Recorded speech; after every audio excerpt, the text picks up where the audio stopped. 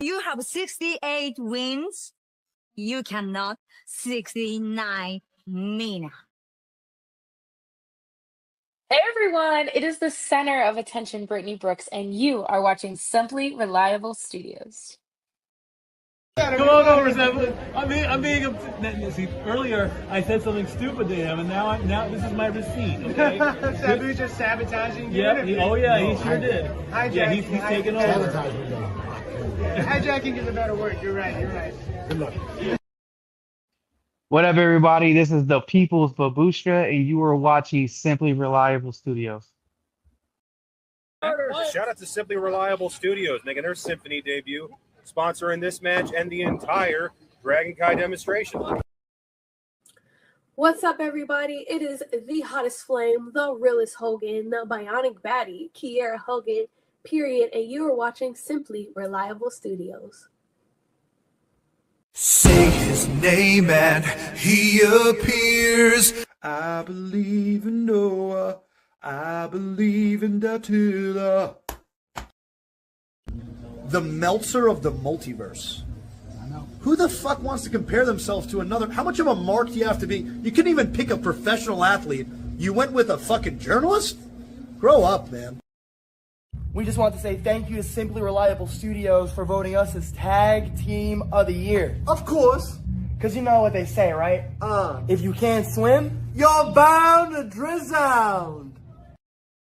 Tonight, she is sponsored by Simply Reliable Studios of Orlando, Florida.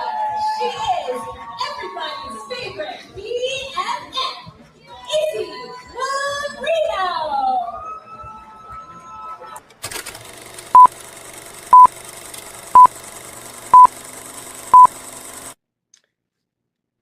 Heyo, this is Jack Cartwheel. You are watching Simply Reliable Studios. Get it? Got it.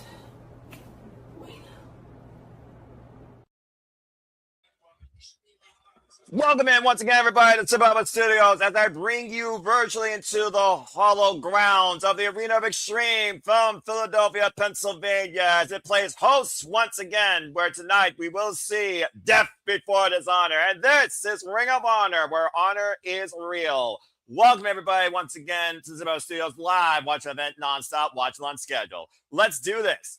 Hello, everybody, and welcome back in here once again to the Arena of Honor as I bring you once again Death Before Dishonor. Thank you all so much for tuning in. Again, please like, subscribe, comment, tell a friend. If you want to watch along with me, $9.99 on Honor Club for all Honor Club members tonight. We have a hell of a card. We have also an update regarding one of the matches that will imply one of the quarterfinals to the Continental Cup that will continue forward through Collision into next week to determine the blind top four for Glasgow, Scotland. Without further ado, let's go ahead and run down tonight's card as we are literally now 5 minutes away from going live at the top of the hour exclusively on Honor Club worldwide. We know that the most wanted Bandido will be defending the Ring of Honor World Championship against the prodigy Nick Wayne in fatal four-way action. The Ring of Honor tag teams are on the line as Mystico and Mascara Dorada, El Sky Team, defend against LFI, The Kingdom, Matt Taven, and of course Mike Bennett, and Top Flight, Dante and Darius Martin. Ring of Honor Pure Champions on the line as Lee Moriarty Taga style, the longest reigning Ring of Honor Pure Champion of all time, defends against the wrestler Katsura Shibata, a man he has yet to beat in singles action. Stir it up with a problem, a hardcore bitch out of the room, and the real deal Zeta Steel as Red Velvet defends the Ring of Honor Women's World Television Championship in fatal four-way action. It is forever, truly forever. You can ask that question every day as Athena defends her record-setting Ring of Honor Women's World Championship against the Wild Heart of Stardom, Hazuki, in a first-time ever singles encounter. Tonight, the Virtuoso will once again show us why you need to be fluent in Purrazzo, as Deonna Purrazzo will defend the Ring of Honor Women's Pure Championship against Steph DeLander. Dalton and the Outrunners will defend the Ring of Honor World Six-Man Tag Team Championships against the Lethal Twist, Jay Lethal, Blake Christian, and Big Shy Lee Johnson. And it's fine, as Leo Rush, the Black Heart, will defend the Ring of Honor World Television Championship against Andretti in a fight without honor. That and so much more ahead tonight exclusively at Ring of Honor, Death Before Dishonor. We also learned via Tony Khan that there will be a buy-in match now for Alec Price and Daniel Garcia as Eddie Kingston, unfortunately, has not been medically cleared to compete against Claudio Castagnoli tomorrow night. He has been removed from the Continental Cup. The winner of that match tonight will go on to take on Claudio Castagnoli tomorrow night on Collision to, of course, determine the remainder of the blind top 4 in this year's first ever Continental Cup that could very well lead to a brand new Continental champion. And that in mind, that's everything that's ahead. So I hope everyone enjoys the conversation. If you can, please remain #spoiler-free for anything else outside of Ring of Honor. As, of course, there might be others that may watch SmackDown and other forums and other means. So I hope that you all enjoy the watch-along conversations. We are just 2 minutes and 40 seconds away from this card going live. And we just saw Busta and the Brain, of course, take on the Don Callis' family's Brian Cage and El Hechicero at the top of the 0 hour.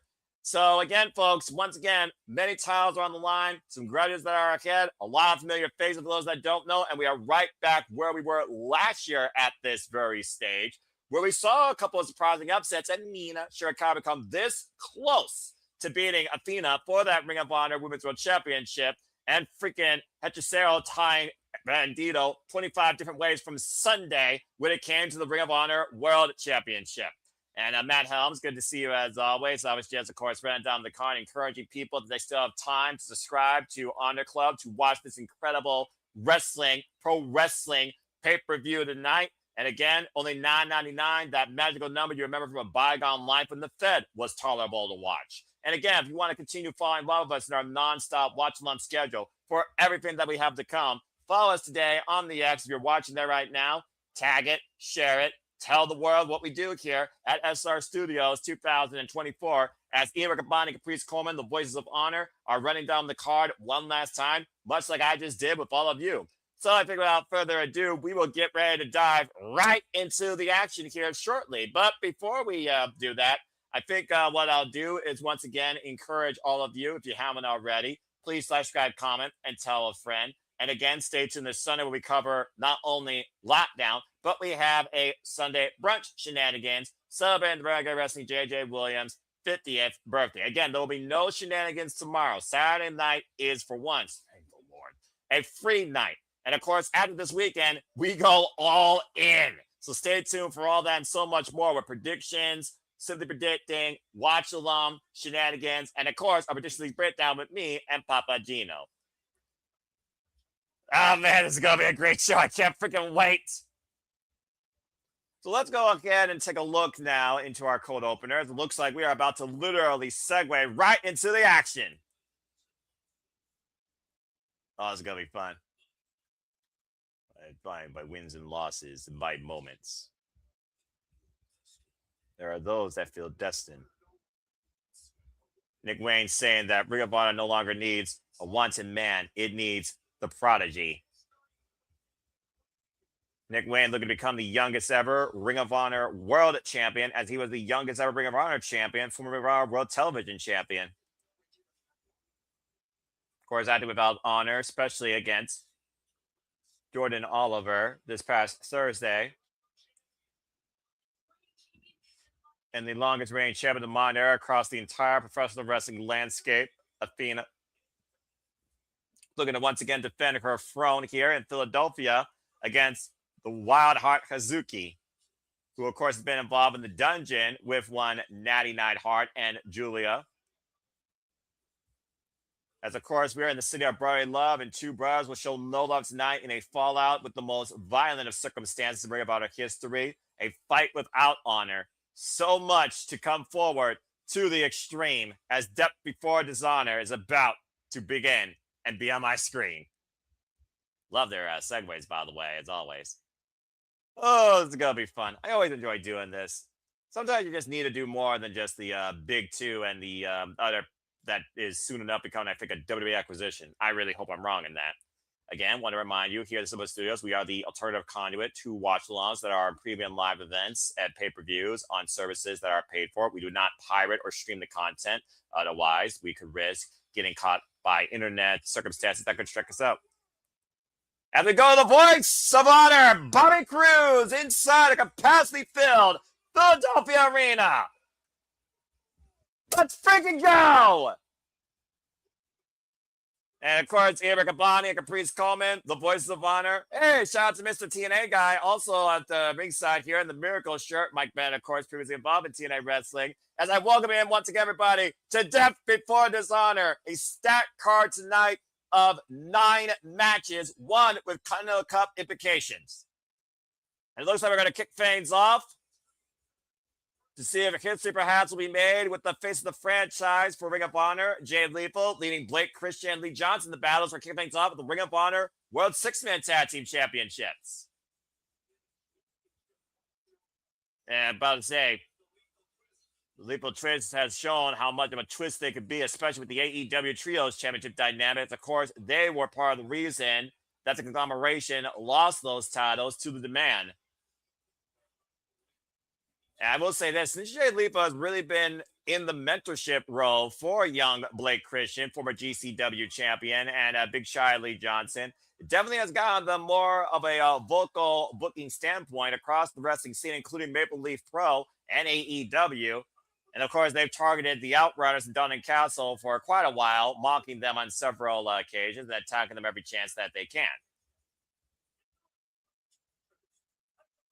Ring of Honor, what six-man tag team champions, for those that, of course, don't know, have been a stable of Ring of Honor, going all the way back to, of course, Villain Enterprises, Bully Ray, and the Briscoes. And, of course, the Kingdom, the inaugural Ring of Honor, was six-man tag team champions back in 2016. Of course, we also saw Blake Christian take it to Bandido back at Supercard of Honor for our World Championship. Let's freaking go! I love these guys. They make Sith Flame and freaking blue and pink neon and vaporware freaking matter in 2026. Turbo Floyd, True Magnum, the Outrunners. Such influence is also in this wrestling business, including on one La Princesa, Tiffany Nueves. Run it hard and wild.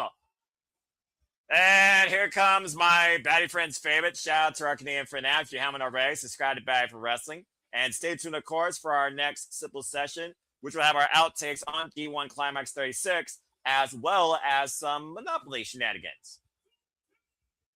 If there was ever a man that defined Ring of Honor and what it truly stands for, it is literally the peacock himself, Dalton Castle. Let's go break some hearts. And he's got his boys with him. Dalton Castle and the Outrunners have been the Ring of Honor World Six-Man Tag Team Champions for 99 days.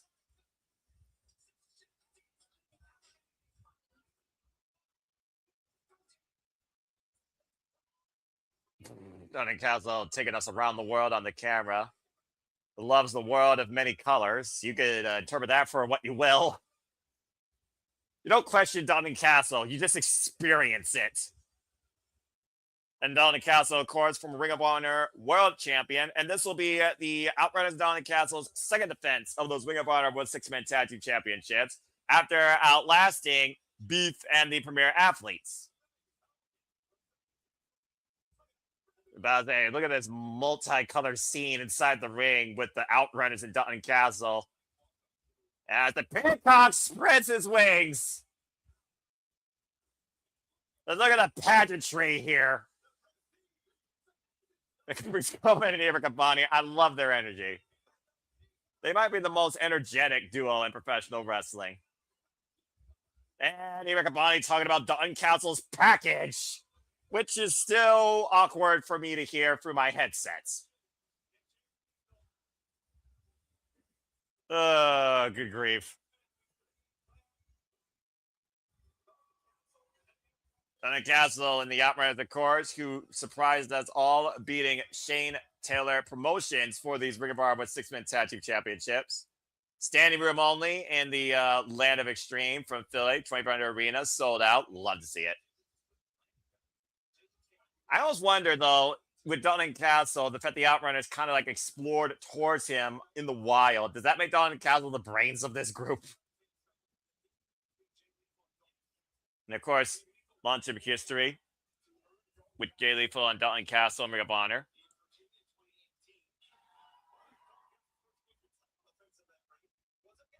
And of course, Dalton Castle, previously, like I said, Ring of Honor champion, his first defense was against Jay Lethal. Jay Lethal, of course, and Dalton Castle. Jay Lethal, former Ring of Honor World Television Champion. The very first time that he and Dalton Castle met was 2015. And Jay Lethal has also defended the Ring of Honor World Championship successfully against Dalton Castle. Of course, the last time that the Lethal Twist and the Outrunners Dalton Castle shared the ring together was back earlier on Honor Club in July in 8-man tag team action. And it looks like we're going to kick things off here with Big Shy Lee Johnson and Turbo Floyd. Bell rings, and we are officially underway. And good to see Nick Ferrantes in the chat. Bandido and I will be going one-on-one against the prodigy Nick Wayne. And they have only faced each other one at a time in their respective careers back in GCW. Con elbow tie up here right now with Lee Johnson and Turbo Floyd. Off the ropes. Nice shoulder block. Lee Johnson right now taking control here from the strength department. The drop down. Of course, Lee Johnson, previous challenger involving, oh man, the Ring of Honor World Television Championship, has yet to hold gold though in his young career. Oh man, double takedown. Truth just literally turning up on Lee. And it's all breaking down now. 6-man squaring off here inside the ring. And someone tell me the referee is not going to have much control in this one.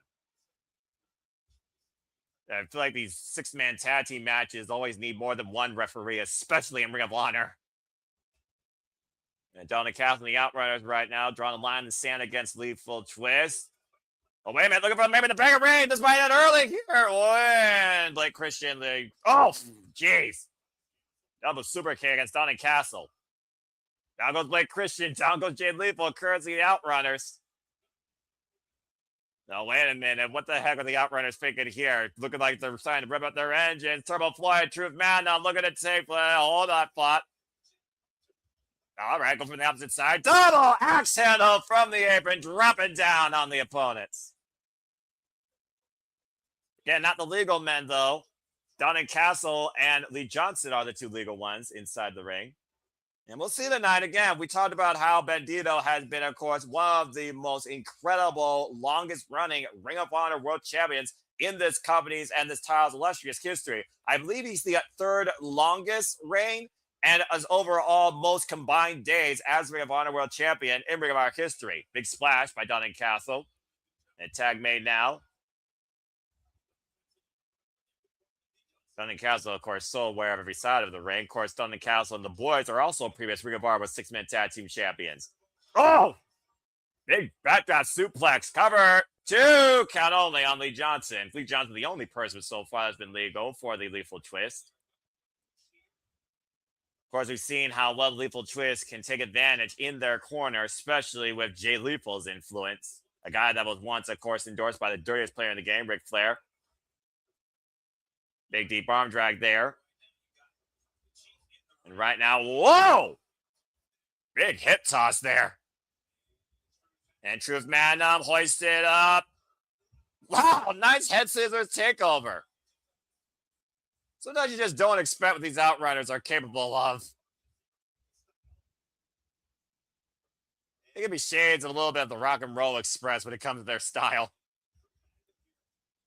Again, for those that don't know, Truth Magnum is the one that looks less like Hulk Hogan. Irish whip to Jay Lethal. Lee Johnson saving Jay Lethal from the turnbuckle. Oh, but gets a kick up in the midsection. Swing and a miss. Bang! Right hand. Turn around. Caught by Turbo. Hoisted up. Another backdrop suplex. And Truth Magnum right now being one step ahead of the franchise. Oh, wait a minute. I haven't seen this for a moment. Turbo, Truth, looking to pump it up. And uh-oh. Wait a minute. Oh! Ah, oh, come on. Damn it, Lee. Yeah, Lee Johnson wiping out Turbo Floyd with a suplex there. We almost got our double bicep elbow drop. Again, big boot there. And right now, Truth Magnum isolated in the wrong corner. Irish whip thrown back in. And whoa! Blake Christian and Lee Johnson taking advantage of the situation, known as the swirl. And right now, Blake Christian mocking subtly. Okay, that's unnecessary. Brash, arrogant little prick. The fact of the matter that Blake Christian, by the way, much to Nick's point, was the last challenger to Bandido, took the man to his limits, and also was going off pretty much an undefeated streak in singles action here in Ring of Honor. for the better part of 18 months. Once again, though, Lee Johnson and Blake Christian taking advantage.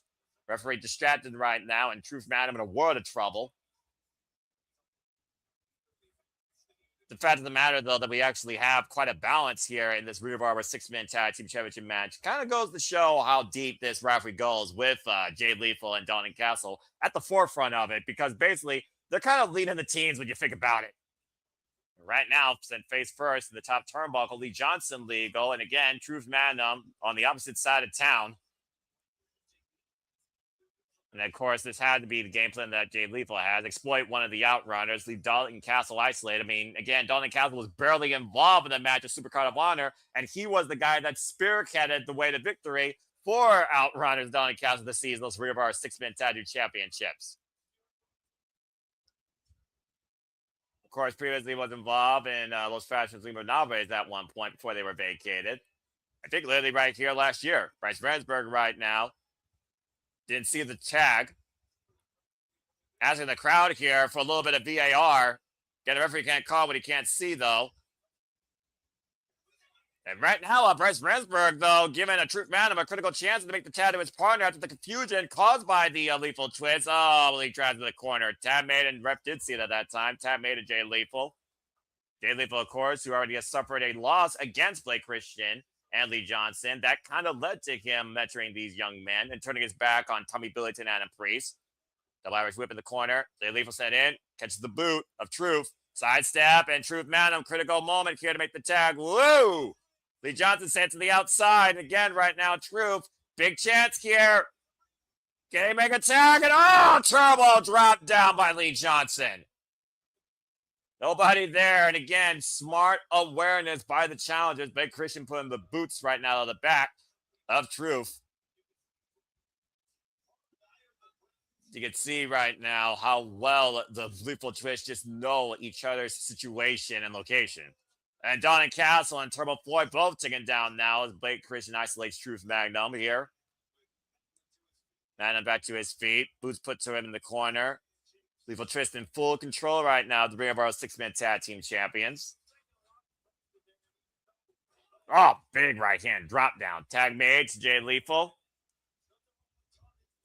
I do think that taunting in a way is not only a confidence booster to yourself, but it also is a mental mind game against your opponent. But as long as you are in control, cover 2, count only. I think there is a point to taunting, especially in the ring. And you see the way Turbo Floyd right now is trying to wheel Truth Madam back into this match to make the tag. Jay Lethal not even letting him get back up to his feet. A little drip manipulation in play right now. Of course, he's also pulling him back up to their corner as Truth Madam gets back to his feet. Tag made, shot to the kidneys there. Lee Johnson now legal for the Lethal Twist. His sidestep.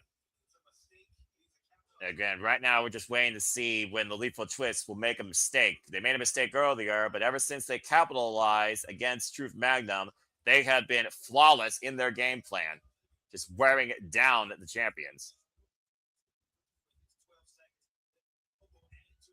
And right now, just paint brushing the face, or the mustache, excuse me, of Truth Magnum. Truth Magnum's mustache reminds me a bit of freaking Burt Reynolds or Ron Burgundy. Oh, I'm the Anchorman. Snapmare there. Blake Christian now legal. Blake Christian on the run. Running! Single leg drop kick. Almost a low bridge. Very lackadaisical cover by the former GCW champion. Gets a 2 count, though. It's not going to win, but it's going to force, of course, your opponent to figure out how close you are to literally losing these titles. Now just driving down the fists and mocking the Outrunners once again here. Of course, we've already seen the Outrunners previously involved, challenging for the Ring of Honor Tag Team Championships. And again, right now, Blake Christian just pumping up the elbow, dropping down. It hits nothing but the canvas. Too much showboating there for Vanilla Baby. Didn't make eye target, though. Into the way for the tag. And Jay Lethal rushes in with the axe handle, preventing the tag. I like the different approach, by the way, to the arena tonight. Not taking the corner entrance, but taking a main entrance straight up. Again, taking these shots right to the throat is Truth Magnum. And, of course, we know that Jay Lethal loves to employ that lethal injection, that handspring cutter. Lethal right now setting up possibly. Oh, come on. Really? A Fargo strut? I don't know how wise this is. And Darren think we're going to get new Ring of Honor 6-man tag team champions. It's very possible. Again, we got multiple champions on the line here, and any of these titles could change hands. It's happened before at Dishonor. And right now, what needs to happen is Truth Madam needs to make a tag. Seriously. Good to see you, by the way, Darren. Thanks for joining us here on the watch along. Donnie Castle is still down, though, at ringside, but Turbo Floyd is there with the hand reach out. Truth Madam looking for a hero in this night. And again, Turbo Floyd taking down to Lethal, taking away from his corner, and Blake Christian taking the advantage with the drop kick. Incredible planning by the Lethal Twist. Jay Lethal scouting Turbo Floyd and how close he was to making the tag to his partner. Now looking to step over, figure 4 leg lock, pushed off though. Face first in the second turnbuckle. Donnie Castle is now legal. And listen to the 2300 Arena erupts for the Ring of Honor World Champion of the former ladder. Back elbow strike. Of course, Donnie Castle beat Cody Rhodes for the Ring of Honor World Championship. Oh, man. Big German suplex. And right now, just throwing the Lethal Twist around. Taking immediate action here. Scooping them up and sending them flying. Good grief. It's a suplex clinic right now by Donnie Castle. Every which way he's throwing Blake Christian Lee Johnson around the ring. Lethal in jet. Oh, got caught. German suplex with a bridge down. No. Wow, that was close. Stabbing and Jackson, we got a suplex clinic. Donnie Castle fired up here and has turned this match completely around. Tag made now to Turbo Floyd. And a quick tag being made now by Turbo and Truth.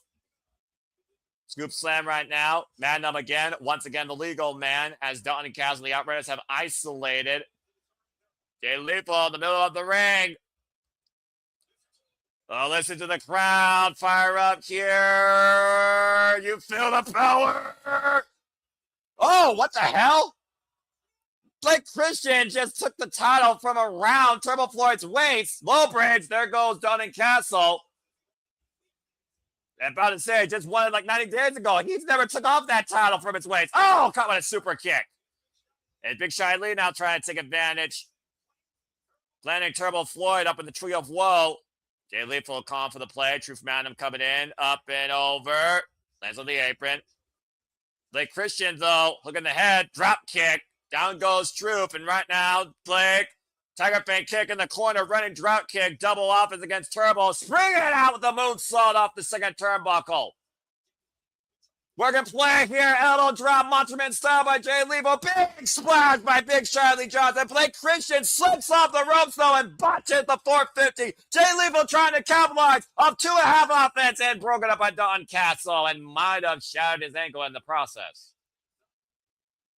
And that's why it's called high risk here, as Blake Christian was looking for the finishing part of that triple team move and might have tweaked his ankle, failing the springboard. Who's hit that move a number of times flawlessly, might I add. I've seen this combination lead the Lethal Twist to victory. And right now, repositioning, Lee Johnson got him up in the fireman's carry. Blake Christian, once again, going back up to the top rope, pushed off, though. Oh, look at that. And again, immediately unable to put any weight on that left ankle. And that left knee, and tag made right now. Truth Madnum legal. Madnum with the backdrop suplex to Blake Christian. Swing and a miss. Waist slap. Back elbow strike to Lee Johnson. Once again, Truth on the move. Lee looking to follow up and catch him with a cutter. Oh, man. Big boot by Donnie Castle. And Castle looking to hook up Jay Lethal. Possibly for the banger. Whoop. Wait a minute. Reversal. Rope. Able to step through. And looking for the Lethal. And Jackson! Again, non-legal man, though. Truth's legal. Get to the midsection, though. Jay Lethal, I think, is legal for his team. Hoists it up. And gets the neck breaker, brainbuster. Spring it in, though, with the corkscrew overcome with Blake Christian. Still pushing forward on one ankle. Gotta give credit to O'Connor row cover. 2, reversal, cover. 2, got the ropes. What the hell? I stole it! What? Jay Lethal grabbed Blake Christian's man outside the ropes. Vision for leverage. Lethal Twist just stole it. We got new Ring of Honor World 6-man tag team champions.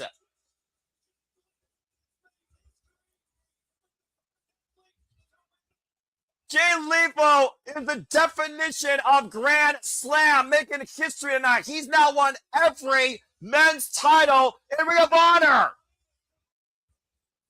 Freaking divergent tactics right there by the franchise. Truly comes up the franchise as Jay Lethal just won the last time that's looting his career in Ring of Honor. Jay Lethal, Lee Johnson, Blake Christian, the new Ring of Honor World Six-Man Tag Team Champions. That damn sure wasn't an honorable victory, but it was effective nonetheless. A heartbreaking turn of events, though, for Dalton Castle and the Outrunners, who literally got caught with their pants rolled up via the O'Connor roll and the hand grab outside the referee's vision. Yeah, you can see the disappointment etched all over Truth Manham's face. And Blake Christian was the guy that got the win on one bad ankle, as we still see him hobbling his way to the outside of the ring.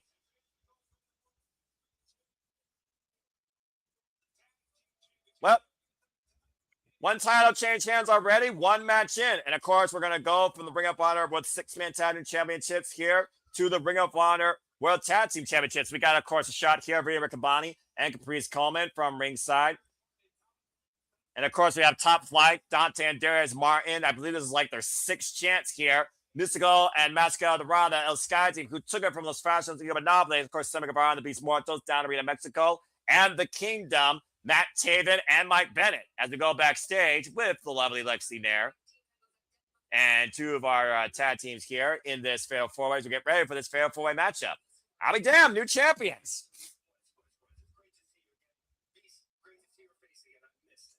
Yeah, good to see Beast Mortals back in here after visa issues was a problem.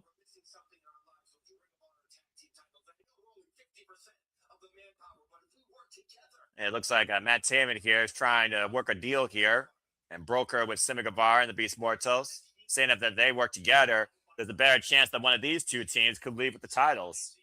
Of course, Mike Bennett and Matt Taven came back here recently, confronting the likes of Busta and the Brain in their pursuits of once again becoming Ring of Honor Tag Team Champions. A title very familiar, of course, to one Matt Taven and the Kingdom.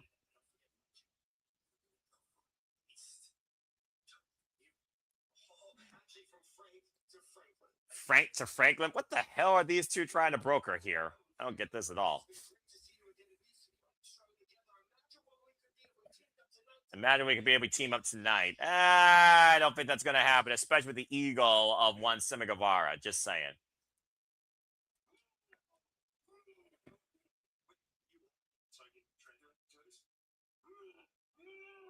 Wait, there's a translator for Beast Mortos Roaring? Wait, I didn't know that was possible. Okay, so it's incorrect. That's a deal? All right. So it looks like the Kingdom and LFI might make sure that El Sky Team and Top Flight aren't involved in the equation that determines the outcome.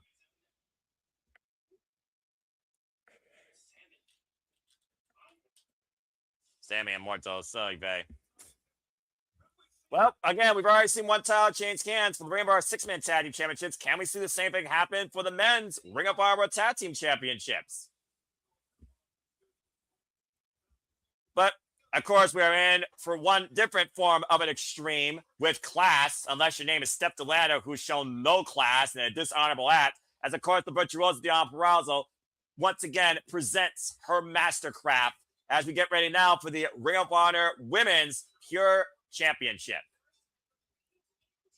As, of course, for those that don't know, Deonna Purrazzo is the first, only ever reigning and defending, unblemished, undefeated Ring of Honor Women's Pure Champion, who has, of course, brought this master class, this craft forward, encouraging this technique to be explored and challenged and tested by the likes of Diamante, Billy Starks, Trisha Dora, and, of course, Giselle Shaw, still MLP Women's Champion.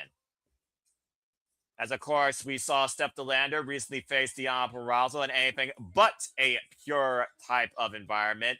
But now Deonna Purrazzo looks to teach Steph DeLander once and for all what it means to be fluent in Purrazzo.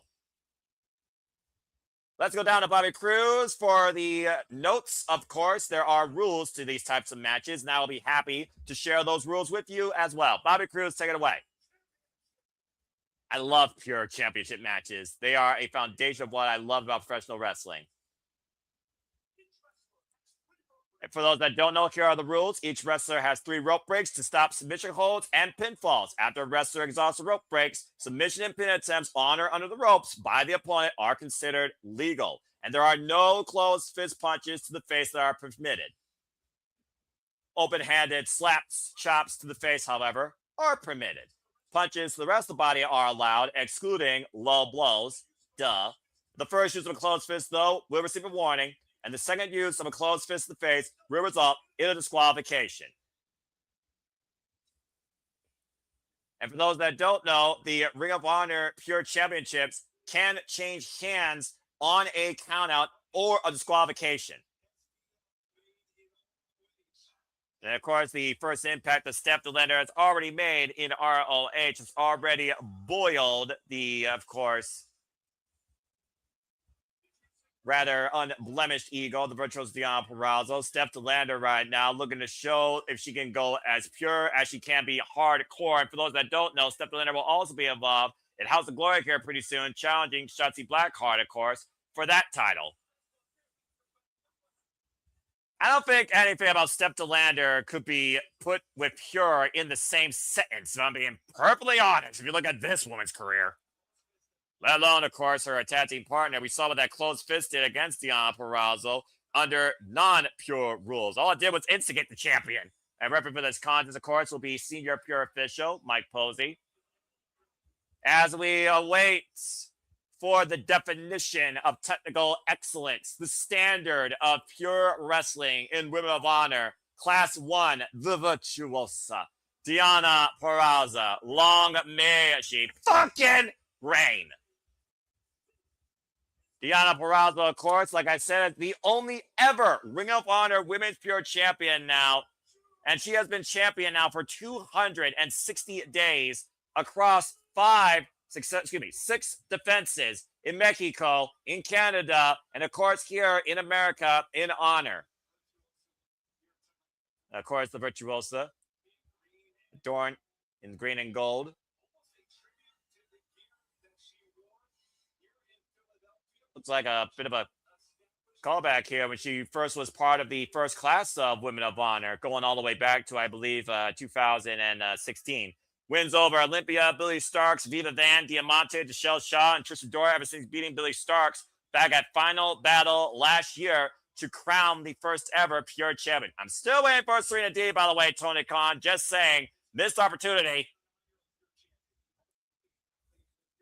And the only athlete in the Pure Tournament to literally win every match via submission in Pure Rules. Deonna waving off the Code of Honor. I guess that shows how personal this is. This will, of course, be Deonna Purrazzo's 22nd Pure Rules match in Ring of Honor. There you, of course, see the scoreboard and the time clock at the bottom. If this match does go to the 60-minute time limit, it will be, of course, decided by a panel of judges. That could be anything from Pat Buck, Christopher Daniels, Madison Rain, and even Paul White. The fact of the matter, though, that Diamante tried to instigate the emotions of the virtuosa paid dearly when she finally was able to trap that arm, as Steph DeLander might try and employ a similar tactic. But as long as Deonna Purrazzo sticks to what she is so fluid in, this is just going to be another victory for the virtuosa. Glad to see Deonna Purrazzo cleared once again for in-ring action, coming back from an injury. And shout out to her taking the LS Ice Bucket Challenge for Rebel, of course, Rebel Tania, who is currently fighting the battle for ALS research. You can learn more about that at imals.org. And stay tuned for our coverage of that special Dynamite. If you haven't already, buy the shirt and buy the bracelet and support that Rebel Heart today in this fight. Nice headlock takeover takedown by Deonna Purrazzo, grounding Steph DeLander here. Calculated, methodical approach. That is the definition of technique. That is pure wrestling. Now planting the palm down on the ring and trapping the palm underneath for a boot and stomping down on the elbow, crushing that ball and socket joint. And again, Deonna immediately focusing her attack on the left arm as Steph DeLander is forced to use her first rope break.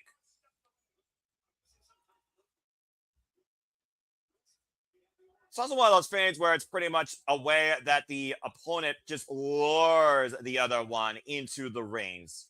It's almost like a forced tactic. We saw that, of course, a lot with Wheeler Yuta and Katsura Shibata, as Shibata earned the chance to challenge Lee Moriarty, Tiger style, for the Ring of Honor Pure Championships through the Color 9. It looks like Steph DeLander might not want to keep this pure, might want to instigate an extreme side of Deonna Purrazzo. And don't underestimate Deonna taking it to the extreme as well. But this is not TNA. This is not ECW. This is ROH.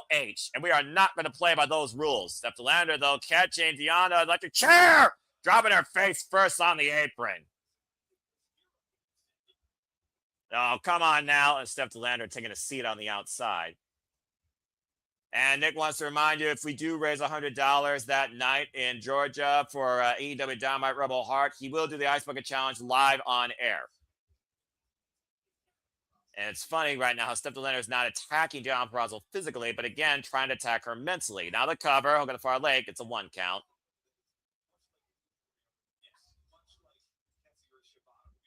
It's one of those things where I look at Deonna Purrazzo and her level of discipline and technique in mastering the art of the, oh man, Fujiwara armbar. Side slam 2, count only for Steph DeLander. And of course, SCL, combination of a brawler, deathmatch wrestler, statuesque powerhouse from the Australian area. Of course, you've seen her probably more often than not, folks, in TNA or GCW alongside Vance Warner. German suplex, snap German to Deonna Purrazzo. Steph DeLander's power right now might be an equalizer here, taking advantage of Deonna ever since jumping her face first on the apron. And of course, Deonna Purrazzo coming back from a leg injury. Irish whip from the corner. Gets the boot up, though. Oh, man, again, focusing down on that arm. Inside Russian leg sweep, and Steph DeLander grabs the ropes as Deonna did rip her head whiplash down the ring, but that is Steph's second rope break. Whoa, man, big boot. Smart move by Steph DeLander, taking advantage. Cover, hook on the far leg, and gets a 2 count, says referee Mike Posey.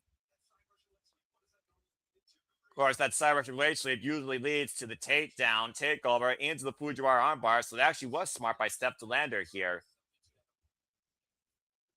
And right now, Steph DeLander grounding the Virtuosa with the S grip, modified cravat, sleeper hold applied, center of the ring. And the key point right now, Steph DeLander, I also want to point out here, Pure Rules is about having a strategy. It is about literally having a game plan. Steph DeLander here is just throwing caution to the wind, almost adding an exhibition. Oh, man, what a pump kick. Deonna right now trying to take Steph down. Oh, what the hell? Big right hand. Clocking Deonna, and that is a warning as Steph DeLander and Deonna are down. If Steph uses another close fist, though, she will be disqualified.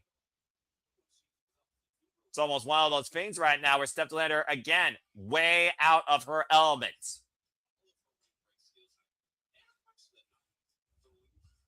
I believe right now, though, that Deonna, though, again, SCL knows the danger that awaits her if that left arm gets trapped. Now, Deonna up and underneath, get to the midsection. Virtuosa on the move. Rising knee strike. Steph DeLander inside. Russian leg sweep takedown. Float over into the Fujiwara bar. Center of the ring. Deonna's body in between Steph DeLander and the ropes. But Steph DeLander's height might play to her advantage here as she had one last saving grace as Steph DeLander has just used her last rope break.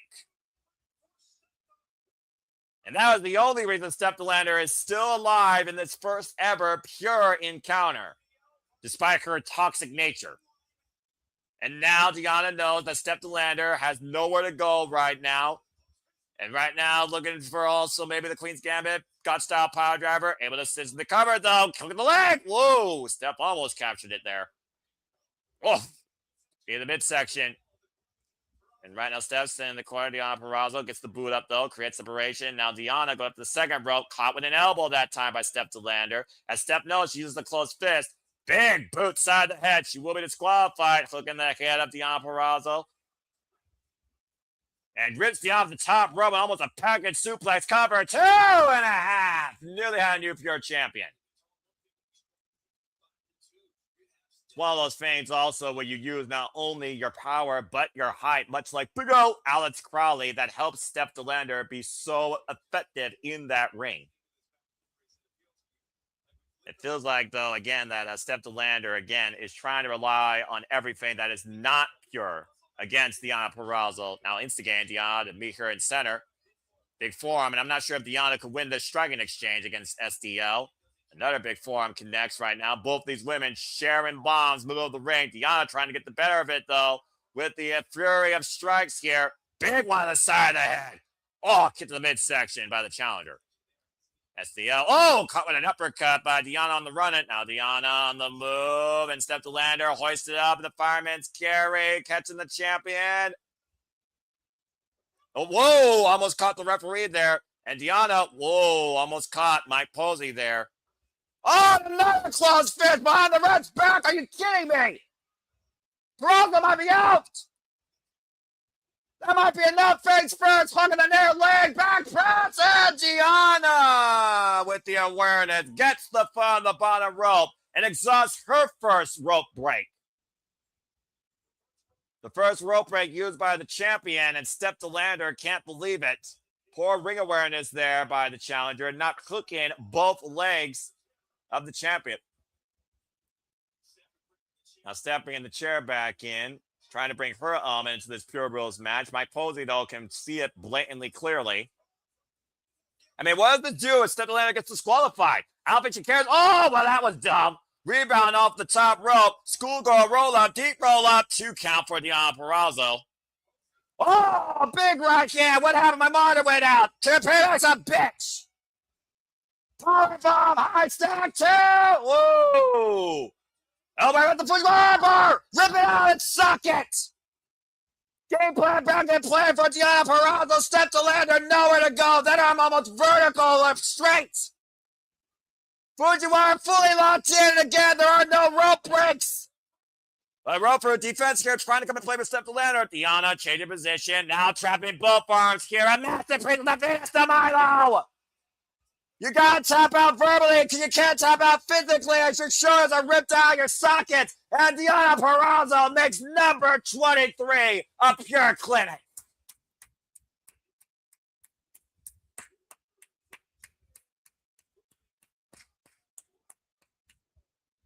Deonna Purrazzo, once again, a master class of her craft with the Fujiwara armbar, double Fujiwara armbar, Venus de Milo, excuse me, for a freaking art piece with no arms.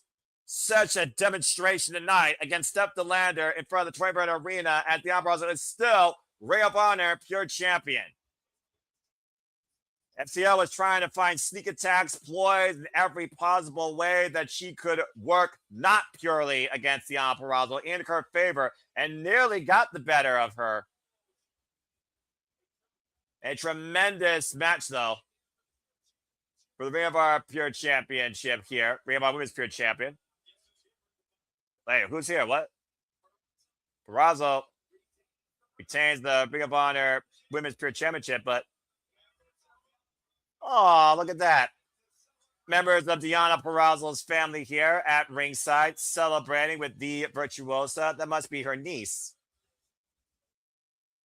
As the undefeated streak of the Virtuosa continues, as again, the first and only Ring of Honor Women's Pure Champion. Long may she continue to fucking reign. And Deonna Purrazzo, of course, right now, just, of course, encouraging everybody here. That was an awesome match. Again, Steph DeLander, don't try and act like a shithead in the world of Purrazzo. You suffer for it. As, of course, we look towards, of course, further action in the women's division of Women of Honor. Man, they got a lot going on here as we get ready for this fatal four-way matchup that really has stemmed off their last 2 tag encounters. Of course, it was Red Velvet and Zeta Steel that got the better of Sky Blue and Marina Shafir earlier this week with the Real Deal on Tuesday night. But it was, of course, the battle before Death Before Dishonor under Tornado Tag Team rules that Zeta Steel and Red Velvet were left laying at the expense of Marina Shafir and Zeta Steel. As, of course, Sky Blue was beating down Zeta Steel and, of course, got her with the Cold Blue as both women tug-of-war the title in the end. And now we have a fatal four-way matchup for the Ring of Honor Women's Television Championship. Nothing really new, of course, for this title. We've seen this, of course, before, but Red Velvet has been stirring it up unstoppable, it seems, since being Mercedes Moné. This week has been an absolute wild mix, to say the least, with these four women, and they're about to do it again. And Sky Blue, born hardcore out of the womb, how fitting would it be to see Sky Blue seize the Ring of Honor Women's World Television Championship here tonight under Fatal 4-Way, of course, 1/3 of the Triangle of Madness, and also 1/3 of the current Artists of Stardom Trios champion sporting the light blue belt.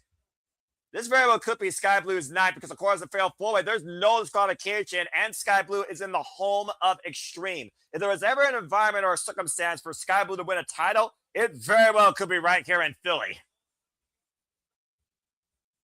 And, of course, Sky Blue, Julia Hart, and Thekla, all, of course, the current Artists of Stardom champions after taking it off God's Eye. Julia Hart, of course, an incredible run in the 5-star Grand Prix, but is eliminated. And soon enough, the Sisters of Sin will play together again. Sky Blue, of course, who scored the win against this very woman, the real deal, Zeta Steel, giving Zeta Steel a receipt when Zeta Steel pinned Sky Blue in their previous tag encounter from this past Tuesday on the special episode of Ring of Honor. Of course, escorted by Christopher Daniels, who knows a thing or two about being a Ring of Honor television champion and Ring of Honor world champion. I must say that Zeta Steel has really come into her own under the influences of the Fallen Angel across all stages of AEW, including taking on somebody she no longer respects anymore this past Saturday on Collision in one Mercedes Moné. Back and forth, very evenly matched up here, especially against Sky Blue. And I feel like Sky Blue and Zeta Steel are going to target each other more than the champion and the problem, Rina Shafir. Of course, we know in Fatal 4-Way matches, folks, the title could change hands under any circumstance. No disqualification. Champion does not have to involve in the decision. Oh, boy. And while I call Sky Blue the most hardcore out of the womb, here comes the most lethal bitch in this business, not named Ronda Rousey, since she's no longer active as a wrestler. Oh, wow. Jon Moxley giving a little bit of an upsmanship for Maria Shafir, escorting her into the 2300 arena.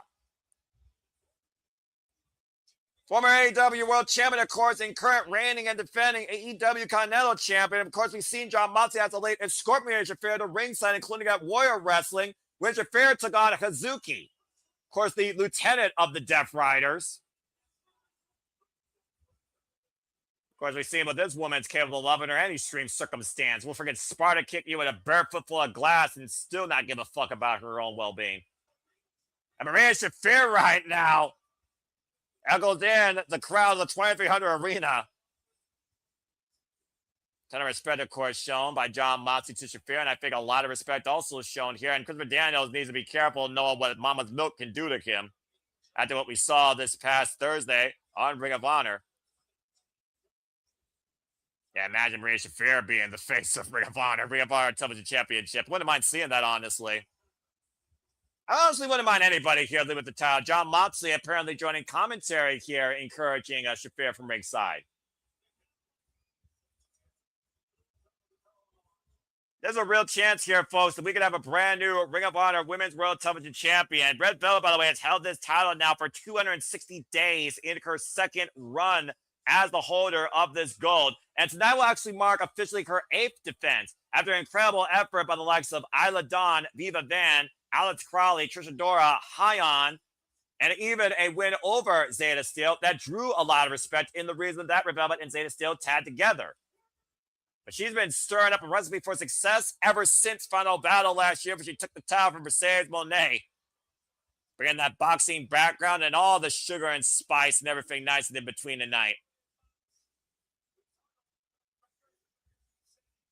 And Paul Turner, senior official for this contest. 4 corners, 4 disciplined athletes of all different types of backgrounds and levels of experience and unpredictability.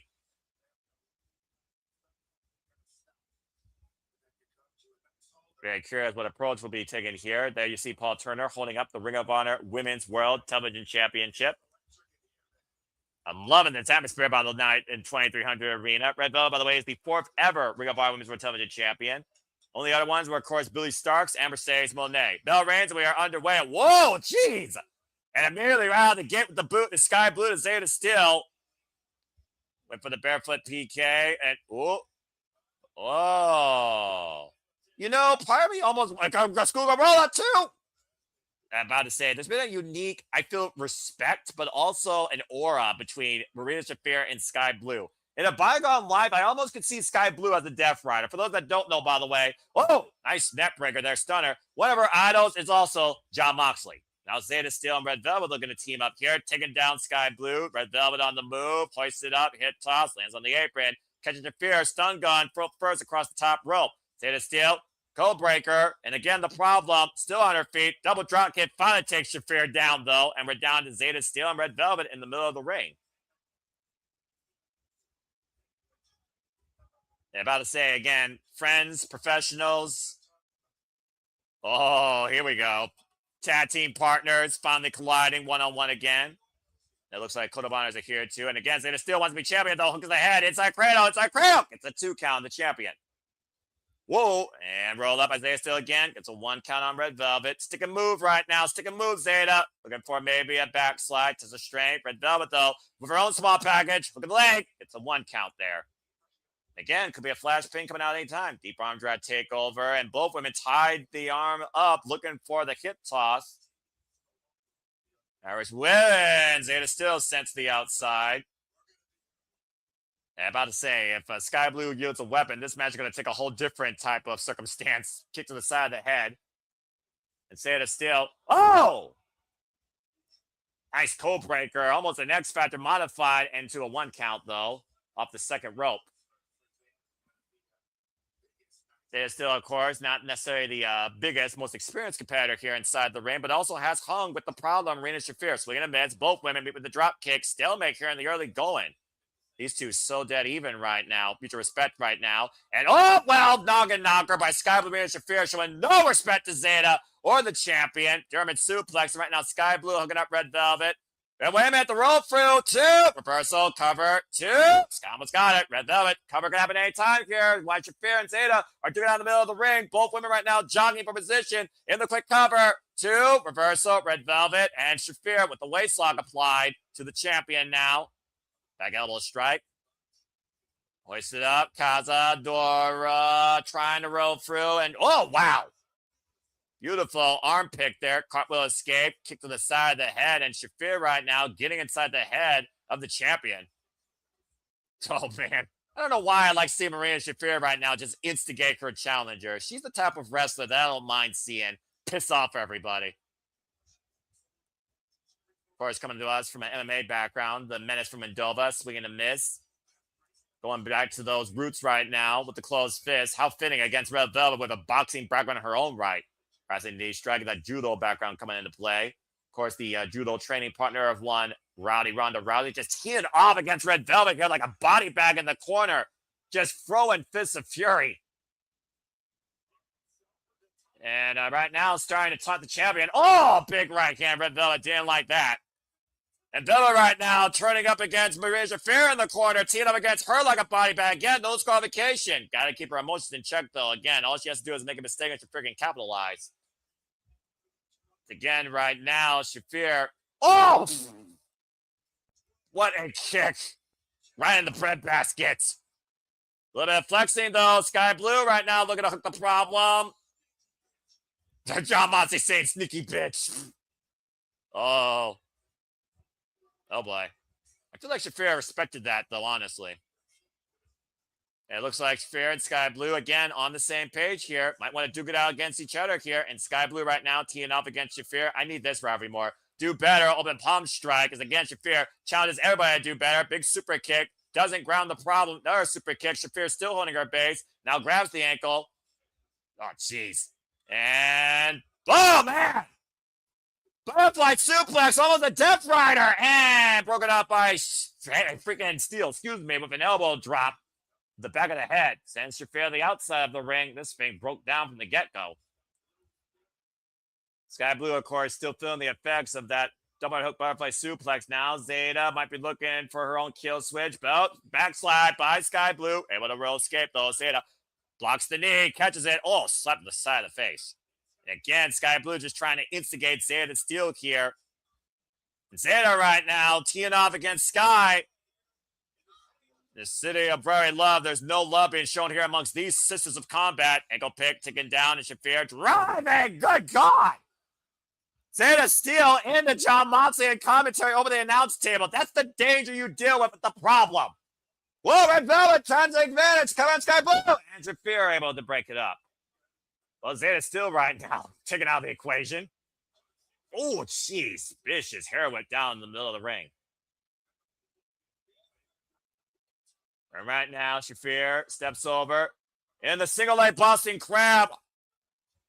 High angle, center of the ring, all the pressure on the patella of Red Velvet. Now Zeta Steel looking for a rear naked choke possibly on Shafir. Uh-oh, double submission hold here, and it just seems like Shafir just added more to that hold. Sky Blue with that super kick to Marina, and Marina broke the let go of the ankle lock on Red Velvet, pushing Zeta Steel into the corner to force her off her. Big elbow strike by Sky to Shafir. Whoa, swinging that breaker. Covered by Sky, too, and Red Velvet saves her title. Yeah, about to say, that chair absolutely warped after Zeta Steel was front of John Moxley. I guess John Moxley got a souvenir tonight. We'll just do commentary while standing up. Someone get John Moxley a new chair. And Zeta Steel right now teeing off against Red Velvet. Off the ropes. Running net breaker, catching her from freaking east side. Runs to the uppercut now. Now scouts Marina Shafir, of course, also a victim of Shafir Mother's Milk. Tornado DDT sends the problem to the outside of the ring. Sky Blue, though. And again, Sky Blue and Zeta Steel have been at the heart of this four-woman feud.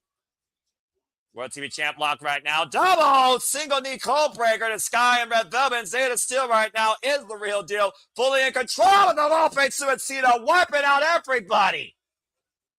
They become the next Ring of Honor Women's Television Champion by any means necessary.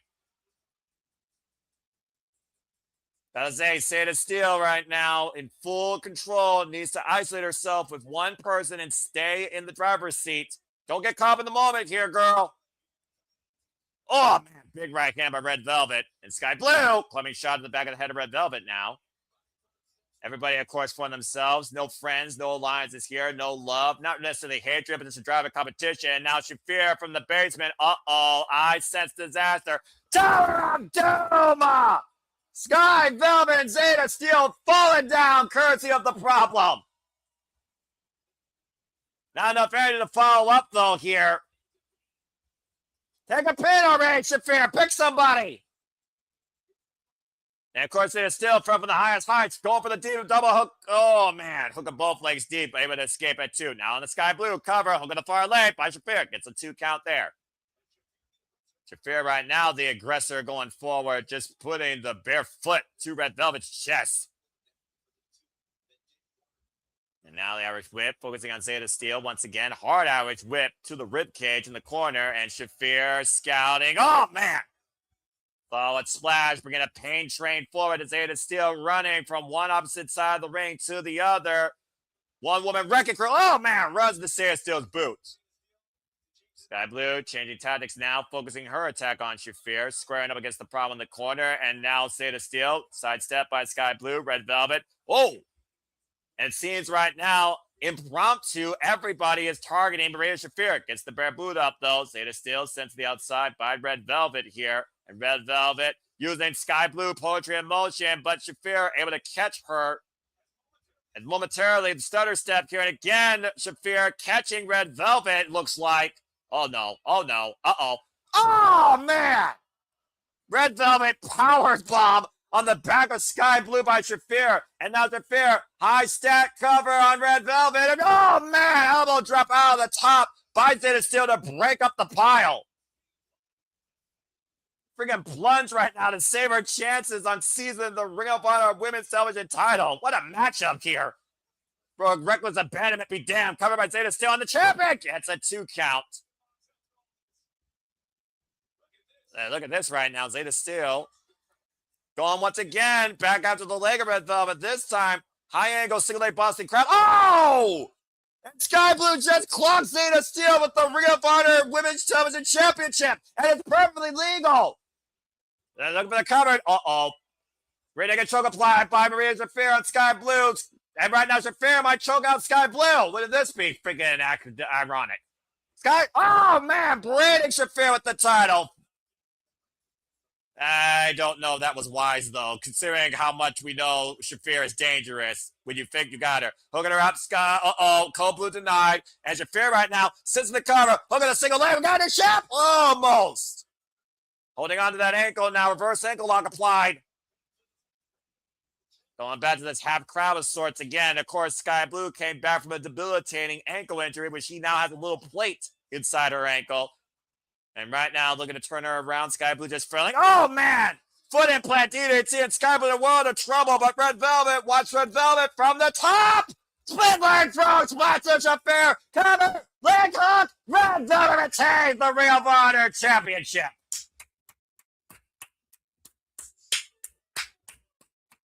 Woo!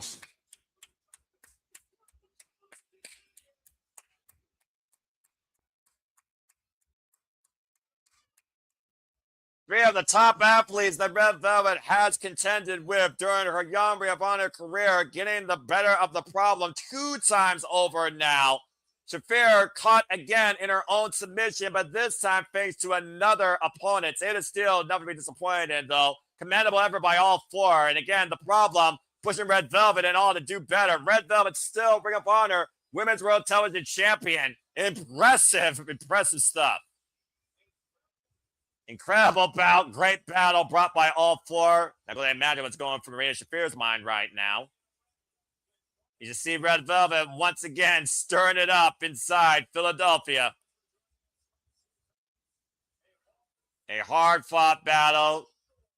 Just coming short was Shafir for that Ring of Honor Women's Television title. Yeah, I mean, again, no matter what the Death Riders against the world, the work continues. You gotta imagine Shafir's a little bit disappointed. I kind of was rooting for her, to be perfectly honest. Well, we've seen the Women's Pure Championship bout. Why don't we go to the men? Because coming up next, the wrestler, Katsuyori Shibata, looks to make it 3-0 against Tiger Style, Lee Moriarty. It's time for the men's Ring of Honor Pure Championship. And of course, Lee Moriarty, as I said, is the longest reigning Ring of Honor Pure Champion in Ring of Honor history. Of course, this originally was going to be Nigel McGuinness' last chance, where he said if he lost, he would never compete in Ring of Honor again. But unfortunately, how fate can change tides. After that impromptu ankle block kick to Shibata's PK, Nigel McGuinness has not been medically cleared to compete tonight here in Ring of Honor, and thus will continue forward somehow in the Continental Cup with ambitions of going home to Wembley Stadium. And of course, Tiger Styles already gotten the better of Nigel McGuinness under old school Pure rules and a 30-minute Ironman match in sudden death. However, believe it or not, Tiger Style, with his illustrious run, has never been the wrestler Katsuyori Shibata. Oh, this is going to be good. Ring of Honor Pure Champion to be decided here tonight as the fans come to their feet for the definition of a son of Inokiism and a man that truly is defined by one word, wrestler. And of course, there's also a former Ring of Honor Pure Champion, 2-time Ring of Honor Pure Champion, I believe. I love this. I love this.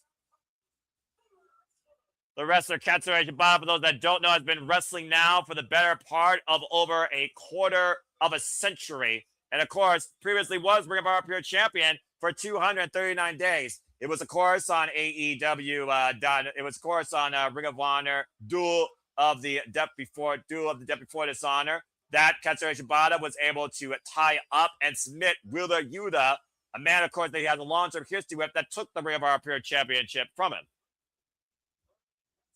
Earning Katsuyori Shibata this chance to become a 2-time Ring of Honor Pure Champion. The ops never lacking and the wrestler never really resting on his wrestling code. Has not held this Ring of Honor Pure title since November 2023. Oh boy. Same pair of promotions, of course. Rumble, Batman Rumble. As, of course, we see Shane Taylor. Braids and tattoos, of course. Carly Bravo, Shep and Sean Dean, Charlie XO.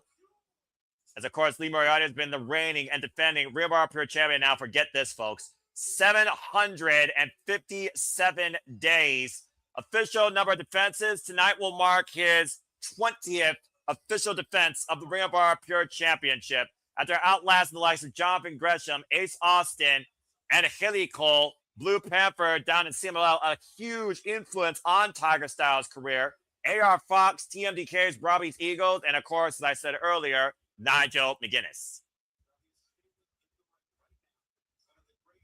One of the greatest runs we've ever seen for a young man. And of course, senior official, referee Mike Posey, will be officiating this contest.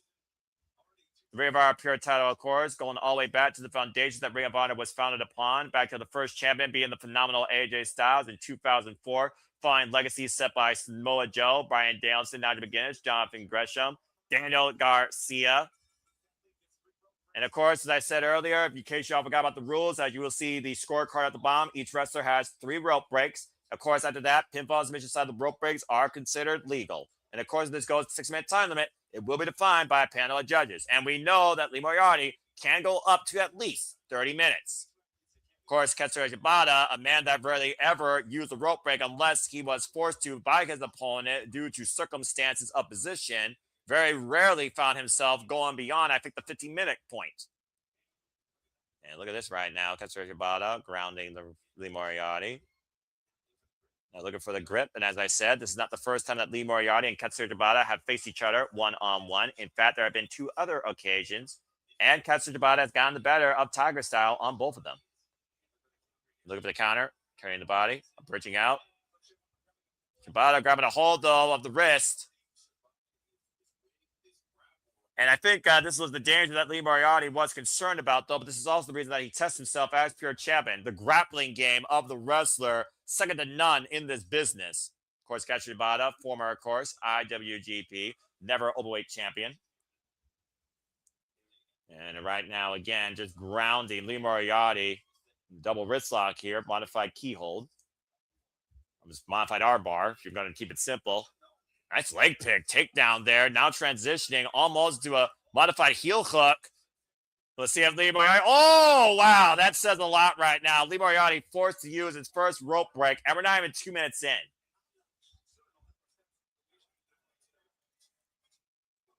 I do wonder again, though, how much of that was a sense of urgency for Lee Moriarty here, though, versus just the circumstances where he was at.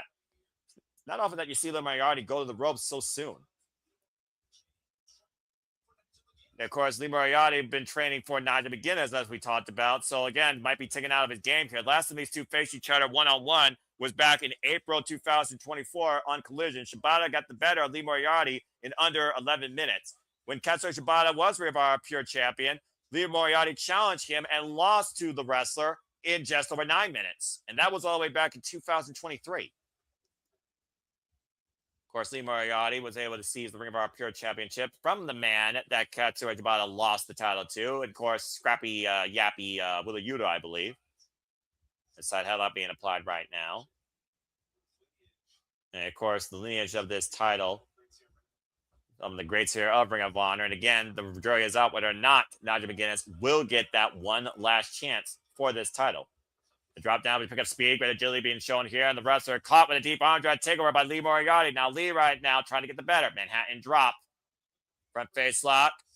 Snap German. Maintains head. Cover. 2. Bridging. Oh, wow. Look at Lee Moriarty here and the conditioning of his neck. The subtle ways that Moriarty taunts you, though, is in his ways of technique. Of course, Lee Moriarty has been Ring of Honor Pure Champion now since July 2024, winning this title at Depth Before Dishonor. Oh, man. Well, there's no honor being shown there as Shibata outsmarts Lee with a false code of honor. It took damn near 20 minutes, by the way, for Lee Moriarty to win the title. And again, the ops never lacking, but we've also seen them to a fair degree take shortcuts when they have to. Now just drive in the ankles, or the knees, excuse me, against the ropes. Same tactic he used against Willa Yuta to win this opportunity. And again, just throwing the champion into those legs. That's a good way to snap a ligament. Oh, jeez. And you see the way Lee Moriarty right now is grabbing that leg. The longest match, by the way, that Lee Moriarty has had defending the Ring of Honor Pure title is just a little bit over outside that 30-minute Ironman match. 21 minutes against the Octopus Jonathan Gresham in Produce. Leg capture. Oh!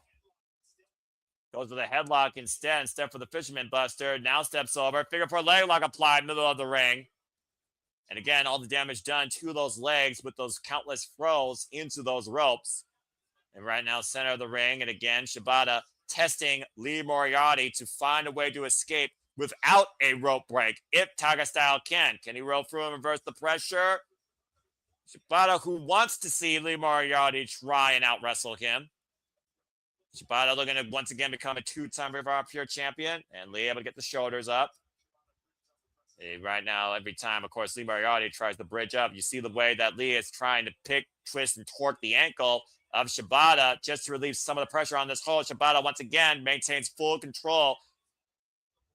And it's all on the right leg, by the way, of Lee Moriarty that this hold is excruciating on. Moriarty trying to use the only tactic he can right now to drag Shibata to the ropes. And again, Shibata in full control of this hold, bringing back Lee back towards center. And Lee forced to use his second rope break as Shibata still has all 3. And we have just hit a little bit over the 5-minute mark. Sometimes the best defense, especially in a Pro Rules match, is just literally preventing further offense. You see Moriarty right now. It is not a wise idea to tee off against the wrestler in a chop battle. You could ask Tomoyoshi E about that. You could ask Hiroki Goto about that. You could ask Yuji Nagata. You could ask countless people about this right now. As Lee Moriarty lights at the chest of the wrestler here. Oh, that last one seemed to have finally where. Oh, there's a stomp right on the toes there. And then Trig high on the hamstring there. It's a definition of a different Shibata because this is not what Shibata was like when he was pure champion, I assure you. It's almost shades of, again, that old school Shibata mentality back in New Japan Pro Wrestling that made him such a lethal force to deal with. And the climb runs into a drop kick.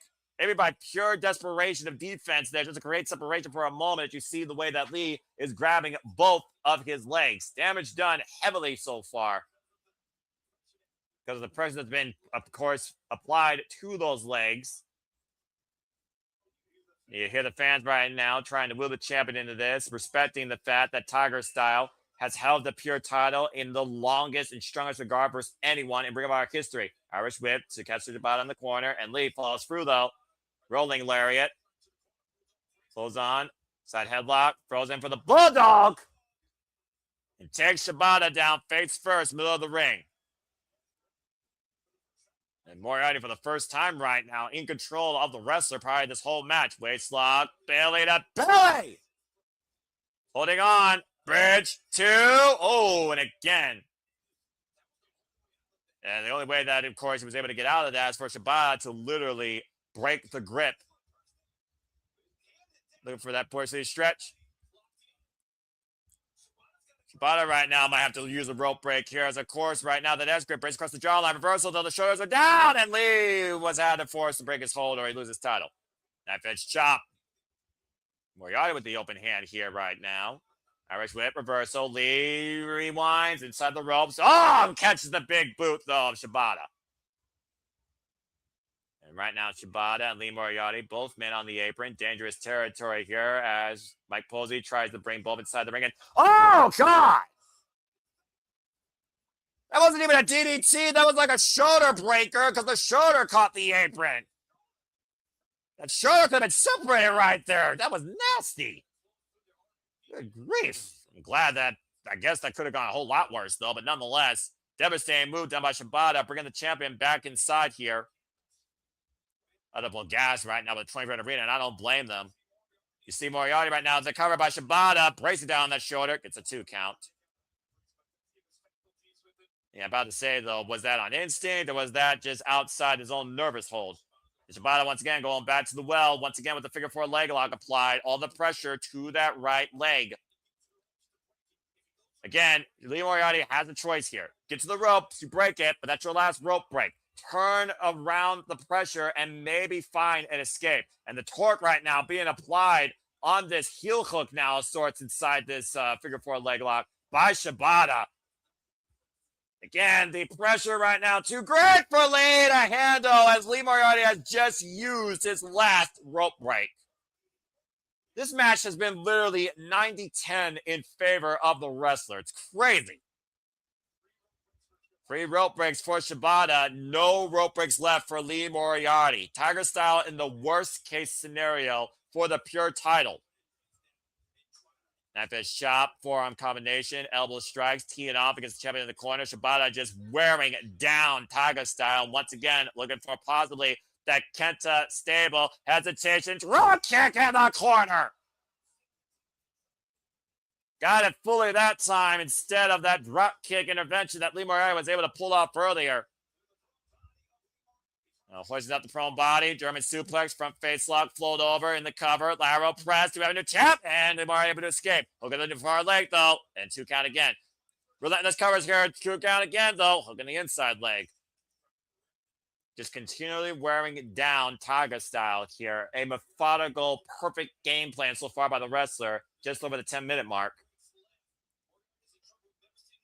I haven't seen Tiger Style in this much trouble in a long time, and I've seen every single one of his title matches. I thought Angelico was one of his most dangerous opponents outside Nigel McGuinness. And then, of course, Jonathan Gresham can tell you 8 ways from Sunday, but the fact of the matter that Shibata has methodically broken down for the PK. Lee Moriarty. Oh, man! Chop to the spine. You didn't see it, but you sure as hell felt it. Back elbow strike, bringing the waist lock away from the wrestler, going off the ropes, single blade boot. And Shibata didn't even budge. And Shibata right now, Lee Moriarty here, and Shibata testing each other's wills. Shibata willing Lee Moriarty meet him in center with his own big boot. And again, Shibata, this is what he lives off of. This is what drives the wrestler forward in this life. Rebound. Jawbreaker lariats! Shout out to Nigel McGuinness! Sometimes you gotta change up the game plan when your own doesn't work. Now the cover, hook of the far leg, 2! Whoa! And of course, Shibata lost to Nigel McGuinness in the Continental Cup. Boy, say stretch applied now center of the ring. And he's got a locked in, but again, Shibata versus the pressure, rose fruit. Now the rear naked choke applied, sleeper hold. And again, Tiger Style cannot afford to get caught in a submission. He has no more rope breaks. Again, there's no more saving grace for you with the ring unless you find a way for separation on your own merit. Whoa! Using leverage right there. Slingshot and Shibata to the outside. And Lee Moriarty on the move with a low face to Athena. Good Lord. I think his head almost climbing the barricade. And Moriarty right now back in the attacks. And it's Shibata back inside. Lee Moriarty looking to spring forward. Springboard. Oh, no! Lost his footing. And I think he impromptu caught Shibata with a chop to the jaw. But again, damage done to those legs, much like Bray Christian earlier. Unfortunately, though, I think this is more due to the fact of the toll of the match that Shibata has put on the champion. But I'll tell you what, though, that blind impromptu shot has definitely rocked the wrestler. I actually rate them in the eyes here. Lee Moriarty now perched in the corner on the second rope. Shibata slow to his feet. Impaired vision, staggering in position, and Lee Moriarty drop kick out of the corner, takes down the wrestler, and that might be it. The lateral press. Look at the, oh my Lord, not even a 1 count, barely a 1 count, if that. And once again, standing waist like exchange here between champion and challenger. Shibata pushing Lee off in the ropes. Okana roll cover, Susan's the cover, reversal into the rear naked choke by Lee Moriarty though. Shibata choke implied, and Shibata able to roll through it. Now Shibata with the hold. And the sleeper locked in. And of course, Shibata has won so many matches. Whoa. Looking for the pin, able to roll through again. It's Lee Moriarty. Clutch pin though on Shibata. 2 and 3. Did it! Wow.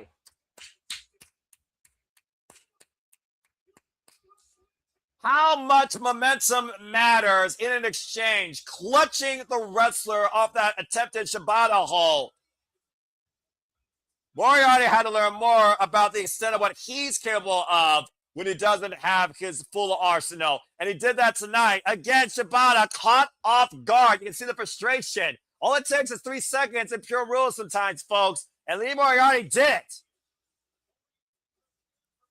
Moriarty prepared for Nigel McGuinness, but somehow able to overcome the unknown against the wrestler Katsuyori Shibata.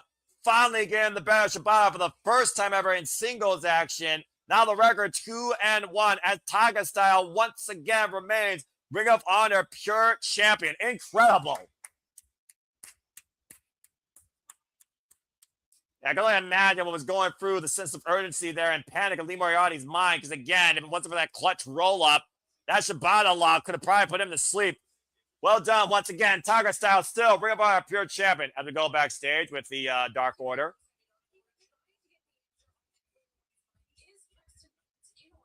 And right now asking if Preston Vance is in the Dark Order. Of course, Preston Vance is no longer part of the Frat House, thankfully.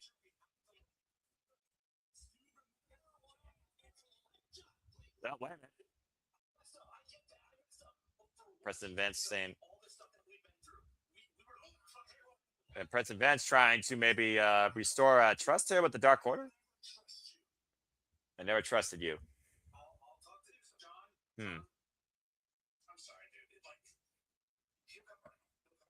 Looks like Evil Uno's willing to give Preston a chance.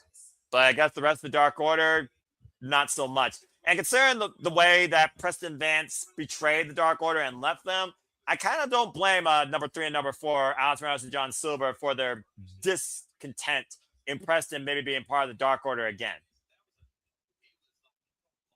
It doesn't straight up, I don't like you. Sometimes time really doesn't heal all wounds. Well, anyway, as the Dark Order tries to figure out how many numbers are truly back in the family, we now get ready and shift our mindsets now to the Ring of Honor Tag Team Championships. Fatal 4-way action. El Sky Team, Mystical and Mascara Dorada defend against Summer Guevara, the Beast Models, Los Francis Monopolies, the Kingdoms, Matt Taven and Mike Bennett, and Sky Flights, of course, Top Flight in Dante and Darius Martin. It was back in Arena Mexico, of course, on a special edition of Ring of Honor that Los Frantic Monopolies, of course, the Beast Mortals and Summer Guevara defended the gold against Mystico. And with the La Mystica takedown hammerlock, it was Mystico that got the win and seized the Ring of Honor Tag Team Championships, as Aubrey Edwards called the submission victory. And now, of course, we've seen Summer Guevara has had Ring of Honor World Tag Team title runs in 3 different partners. The Natural Dustin Rhodes, Roosh, and of course the Beast Mortals. Top Flight has been on countless journeys for these Ring of Honor Tag Team Championships and have been changing their winning ways as of late, actually, for the Tag Team Championships. And of course the Kingdom, OGK, Mike Bennett, Matt Taven, and Matt Taven, no stranger to the Ring of Honor Tag Team titles, as they recently return home to Honor. Again, champions do not be involved in the decision, and we'll see about Sky Team rise to the occasion tonight in Philadelphia. Here we go. Oh, boy.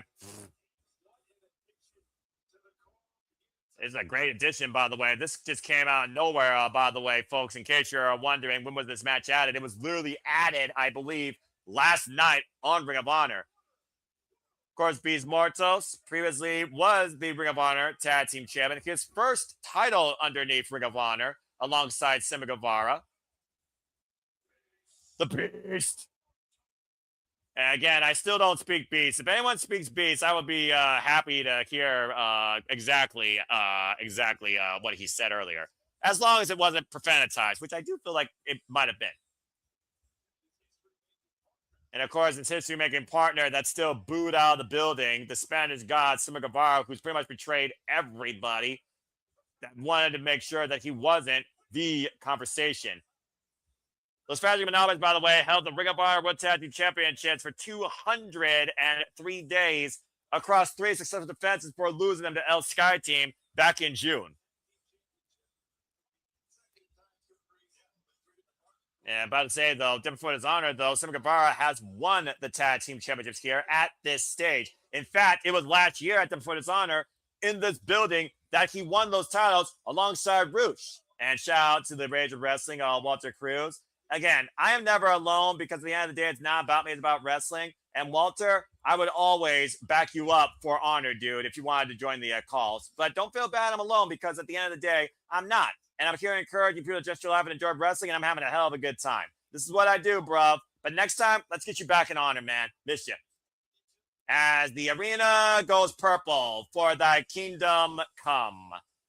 It's Matt Taven. Freaking Melvin. I will say, though, I still like this theme. Former 3-time Ring of Honor World Tag Team Champions, by the way, is the Kingdom. In fact, Mike Taven, wow, no, you're tired.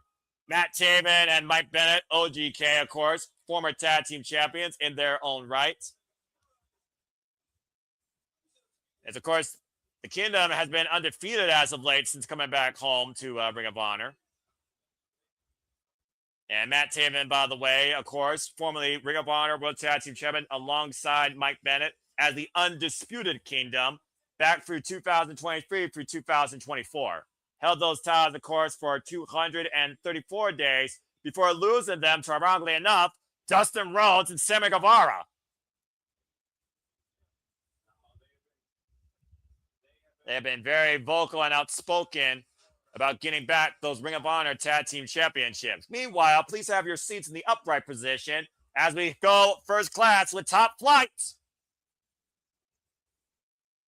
Dante and Darius Martin representing Skyflight, escorted, of course, by the Fallen Angel. Christopher Daniels has been so instrumental in these young men's career.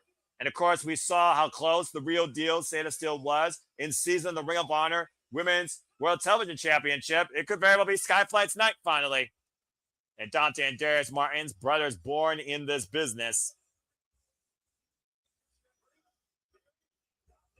And Darius and Dante Martin also looking for their first. Huge opportunity, of course, for Top Flight.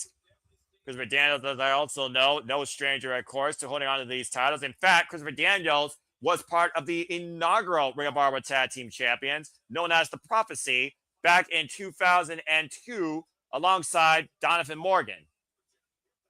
Huge opportunity here tonight, though, for Mascara Dorada and Mystico to rise high in the 2300 arena. As Sky Team, of course, are also tag champions right now, and trios champions, I believe, down in Mexico. And, of course, Mascara Dorado and Neon are also known as El Sky Team as the CMLL World Trios champions.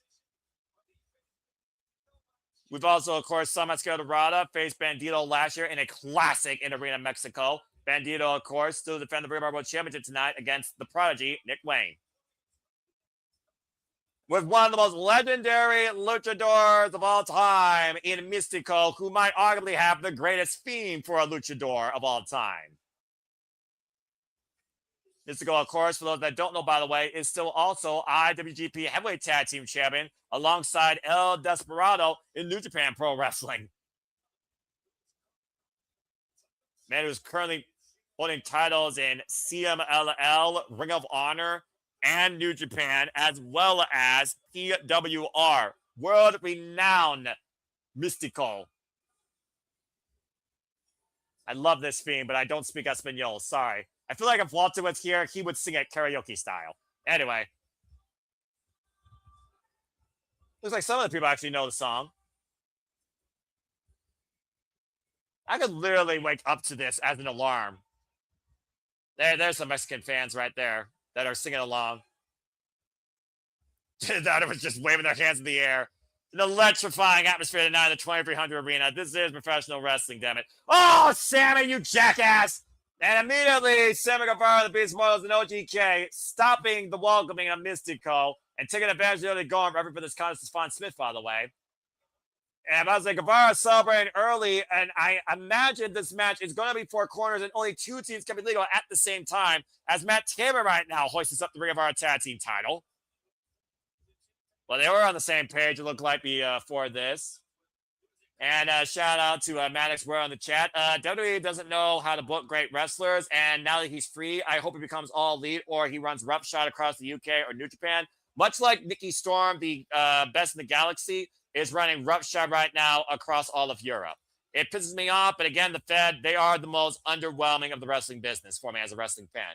Thank you, by the way, for that question. And stay tuned for more thoughts on that, folks, on the Sunday Brunch Shenanigans. We'll dive further into that on the Regular Wrestling JJ Williams 50th birthday celebration this Sunday, 3 p.m. Eastern Standard Time. Bell rings are officially underway. Side headlock, Matt Taven front off the ropes, shoulder block. Looks like we're starting off against Matt Taven and Darius Martin.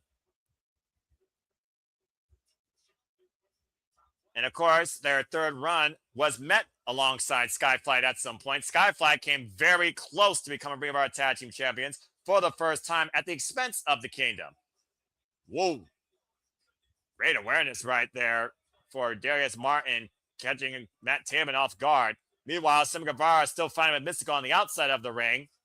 Blind tag made by Inhuman. Dante Martin springing inside, isolating Matt Taven in their corner. Of course, the influences of Christopher Daniels has been paying so much for these two young men's growth.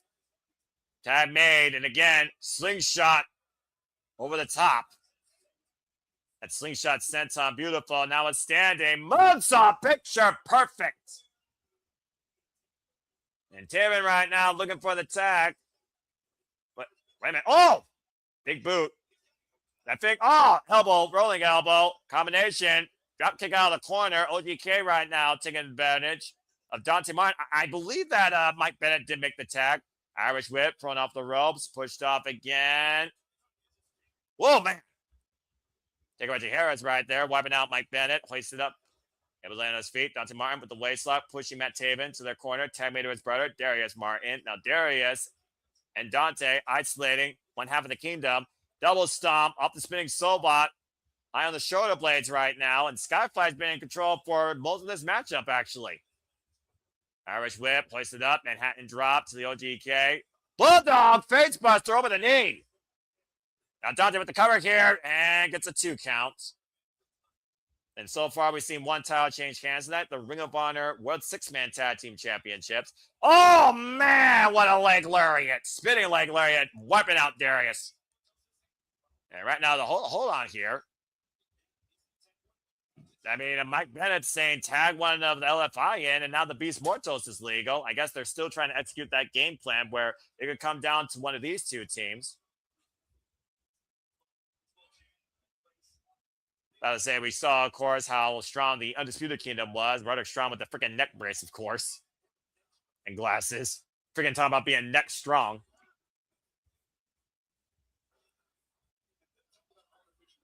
Yeah, about to say right now, Beast Mortos looking for the tag. Tag made to Sammy Guevara, and the crowd goes mild. Now, Sammy Guevara legal with Darius Martin. Again, like I said, Sammy Guevara won these titles last year in this building. And tag made to Beast Mortos.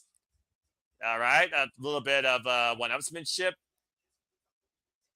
Okay, what is Sammy doing? Why are we doing these little tease tags here? And Beast Mortos looking to make the tag to Sammy. Okay, I guess Sammy's now legal. Well, eventually we'll see Sammy do something here, I suppose. And Darius right now confused as everybody else. Sammy Guevara again. Asking the Beast Mortos if he wants to be tagged in. Playing too much here, though, is going to cost him. And Darius, I think I've seen enough of that. Swing and miss. Oh! And Beast Mortos taken down. And now Darius teaming up against Sammy Guevara. About time someone punches this guy in the mouth. And Guevara, Irish whip. Guevara, of course, former 3-time TNT champion. And moonsault standing. O'Connor roll by Darius. Sammy able to hold on to the ropes, though. Sidestep. Sammy caught with a drop kick. And oh, look at Darius Martin with the pose. Giving Sammy a taste of his own cocky medicine there. You see Sammy right now a little bit thrown out of sorts in the Kingdom's corner. And Taven right now knows what it means to win these titles. And right now, what the hell? Blind tag made at Mystical legal. I guess this is a strategy, if nothing else. And Mystico springing inside. Well, this should be an interesting matchup. Why not, Mystico? Take the ring. I mean, hell, you won a Grand Slam, Mexico. Let's go ahead and do it here. And mutual respect, of course, between Skyflight and El Sky team. A hand put out for a code of honor, possibly. What a moment for Darius being in the ring with a legend like Mystico here. And right now, picks the ankle. Ankle picked, though, by Darius. Darius on the move. Mystico with the drop down. And Darius, once again, keeping up here, keeping pace. Just diving through, springing up the second rope. Springboard, cross body, high angle, wiping out Darius. Swinging a miss. And right now, Darius taking out sorts here. Deep arm drag takeover by Mystico. Head scissors takedown, though, by Darius. Both these men right now just down position, trying to pick up the pace, keep up speed, sidestep, lateral press, thrown over. And both these men stalemate. Woof. I love seeing exchanges like this with El Sky Team and Sky Flight. A match that can reach new heights in itself. Code of Honor adhered to. Tag made to Mascara Dorada. Why not? Let's see the opposite side of each of these teams. And tag made to Dante Martin. Very similar athletes when it comes to these two high-flying springboarders. Swing and a miss, waist lock to Mascara. Mascara, of course, previously involved, challenging for the AEW International title and the Ring of Honor World title. Up and over, a little bit of show-upsmanship here by Mascara. Of course, Ring of Honor has always had that staple of trust when it comes to crossover wrestling, especially with Lucha Libre. Whoa! All right, Dante, that was impressive. Standing 450, springboard.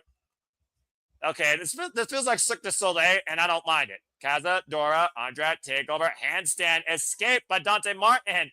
Went for the high kick. Went for the high kick again, able to duck underneath. Boltman with the high kick, blocked it. Both athletes able to catch each other on the shoulder, and a great stalemate once again in what's been a dead even exchange with both sides of each team of Skyflight and El Sky team. Oh, wait a minute. Whoop. LFI trying to spoil this party. Get caught with a super kick party. Oh, wait a minute. Now the Kingdom gets caught with their own super kick party by Mystical and Darius. And Skyflight and El Sky team working together here right now, isolating the ring. But something tells me these four men will not be inside the ring for much longer. As Mystical, Mascara look to go over the top. Slingshot, corkscrew tornadoes. Wiping out the Kingdom, but Beast Mordos did make the blind tag. I don't think Top Flight, is aware of it. Doesn't hit the clothesline. Up and over. Woo. Off the ropes. Race for the banner. Watch out! Watch out, Bull, but hilarious. There's Bull running loose right now. Not a China shop, but in the 2300 arena. And the Beast Mortos right now, once again on the move. Whooping tornado, wiping out El Sky team. Twisting right there with his own variation on the Tope Suicida. Now Sammy Guevara looking to take advantage. Irish whip reversal to Dante Martin, throwing up the Levi's corner. Sammy able to skip him and over. Catching with a spinning kick. Darius Martin. Now Darius sent to his brother. Taking both down with a neckbreaker DDT. Chain freaking Fury. Positioning himself now on the top rope. Shooting star press! Good grief! Wiping himself out and El Sky team in the process. Freaking loco. From the top rope. And people still saying Sammy Guevara sucks. How things really don't change here.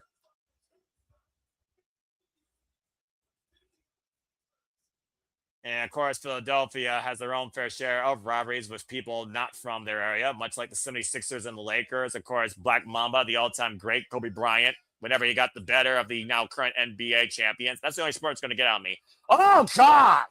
What a spiking reverse sling break to Dante Martin by the Beast Mortos. Off the ropes, up in the Argentine backbreaker, and I've seen this before. Oh, God, what a backbreaker over the knee. Rolling lariat. And that might be it, cover. Pick up. And the Beast Mortos Singer for almost became two-time Ring of Honor World Tag Team Champions. Tag made to Matt Taven, and right now the Kingdom and Beast Mortos ran the play, isolating Dante Martin. And Dante, right now, caught up. And they might be looking for that Proton Pack.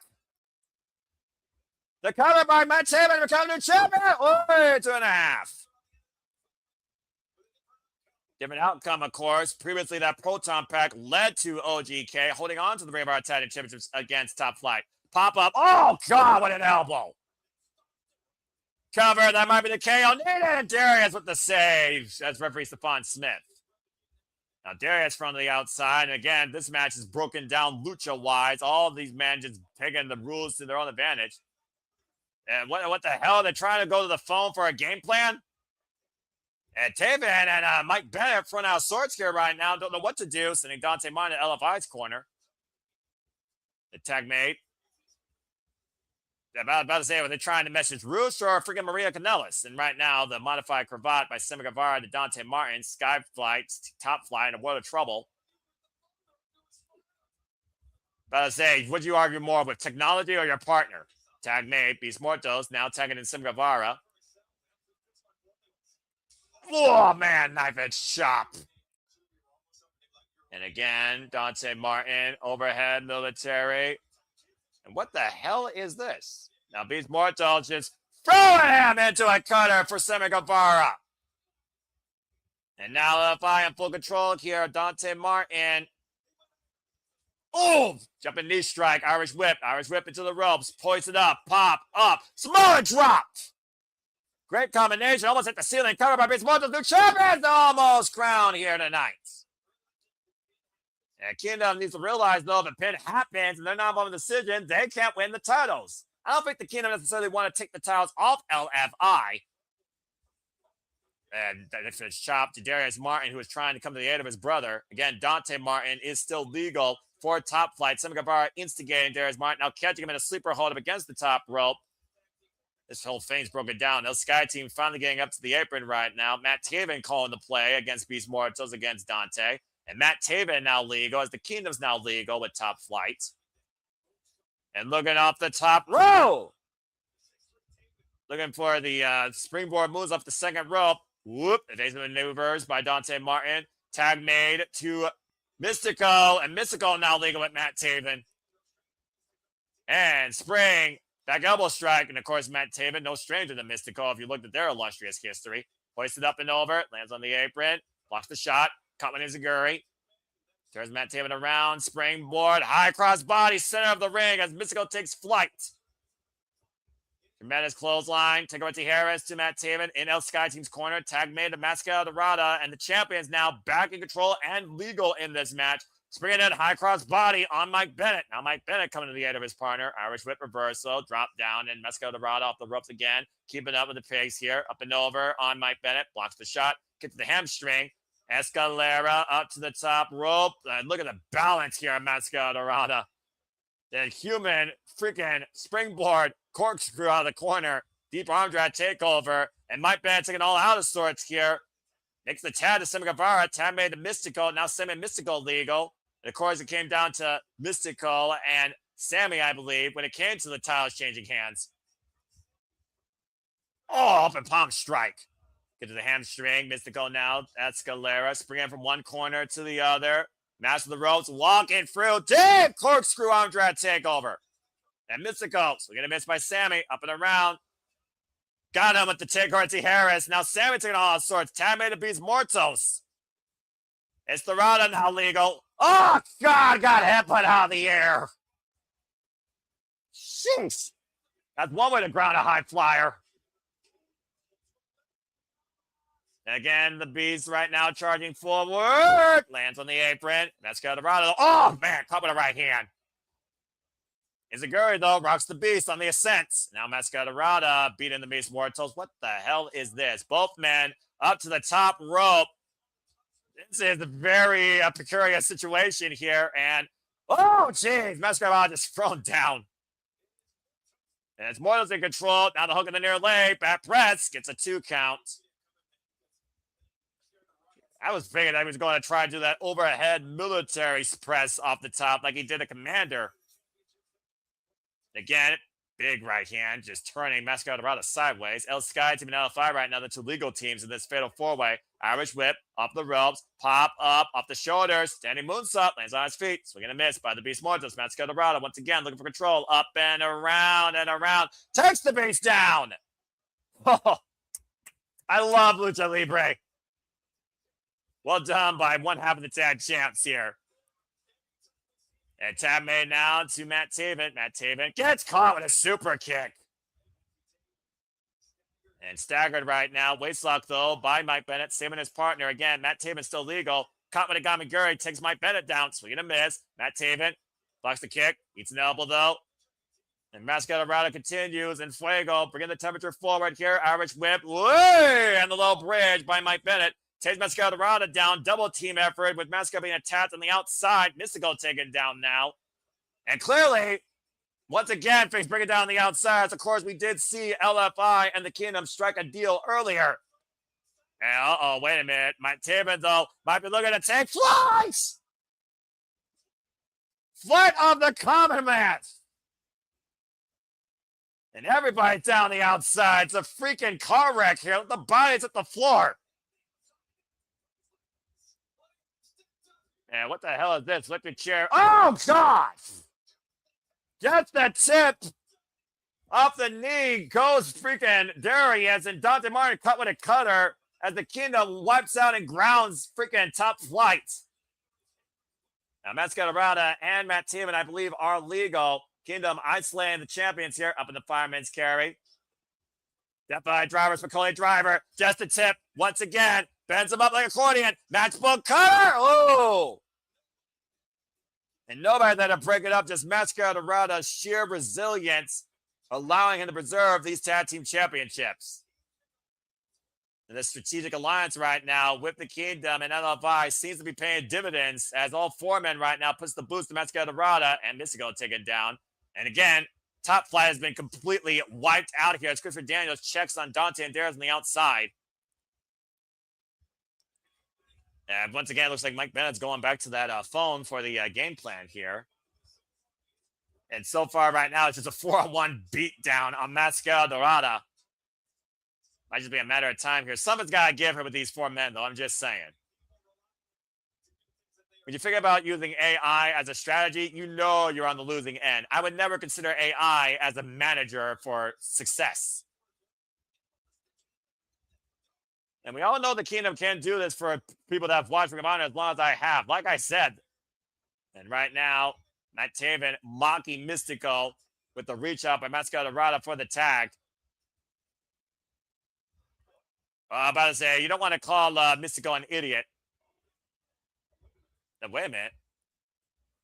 And right now, Matt Taven, once again, with Mascarada in the side headlock. Mascarada fighting back, though. Shots to midsection. And tag made to Sammy Guevara. And that means that LFI and the Kingdom finally have to collide. I'm about to say, you've been freaking aligning with each other. Now you got to collide with one another. Stephon Smith, again, calling the tag is legal. And we'll see if a code of honor is adhered to with these dishonorable teams. And right now, the crowd chanting F you, Sammy. And, of course, I agree. And wait a minute. Whoa! And direct shot from Mascarada right out of the corner. Wiping out both men here. Taking the match into his own hands here. Tag made to Darius Martin. And here comes Top Flight. NL Sky Team. Might as well call this freaking Sky Force. And some strategy being put into play here by Mystico. Oh, man! And Dante and Darius diving in all three different directions. And Mascarada taking the last to the west. Wiping out Matt Taven against the announce table. Good grief. It's like four different jets just took off in each cardinal direction, wiping out everybody else. World Tag Team Championships Ring of Honor still hanging in the balance, and we finally might get truly El Sky Team and Top Flight squaring off here in the middle of the ring. Personally, I wish this was the match, honestly. As we see now, Darius and Dante squaring off. Dante against Mystico. Darius against Mascarada here. Skyflight, Sky Team here. All the skies possible being reached tonight inside the 2400 Arena. Irish Whip. Swing your partner. Woo! Evasive nature by Top Flight. Dante able to go up and around. Mystico catching him with Enziguri.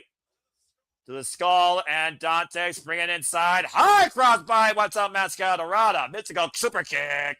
Wiping out Dante. Darius gets the double boots up. Now Darius perched up in the corner of the second. Oh, wow. High Enziguri, though, by Mystico. Now meets Darius inside the ropes.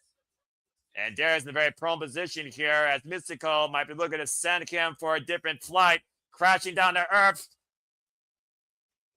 Mystico getting all that deep arm drafting with both legs. And Mystico retains the titles. Sweet.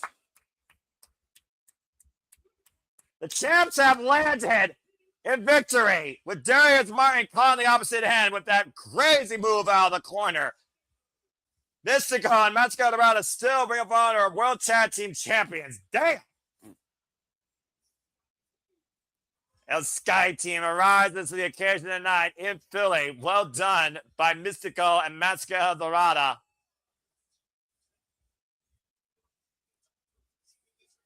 And about to say here, Christopher Daniels with so much history in this city, you thought it would favor the Fallen Angels proteges tonight, but not quite the case.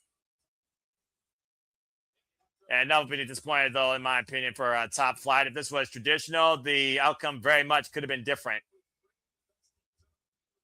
Well done to Mystico and Mascarada as the audience sways to Mystico's theme. And, of course, Mascarada and Mystico with the Code of Honor and the respect being shown here. Darius might be a little bit sore in defeat, but still gotta respect the chance and opportunity they got competing with these two men inside Ring of Honor, and let alone the Philadelphia. Oh, what the hell? That's Roppongi, the Don Collins family. Roppongi Vice, Camarero, Rocky Romero, and Brian Cage. They're about to say it's just a freaking 7-man beatdown right now on the tag champs and freaking top flight and Christopher Daniels. And Hechicero right now also inside the ring. This is just all broken down super quickly. And we saw, of course, Hechicero still the CMLL World Champion. And, oh, gosh, deadlift powerbomb by Brian Cage, Mascarada. Oh, wait a minute. Look at the tag teams. Look at the entire Ring of Honor locker room coming out here. Scorpio Sky, Outrunners, Vince Warner, Ortiz, Matt Seidel, Buster and the Brain. Everyone's coming out here tonight in Philadelphia. Good Lord. How many tag teams does Ring of Honor have versus the freaking insert company here? It's like a dozen teams I'm counting right now. And why does Ortiz have a stool? I mean, again, I guess Ortiz is already armed for combat. Well, you see right now, Jordan Oliver jaw-jacking Rocky Romero and Hechicero, trying to lure them back inside the ring. Damn near 14 men inside here, fending off the Don Callis family, the Kingdom, and LFI. Well, that's how you restore honor, I suppose. And Commander right now hoisting up Mystico. Mascarada again, still, of course, in victory. Still our current Ring of Honor Tag Team Champions, but there is no freaking relief, it looks like, of challengers here. Great moment here, though, inside the 2300 arena. Well deserved, of course. The Outrunners, I'm sure, have their own ambition to become Ring of Honor Tag Team Champions. Scorpio Sky here, out with Christopher Daniels. SCU represents. AR Fox, of course, former Ring of Honor World Television Champion. Oh, well, that's a great moment. And I'll go ahead and acknowledge the chat here. And what I want to remind you again, thank you so much for tuning in. Hope you're enjoying the coverage so far. We're going to dump for Dishonor. If you have, please like, subscribe, comment, tell a friend. And if you want to continue to dictate the conversation, super chat, pill, pan, simple as that. And unless you're a producer or a man that wants to give one major spoiler, I guess, because it's going to be a shenanigans conversation, like Walter Cruz, subscribe to Rage of Wrestling. Please remain hashtag spoiler free for all other wrestling content. But I'll acknowledge this because, yeah, I'm not surprised. So we'll see if it, actually means merit, because can WWE book Japanese wrestlers greatly? We'll find out.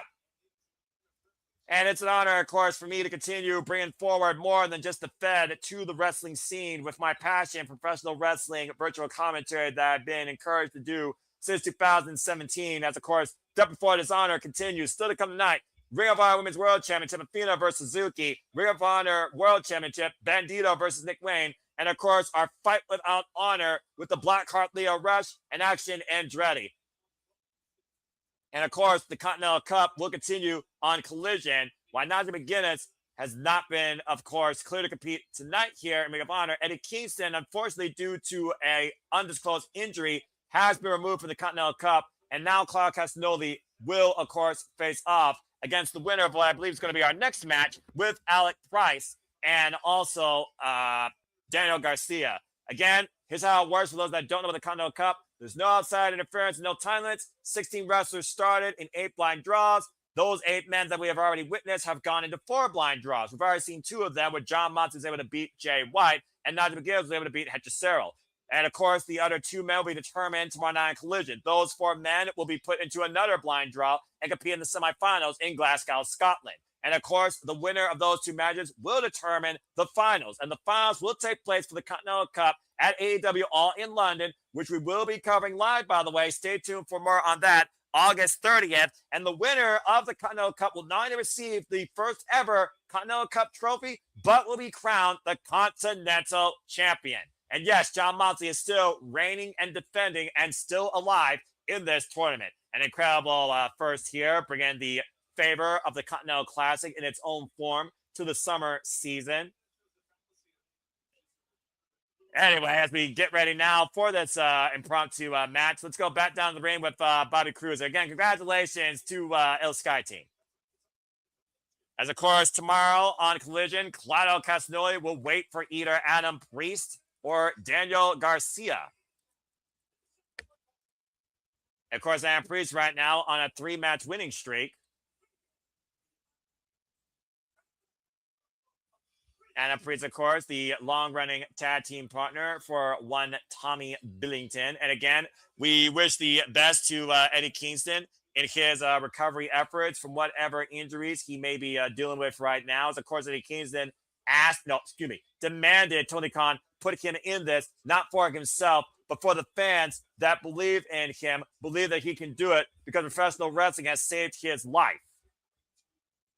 And of course, right now, Marina Shafir warming up Daniel Garcia with push-ups exercise on the outside. Marina Shafir coming in very close, by the way, to becoming the Ring of Honor Women's World Television Champion. And of course, the Death Riders against the world.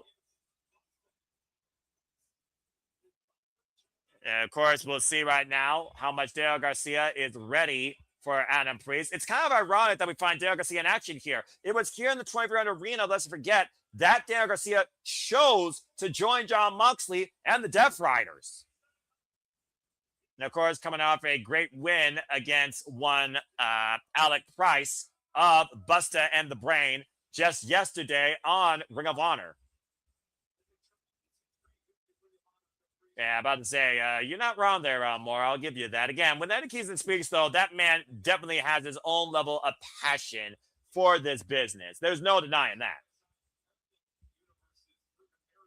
Yeah, about to say, there's a lot of similarities, though, you could also draw with these two men.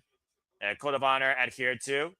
Referee for this contest will be John Bryce Rensburg. Bell reigns. We are underway. Again, the winner of this match will face Claudio Castagnoli in the quarterfinals of the Continental Cup. And you think about, again, the mentorship, the discipline, the guidance that each Death Rider has, considering how much they train one another. Baptism by fire. Shafir, Claudio, Pac. That's a huge influence for the likes of Red Death, especially. And I think it's paid dividends for Daniel Garcia. And I'll say, people who don't love professional wrestling or a man that's passionate, the everyday man that you think couldn't be something unless you put your mind into it. Yeah, about to say, Alec Price and Daniel Garcia. The fact of the matter, though, that we were going to get Claudio Castagnoli and Eddie Kingston renewed. Two men that absolutely hate each other going all the way back to Chikara in 2008. I was looking forward to that, but something tells me that we will get Claudio Castagnoli and Eddie Kingston eventually. Stiff Condom tie up here right now. Side headlock being applied by Daniel Garcia and Adam Priest. Of course, Daniel Garcia, as I said, former Ring of Honor Pure Champion. Former TNT Champion. Nice shoulder block there, taking Adam Priest down.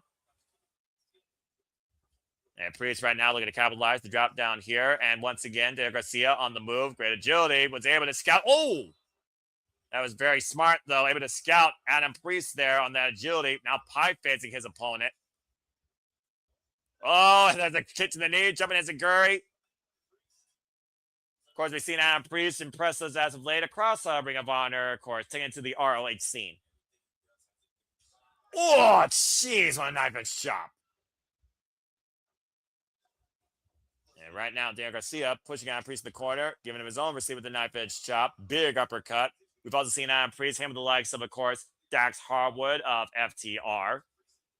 And of course, coming off that tag feud alongside Tommy Billington against the Lethal Twist and Jay Lethal. Adam Priest, for those that don't know, by the way, has been involved in wrestling now for about 9 years, and he's been heavily trained by AR Fox.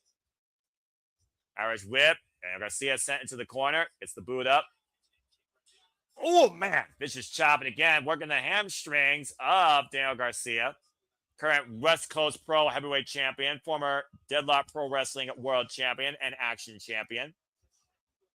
Shot to the midsection, though, by Daniel Garcia. Of course, we've also seen Adam Priest handle the likes of Zack Sabre Jr., involved, of course, Mr. Revolver. A bit more of a freelancer of the wrestling business. Even challenged Mark Davis for the AEW National Championship. Oh, man, just took the legs out from underneath Garcia right now. Now turning it over, single leg busting crab, and Garcia going to the ropes. And immediately looking for the rope break. Of course, it's not under pure rules right now, so he can go for those as much as he wants. But this is being contested to a degree under Continental Cup rules, which means there are no seconds allowed at ringside. Again, for those that don't know right now, Nigel McGuinness and John Moxley are the only two that have qualified for the semifinals. The other two to qualify will be either Claudio Castagnoli and or Daniel Garcia or Adam Priest based on the outcome of that match and the outcome of Orange Cassidy versus Kyle O'Reilly. And those matches, of course, will be blind draws turning into our final two this coming Wednesday on Dynamite in Glasgow, Scotland. The go-home Dynamite show to AEW All In. And right now, Daniel Garcia trapping the leg and dragon screw leg whip. Damn, that movement just sucked. And across the second rope, nonetheless. Calculated approach as Daniel Garcia smelling blood in the water. Jaw-jacking the fans at ringside. Not sure how wise that is. And right now, Garcia taking a little bit of time and a little bit of reprieve. Now in full control of Adam Priest. This is a first time ever one-on-one encounter, by the way. Just driving that leg into the steel ring post. This is now the fourth time, actually, that Daniel Garcia and Adam Priest have met each other in the ring on opposite sides, of course, as they've only been facing each other in tag team encounters. Death Riders, Daniel Garcia with Yuta getting the better of Adam Priest and Tommy Billington back in March. And again, just hyperextending that left leg across the apron, obviously looking for that Red Death submission hold. And right now, looking to go after the right leg here. And Daniel Garcia employing, of course, his techniques that brought him to the dance. That made him a champion, of course, in Ring of Honor. And look at the legs right now. Adam Priest is trapped underneath Daniel Garcia. I say Daniel Garcia not even letting Adam Priest move. And just driving the knees down in the canvas. Again, oh man, defiance by Adam Priest, caught with a running drop kick. Cover, hook on the far leg, and gets a 2 count. Immediately goes back to that leg, though. Great transition by Daniel Garcia into the ankle lock. And Adam Priest knew where he was, though, immediately going for those ropes. And again, still applying even more pressure on that leg in the Red's 5 count. Adam Priest just trying to fight back with one good leg here, just trying to create separation. Again, Garcia, relentless attack on the left. The proverbial saying, how effective is a one-legged man in an ass-kicking contest? And Daniel Garcia, again, every match, of course. Talking about how his Death Riders against the world. We just literally saw Daniel Garcia alongside Wheeler Yuta in New Japan Pro Wrestling. Or excuse me, no, we saw Wheeler Yuta alongside Gabe Kidd in New Japan Pro Wrestling. And Gabe Kidd returned home this past Wednesday. And Garcia right now just exercising his will against Adam Priest. If you haven't seen that match, by the way, with him and Alec Price, by the way, I highly encourage you to go watch that in the archives at Duel to the Death Before Dishonor, which was literally yesterday here on Honor Club. And right now, Daniel Garcia mounting Adam Priest in the corner. Just teeing off here as the Philly faithful count the 10 off. Just giving it to them. And about to say, he's not going to give him the woo, is he? Garcia, nope. He is a wrestler of his own merit and a different mentality, courtesy of being with the Death Riders. Oh, man, what a knife-edge shot. Big uppercut. Adam Priest, though, trying to fight back. Rope thrust, though, by Garcia. Snuffed out that rally. Daniel Garcia actually has faced Claudio Castagnoli before, by the way, in the Continental Classic. It would not be a first-time matchup. In fact, Claudio Castagnoli got the better of Daniel Garcia back in 2023. Now, truth be told, he wasn't a Death Rider back then. In fact, neither man were. But nonetheless, considering that has been their only singles encounter, I almost wonder if Claudio Castagnoli would want it to be Death Rider versus Death Rider, much like when he faced John Moxley in last year's Continental Classic. DDT! And of course, one of these men will be officially part of the quarterfinals of the Continental Cup based on the outcome of this matchup. And the match resets right now as both men look to regroup. Daniel Garcia going to the outside of the ring now on the apron. Adam Priest crawling in pursuit. It's a dangerous situation, though, and a dangerous spot to be in here. You know, for the amount of tournaments that Clark has been in, though, it's impressive how much he's been involved, but it's crazy how many he hasn't won. And Garcia right now, again, though, Adam Priest now hooking the leg of Garcia. And, giving Garcia to his own master with the dragon screw leg whip. Now, both guys right now with a compromised leg. Adam Priest, though, back on the attack, looking to bring Garcia back inside the ring. Possibly looking for a superplex here. Oh, boy. And right now, high above the 2300 arena's floors, draped in dry blood, massive superplex! And holding the leg for extra impact was Adam Priest there, crash landing for Daniel Garcia. Jeez. Adam Priest, though, again, felt very bad as well, unable to even capitalize here. It's one of those things where I think about a big high-risk move like that. How much does it take out of the person in the dominant position versus the person executing it? And the definition here with both men with one bad leg kind of proves my point. Now Adam Priest back up to his feet now. And again, grabbing the leg of Daniel Garcia. Another dragon screw leg whip. And the opposite direction that time to the right leg. Adam Priest, by the way, has never met Clark Gazillion in singles action. But the Death Riders have previously beaten Adam Priest, Jay Lethal, and Tommy Billington in trios action back last year in October. It will be a first-time ever one-on-one matchup if Adam Priest succeeds. And again, right now, hyperextending that ankle is Adam Priest. Now grabbing the leg, bringing Garcia back up. And another dragon screw leg whip. Torquing it both ways right now. That's a great way to really destroy all three ligaments inside the leg. And I'm about to say, though, again, one aspect of a wrestler besides playing against their opponent is playing to the crowd. You wonder how much that also works in favor of them or how much it gives their opponent a chance. Swinging a miss, looking for the clothesline. Single up kick right now to the pectoral muscle. And the side. And right now just driving forward against Adam Priest. Almost a monkey flip of sorts. Oh, wow. Take it down. The rear naked choke. Well, I watch the shoulders, though. Gotta watch Daniel Garcia's shoulders. Now changing position to Katami. Apply. Cross arm breaker here. Center of the ring. Smart transitioning here by Red Death. And, of course, the arms haven't been worked on here. Oh, but the ankle has. And immediately picks that ankle of Adam Priest. That is a deep, deep, deep torquing single leg submission hold and all the body weight on the back of the head and neck of Adam Priest. But thankfully, Adam Priest able to grab the ropes for the break. Again, it's all about knowing where you are, having that unique instinct of awareness so you know when urgency strikes how to handle it. Much like we saw with Lee Moriarty against Katsuyori Shibata. But how important is it for both of these men to take a chance in the Continental Cup, let alone against John Moxley? And Daniel Garcia right now just trying to instigate his opponent, saying, you want to show me you're capable of the cheering for you right now. And then Priest going to get up to his feet. Staggering, though. Vicious knife edge chop as the sweat flies here in the 2300 arena. And Daniel Garcia, much like Maria Shafir, much like the Death Riders, trying to bring the best not only out of themselves, but the worst out of their opponents. Just teeing off against Adam Priest here in the corner, lining up the chest. Again, going back out to the leg. And now both men have grabbed each other's compromised legs. This is going to be a nasty exchange. Both men, okay, able to let go. Now going to the elbows, though. Teeing off, testing each other's wills, finding spirits on the center of honor. And Garcia right now goozling Adam Priest. Adam Priest makes the grips. Overhead palm strikes right now. Just teeing off. Garcia was looking to go on the move. One shot at once. I want to learn after that stutter step. And both men down. Yeah, Garcia unable to get that forward momentum going. And Adam Priest capitalizing, stutter stepping into that vicious clothesline. A hell of an effort right now being shown here. And again, the ROH faithful right now being very impressed with both men are Brian, looking for maybe, figure for a leg lock. Garcia, though, using the good leg to kick Adam Priest off. And again, oh, man.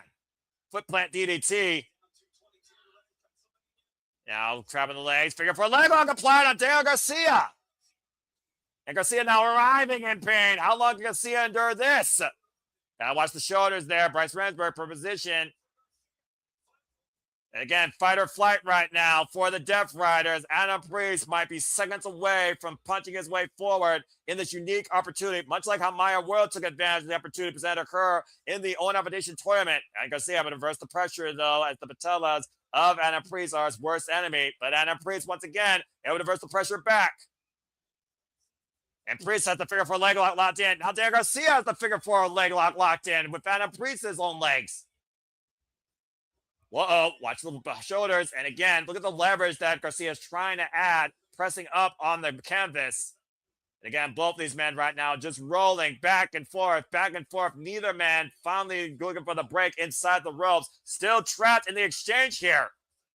Oh, wait a minute. Garcia right now is saying that he'll take him down. Oh, man. Drives him down to the canvas on the floors of those mats, and somehow the Priest able to maintain the hold. And these two men are still rolling away in the figure 4 leg lock up the entranceway. Neither man refusing to let go of this hold, and Anna Priest right now in the better position. I'm not sure necessarily if either man has full control here, but no one's going to win this on the outside, and Bryce Rensburg gets a freaking 10 count. What happens then? Does Claudio Castagnoli get a bye? And Bryce right now, up to 7, as both men just realize what Bryce's counts up to as they hobble their way to the ring, up to 8. Oh, Anna Priest pushes the Reese up to 9. And we're up to 9 right now, and Priest needs the cross side and breaks the count at 9.5. Priest is in, Garcia's in. This match continues. How about a scramble? Seriously. Of course, the 10 count, of course, here in AEW versus ROH, which is a 20 count on the outside of the ring. And Daniel Garcia thought he had it there, pushing Adam Priest into still ring steps, but Adam Priest able to get his bearings and get inside. Both men right now just staggering forward here. Oh, wait a minute. Adam Priest and Daniel Garcia, what are these two men thinking now? Again, the Continental Cup chance hanging in the balance here, and both these men attacking each other's Kama's legs, kick to the knees, kick to the hamstrings here. Something's got to give. This almost sounds like Kota Ibushi versus Taiji. And Adam Priest finally taken down to the canvas on his knees by Daniel Garcia. Relentless assault by Red Death. And Garcia, I feel like Garcia's in more trouble than Adam Priest. Oh, what a chop to that leg. Poison up, power driver! I'm not sure he got all of it, though. Hook of the leg, hook of the arm, tap! No! Well, wait a minute, staying with it, though. Locking in, single leg crab. That half crab applied, center of the ring. And look at the grit on Daniel Garcia's face right now. Again, sense of urgency fully in play, center of the ring, all the pressure on that leg. I sometimes think a single leg crab is worse than a double leg crab. Trying to avert the pressure, trying to get to the ropes, trying to force relief. And again, Adam Priest sits in on it, though. Great lateral movement, though. Daniel Garcia would escape. Drop down and catches the knee of Priest. And Priest, unfortunately, stutter steps off that drop down by Garcia. And Priest unable to stop himself, by the way, on that trip up. And right now, Daniel Garcia with the hammering anvil elbows to Adam Priest, wearing down his opponent. And by the way, Adam Priest might be out here. Adam Priest, though, trying to trap the arm. And it's Priest right now who somehow hooks the head of Garcia. And Snapmare, escape, side headlock. Both these men, giant position once again, trying to trap each other's legs. Arm drag takeover. And again, right now, relentless assault by Daniel Garcia now driving his elbow into the compromised leg of Adam Priest. This is crazy. Could be a rest stoppage here, of course, if neither man can defend themselves. Now stepping over. And the Dragon's Hammer applied. And again, look at the way that Garcia positioned himself, by the way. Still, though, in a world of pain, trying to keep the pressure on the one good leg. And now printing forward here now, Priest with no choice but to tap. Daniel Garcia wins. And Daniel Garcia will now face Claudio Castagnoli in the quarterfinals of the Continental Cup. I am not sure, though, what sort of state Daniel Garcia is going to be in, especially if Claudio Castagnoli exploits that left leg. Either way, we will see Claudio Castagnoli and Daniel Garcia second time ever in singles action. First time ever as Death Riders. With Glasgow, Scotland hanging in the balance. What a fight, though. Good grief. That was downright dirty, methodical, and gritty. Much as what I would expect here from Philadelphia. You see Garcia right now trying to take that boot off there. Relieve some of the pressure, maybe. Definitely going to have to get checked by Doc Sampson. Adam Priest, though, commendable effort. still crawling his way just to get up to his feet.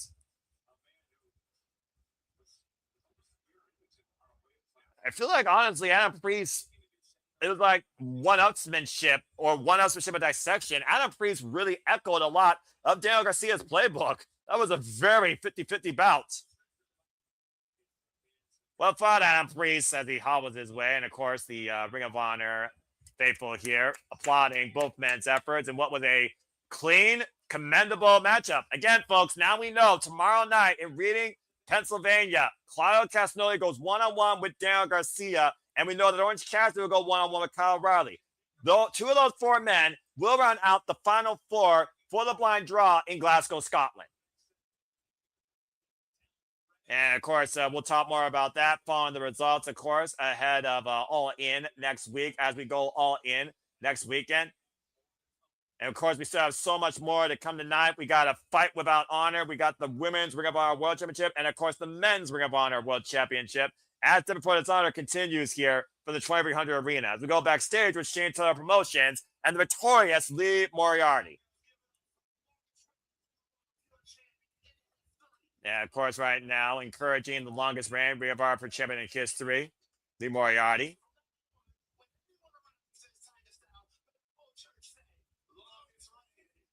Yeah, right now, again, there's urgency here. Every generation has the great fighter. Ali, Tyson, Evander Holyfield. A lot of endorsement here right now. Speaking of business. This is rather Hurst to get. Well, I mean, you got to have a lot of money, Shane. About to say, you saw how quick that meter ran.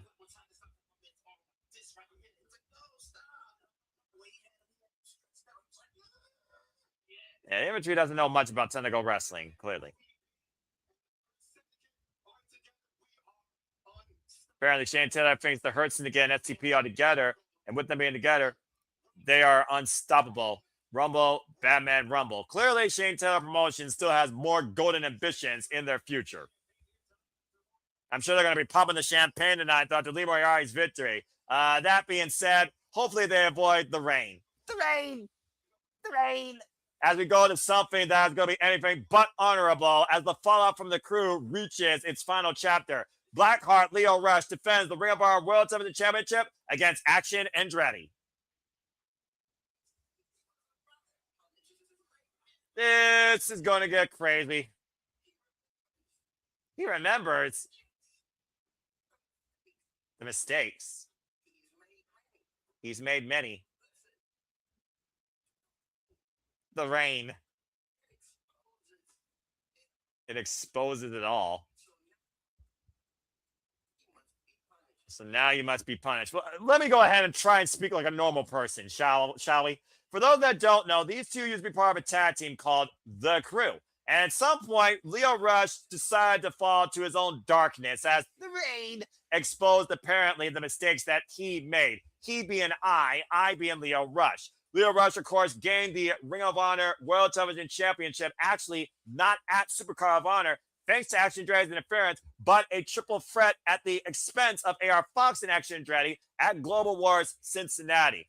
As Action Andretti says, the crew is through. Action Andretti is hell-bent on getting this Ring of Honor World Television Championship, instigating Lio Rush and trying to even cost this man the title, let alone seize it as his own possession. We just saw, of course, last night at Ring of Honor, Do Before, Death Before Dishonor, how much Lio Rush and Action Andretti can't wait to get their hands on each other, and in a fight without honor, the most dangerous match in Ring of Honor, Lio Rush is willing to will barbed wire. So now we're going to take action to the extreme in Philadelphia for the Ring of Honor World Television title. Oh boy. Fight without honor, the most dangerous match in Ring of Honor. And usually there's a reason why there's only one per year.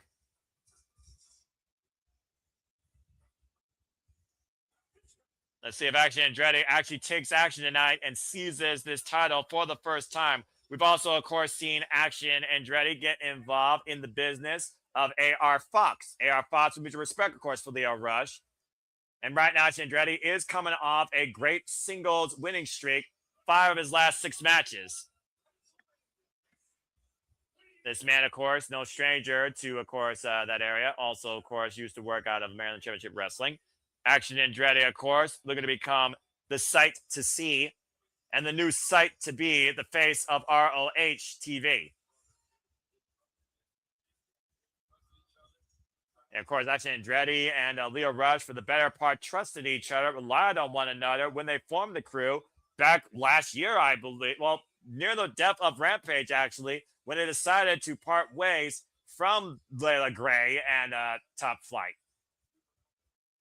Of course, we, saw the tensions really mount at Supercard of Honor when, of course, he cost Leo Rush that night the chance to win the Ring of Honor Television Championship against AR Fox. Yeah, boy.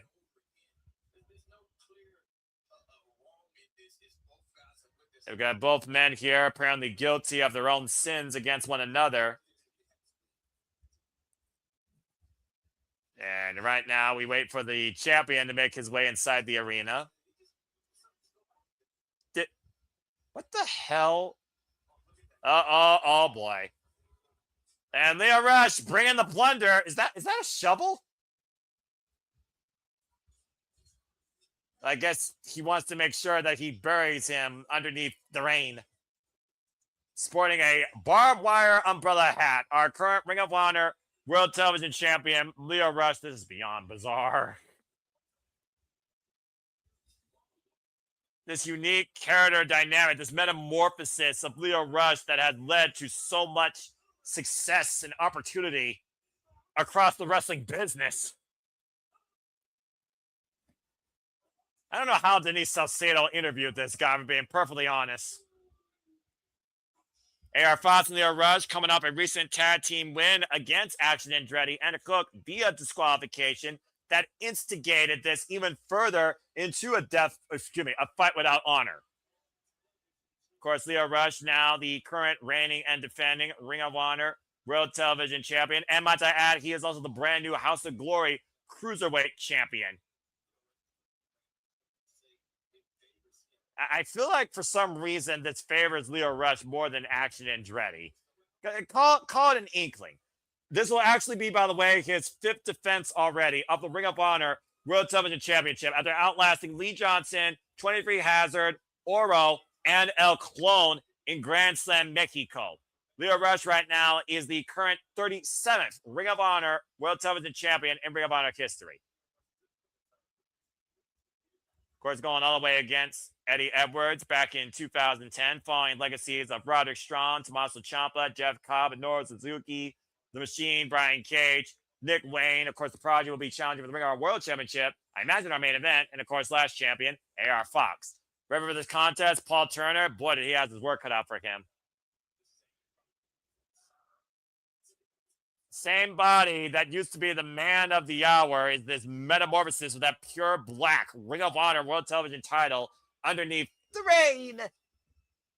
It's a different shadow that Leo Rush looms over Ring of Honor holding this championship.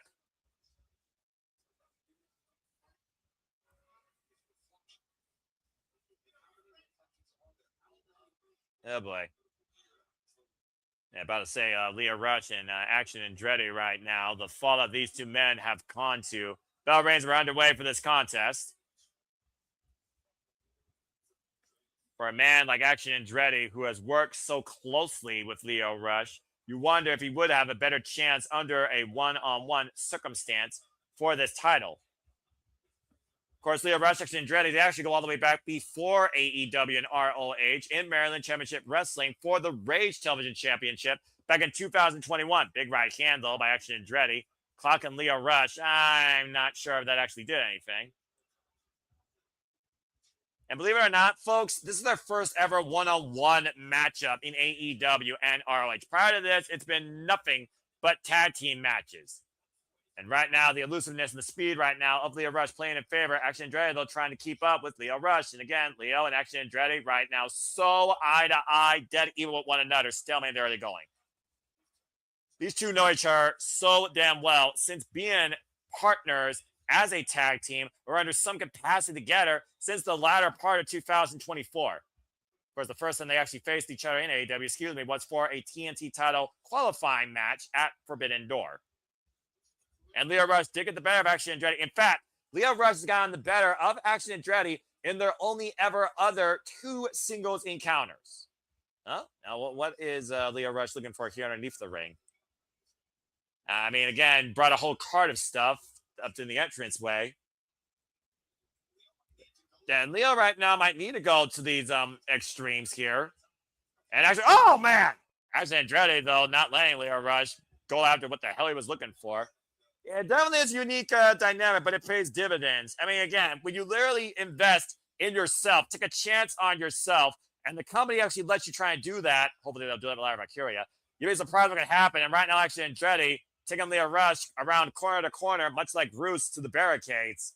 The rain! He knows! Bloody hell.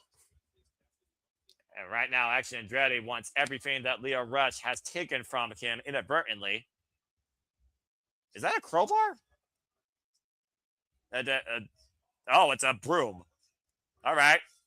That's like a steel rod broom right now, looks like. There's still broom handle being tug of war with Lio Rush and Action Andretti. And, oh, face first goes Lio Rush into the ring post. Oh, man. Swinging for the fences in Lio Rush's midsection. And over the back, walling and benching that steel broom post across Lio Rush's spine. And right now, Lio Rush crawling on his hands and knees, trying to escape. I'm not sure if he's trying to escape Action Andretti or trying to escape himself. I can't imagine what's going on in Lio Rush's mind right now. It's a bigger enigma than Randy Orton's, personally, I believe. And Action Andretti right now just stalking Lio Rush around ringside. Lio grabbing the handle, though. She's at the midsection now. Oh, jeez! And now Lio Rush bending that handle the other way across Action Andretti's spine. Point of the handle to Action Andretti's midsection like a freaking pool cue. Oh, jeez! Man, that handle's been warped with 2-man spines, and we haven't even gotten 5 minutes into this fight without honor.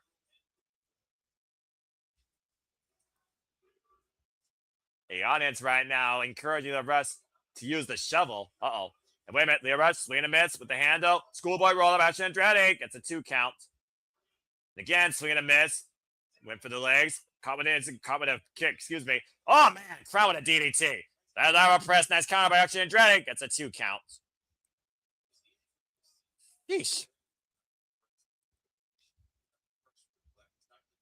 It feels like Action Andretti, unlike a lot of opponents I've seen, is currently not impressed, unfazed, or fearful, or disturbed by Lio Rush's metamorphosis. Of course, we recently saw Lio Rush work alongside the Rascals and get a win, not with a top rope move, but with a freaking Muda lock. In fact, Lio Rush has been using that Muda lock more recently in his matches towards victory. Of course, you know, as long as you tag with somebody, you share so much more than just ring time. You learn so much about each other. Cover, hook in the near leg, back press, and a 2 count. You learn about each other's weaknesses. You share each other's vulnerabilities. You tell one another's stories. And Andretti right now working the head and neck of Lio Rush here. And I can only imagine right now that Lio Rush may have exposed a vulnerability that Action Andretti might be looking to further exploit here. And Action Andretti right now crawling around the ring. And Andretti right now looking for... Oh! What the hell? Is that a dustpan with a handle? That handle, I think, clocked him in the head. And a broom now. And again, just free-throwing these household items for cleaning across the Lio Rush's head. Oh, what the hell? The 2x4, it looks like. I don't remember the last time I saw a broom, by the way, using the 2300 arena, but considering how many tacks and glass have probably been shattered there, they probably need it. It looks like Action Andretti is not going to use a table, though. Meanwhile, Lio Rush, handspring kick, able to take Action Andretti down. And now all the weapons inside the ring, and... Oh! Trying to clean up Action Andretti with the dustpan. Just dusting him to the skull. What the hell? Is that a plastic umbrella? Well, Leo Rush did say that he was going to stop the rain. And right now, look at him free down on Action Andretti. Look at Mary Poppins run off the apron. I'm about to say, I'm pretty sure Leo Rush has seen Mary Poppins at least once or twice. Then again, who hasn't? It's a classic. Mary Poppins chants raining out loud and proud by the Ring of Honor faithful or the Disney enthusiast. Jeff motherfucking Mitchell will be proud of that. Someone tag Jeff and let him know that Mary Poppins is trending over in Ring of Honor. Oh my gosh, what the hell? Oh my god, that's a turnbuckle! It's really featuring an Action Andretti with it! Damn. Paul Turner has the discretion to stop this match, by the way. If either man is unable to defend themselves, that is how far a fight without honor can go, by the way. Now, Leo Rush here increasing the danger, bringing out a table. Yeah, about to say, talk about calling some freaking oral exam of a whole different design. And right now, setting up that table up against the timekeeper's area in the corner against the barricades. ECW chance being out loud and proud for the first time tonight. I knew this would be the first match to go to the extreme. About to say, oh! Big super kick to Action Andretti, clocking Leo Rush. And now Action Andretti hoisting up Leo Rush. And what the hell is he looking for here? Looking to power forward, maybe steamroll him through the table. And Leo Rush able to escape, pushing Action Andretti forward into the table. And whoa! Spirit Action Andretti through the table into the barricades. Full throttle goes Leo Rush. And it looks like Andretti was trying to capitalize on that setup and almost unable to. Now brought towards center. Cover. Hook on the far leg to retain. It's a 2 count. Table, 2x4, broom, dustpan, umbrella. Again, has definitely taken a different pace here, driving forward for Action Andretti through that table. And first cover of this matchup, by the way, made by Leo Rush. And right now the fans are literally chanting, use the shovel. And it looks like Leo Rush is looking to use that shovel to bury Action Andretti and the Crew's past once and for all. And now going back underneath the ring and pulling in some trash can lids. Bringing in all the plunder here. And I'm pretty sure that Leo Rush preloaded the ring prior to the doors opening. Now driving that shovel into the throat of Action Andretti. Trying to become a gravekeeper here. And about Action Andretti right now barely breathing after that. Hoisted up, pies for the pile driver. Able to escape. Rings the arm. Pump handle underneath. Hooking up. Leo Rush. And Leo Rush able to escape. Pushes Action Andretti off. And, oh man, hello!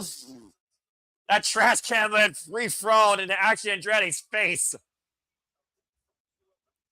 Banging on a trash can, shout out to Doug from my early days as a Nickelodeon kid. Yeah, about to say, apparently these trash can lids, these shovels, these dustpans, and brews are not enough as Leo Rush once again goes around the ring, now bringing out a steel chair. Leo Chan's bringing out here. And again, 2 steel chairs brought out, and the ring is just filled with plunder. Oh, gosh!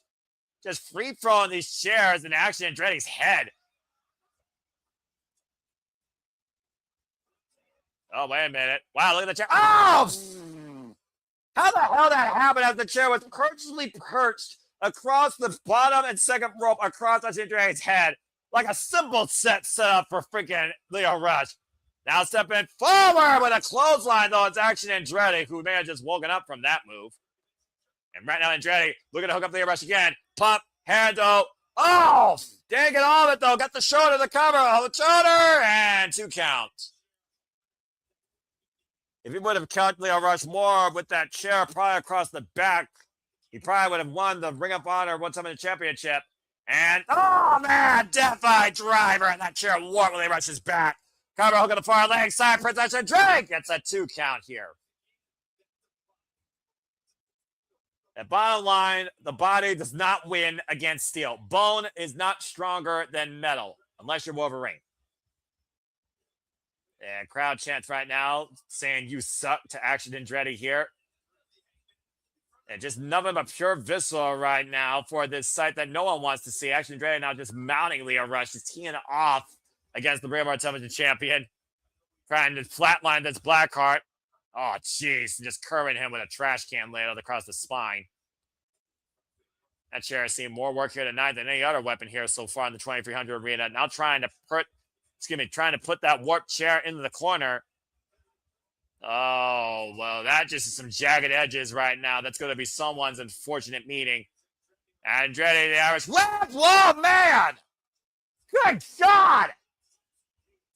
You hit the chair, and the chair freaking crowned him on the head and drove him to the outside of the ring. That was a nasty collision right there. I'll turn to check him right now on Leo Rush, see if it can continue. Thankfully, Leo Rush landed flat. He didn't land on his head, but that chair driving forward here right now. And again, right now, Action Andretti doesn't give a damn what the people think. Don't instigate that. I don't need Disney influencing wrestling. I'm just saying. And right now, Action Andretti just scouting Leo Rush on the outside. And oh! And Leo Rush is bleeding, and he's not bleeding black, folks. He's bleeding red. Black can crack, even a black heart, as that freaking trash can lid also further exaggerated that wound.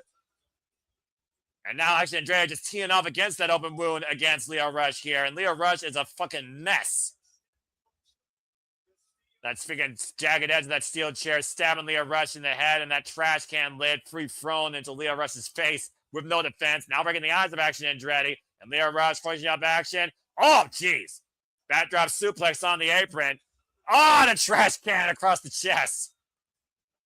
I'm about to say, if Leo Rush wasn't dangerous before, he might even be more dangerous now, seeing his own blood. And right now, another table. Oh, a black table? That had to be a Leo Rush freaking instrument of destruction brought forward. Brought underneath the 2300 arena. We've got a black table. I don't think I've ever seen a black table, honestly. At least not in wrestling. It's one of those things, though, that so many people have seen their own blood in the 2300 arena and have left it on the canvases of this holy ground of extreme underneath those thin layers of padding that only makes a man even more dangerous versus fearful of their own well-being. Just encouraging more violence here right now. And Action Andretti literally Leo Rush actually grabbing Action Andretti from one side of the other across the apron, luring him closer towards that black table, looking for his own black out. Action Andretti, though, hoisting up Leo Rush over the shoulders. Leo Rush able to escape, though. That cutter, that stunner of sorts caught across the second rope, across Action Andretti's throat.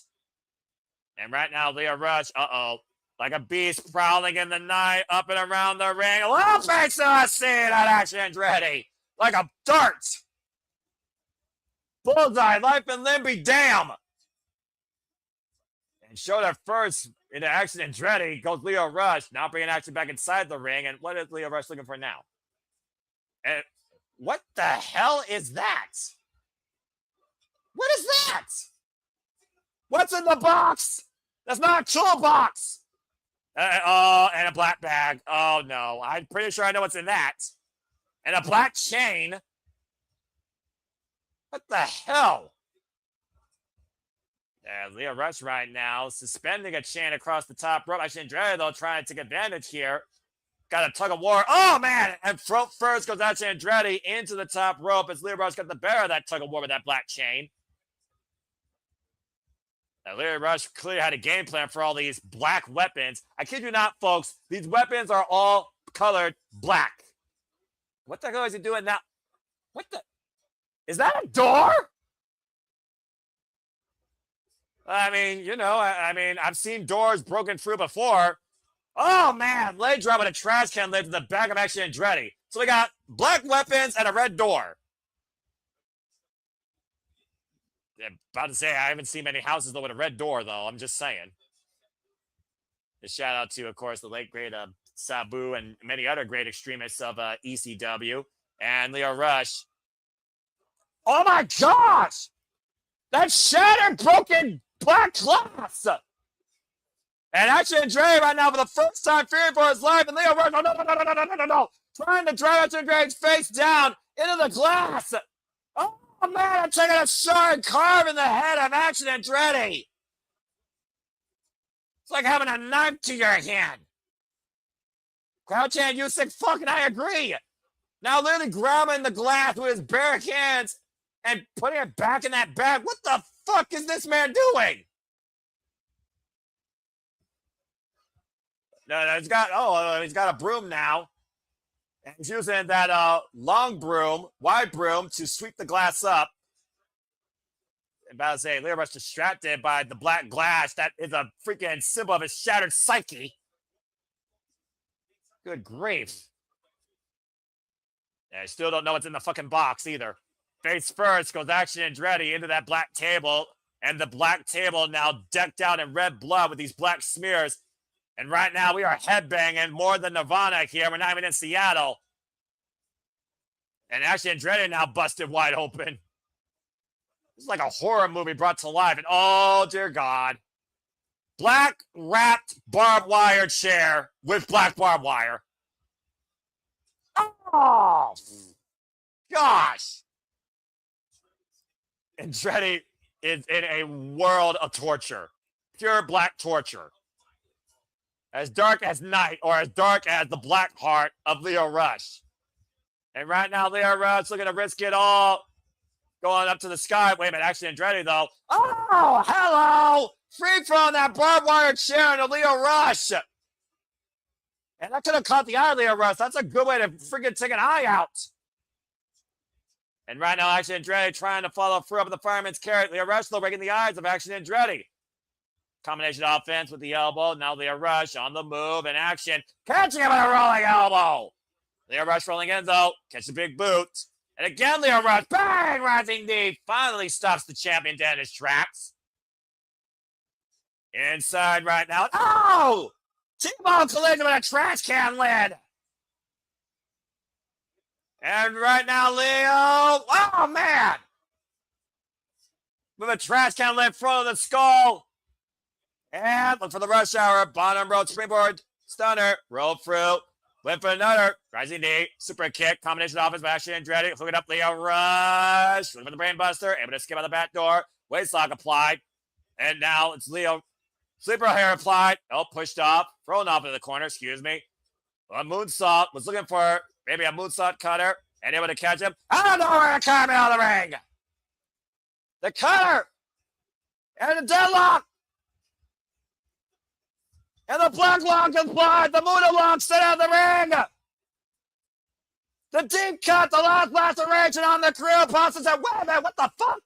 The lights went out. I can't see anything. What just happened? I can't see anything now. There's no lights in Trey Hunter Arena. It's black as night. Blacker than night. What the fuck happened? Oh, shit. That's Hook. Hook is here. What the hell's Hook doing here? And that's Andretti. He's gone.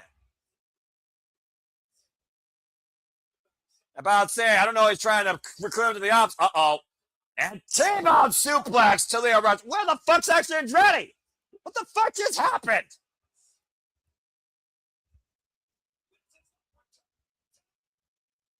Oh, this is nuts. Well, again, there's no complications that fight without honor because there's no restrictions.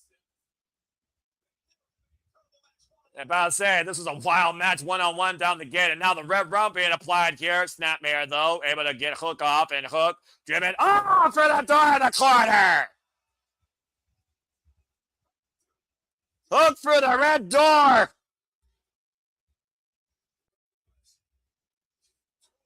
And Leo Rush right now in a handicap. They'll actually Andretti somehow back in the fray. Now up in the fireman's carry goes the champion. And Leo Rush able to escape. Swing and a miss. Waist lock. Hoisted up. And Black Thunder Bomb. Cover. 2.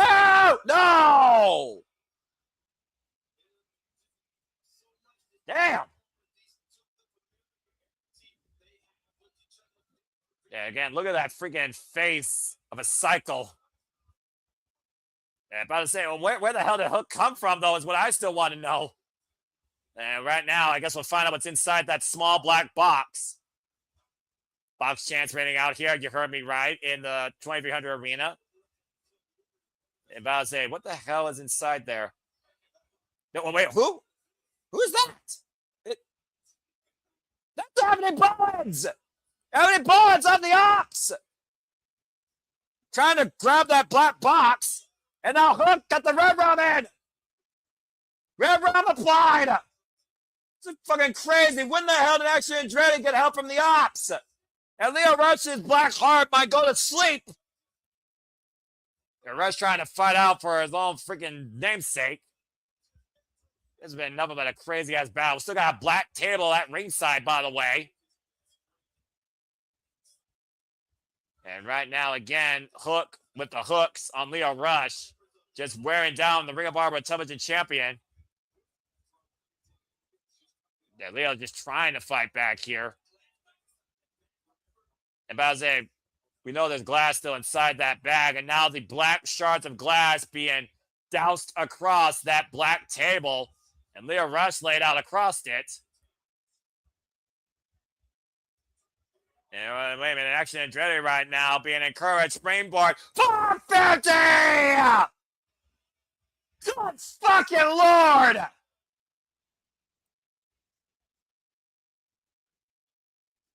Action Andretti just crushed Leo Rush that 450 through the black table, studded with black shards of glass. And now Bowens and the Hook are sending Action Andretti back inside the ring. At this point, it's just a matter of a 3 count here. Just shoot the half and cover the man. The fucking fix apparently was in. Emerging ringside, drapes the arm. Oh my gosh! Oh, they won! What the hell? Unfucking real resuscitation by the Blackheart. Who the hell gave him a defibrillator? And the crowd going crazy, and they're on their feet. And Leo Rush staring down Action Andretti once again. The ops are beside themselves at ringside. Bowens with a steel chair wielded in hand. And right now, Action Andretti and Leo Rush are still doing it amongst each other. Now, Bowens now on the ropes, bracing a chair in that corner. Irish whip. Oh, damn! High angle, back of the head first into the remnants of that broken red door. Oh, no. Head first goes Leo Rush, who slides out of the way. And Action Andretti, ooh, just dodging collision. Leo Rush still on the run. And, oh, no! Face first to that barbed wire steel chair. Up in the fireman's carry. Oh! Lights! Camera! Action, that's a wrap! Action Andretti wins!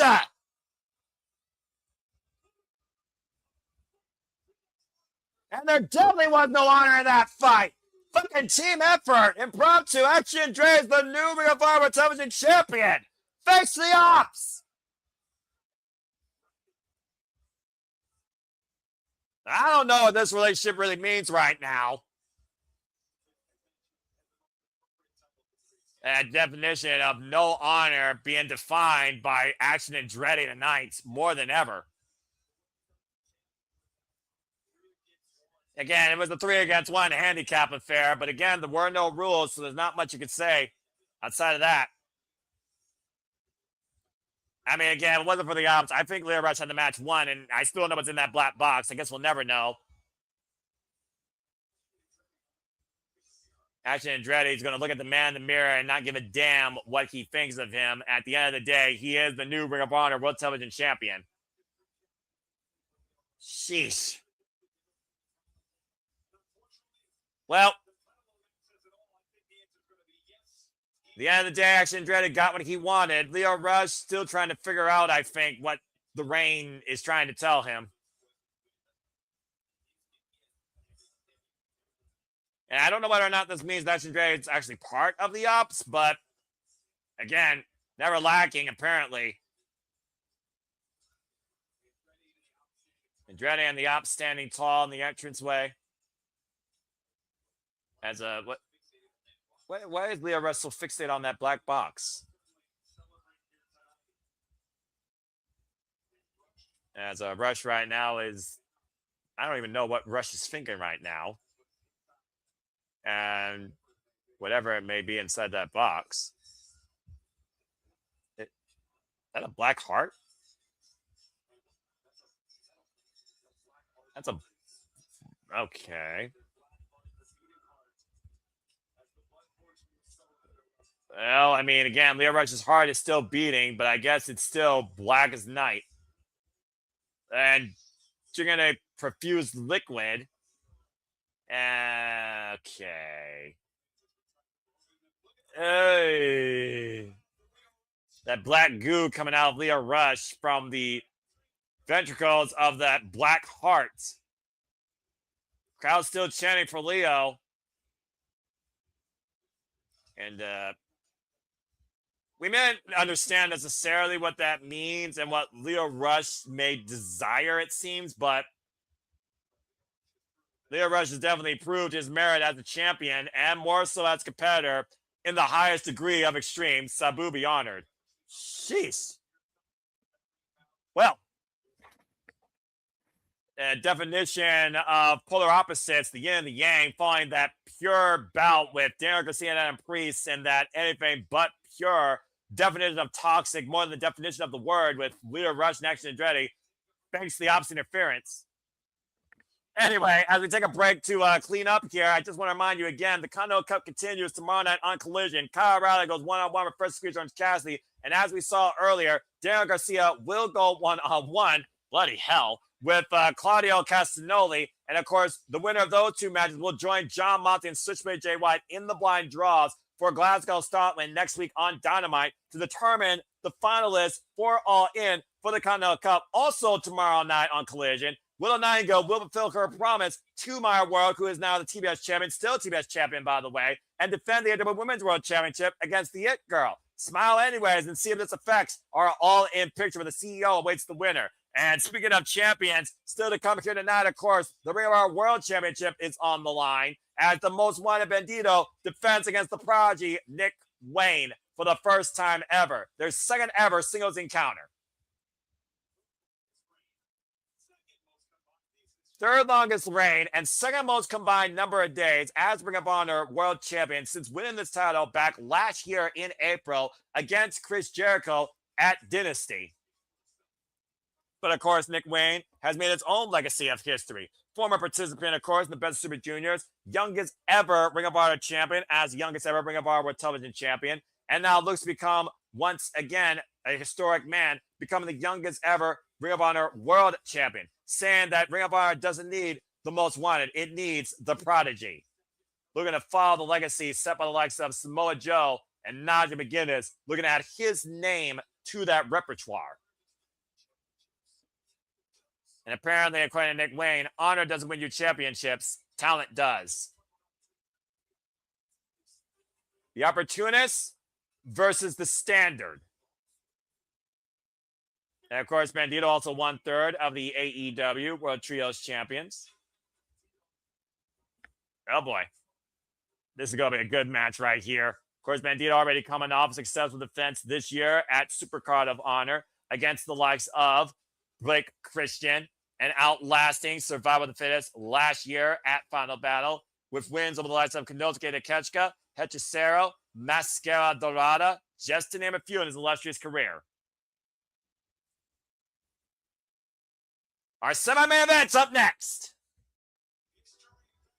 History beckons for the one that wishes to seize it tonight at Death Before Dishonor. We've already seen, again, titles change hands, but it is now time for our semi-main events.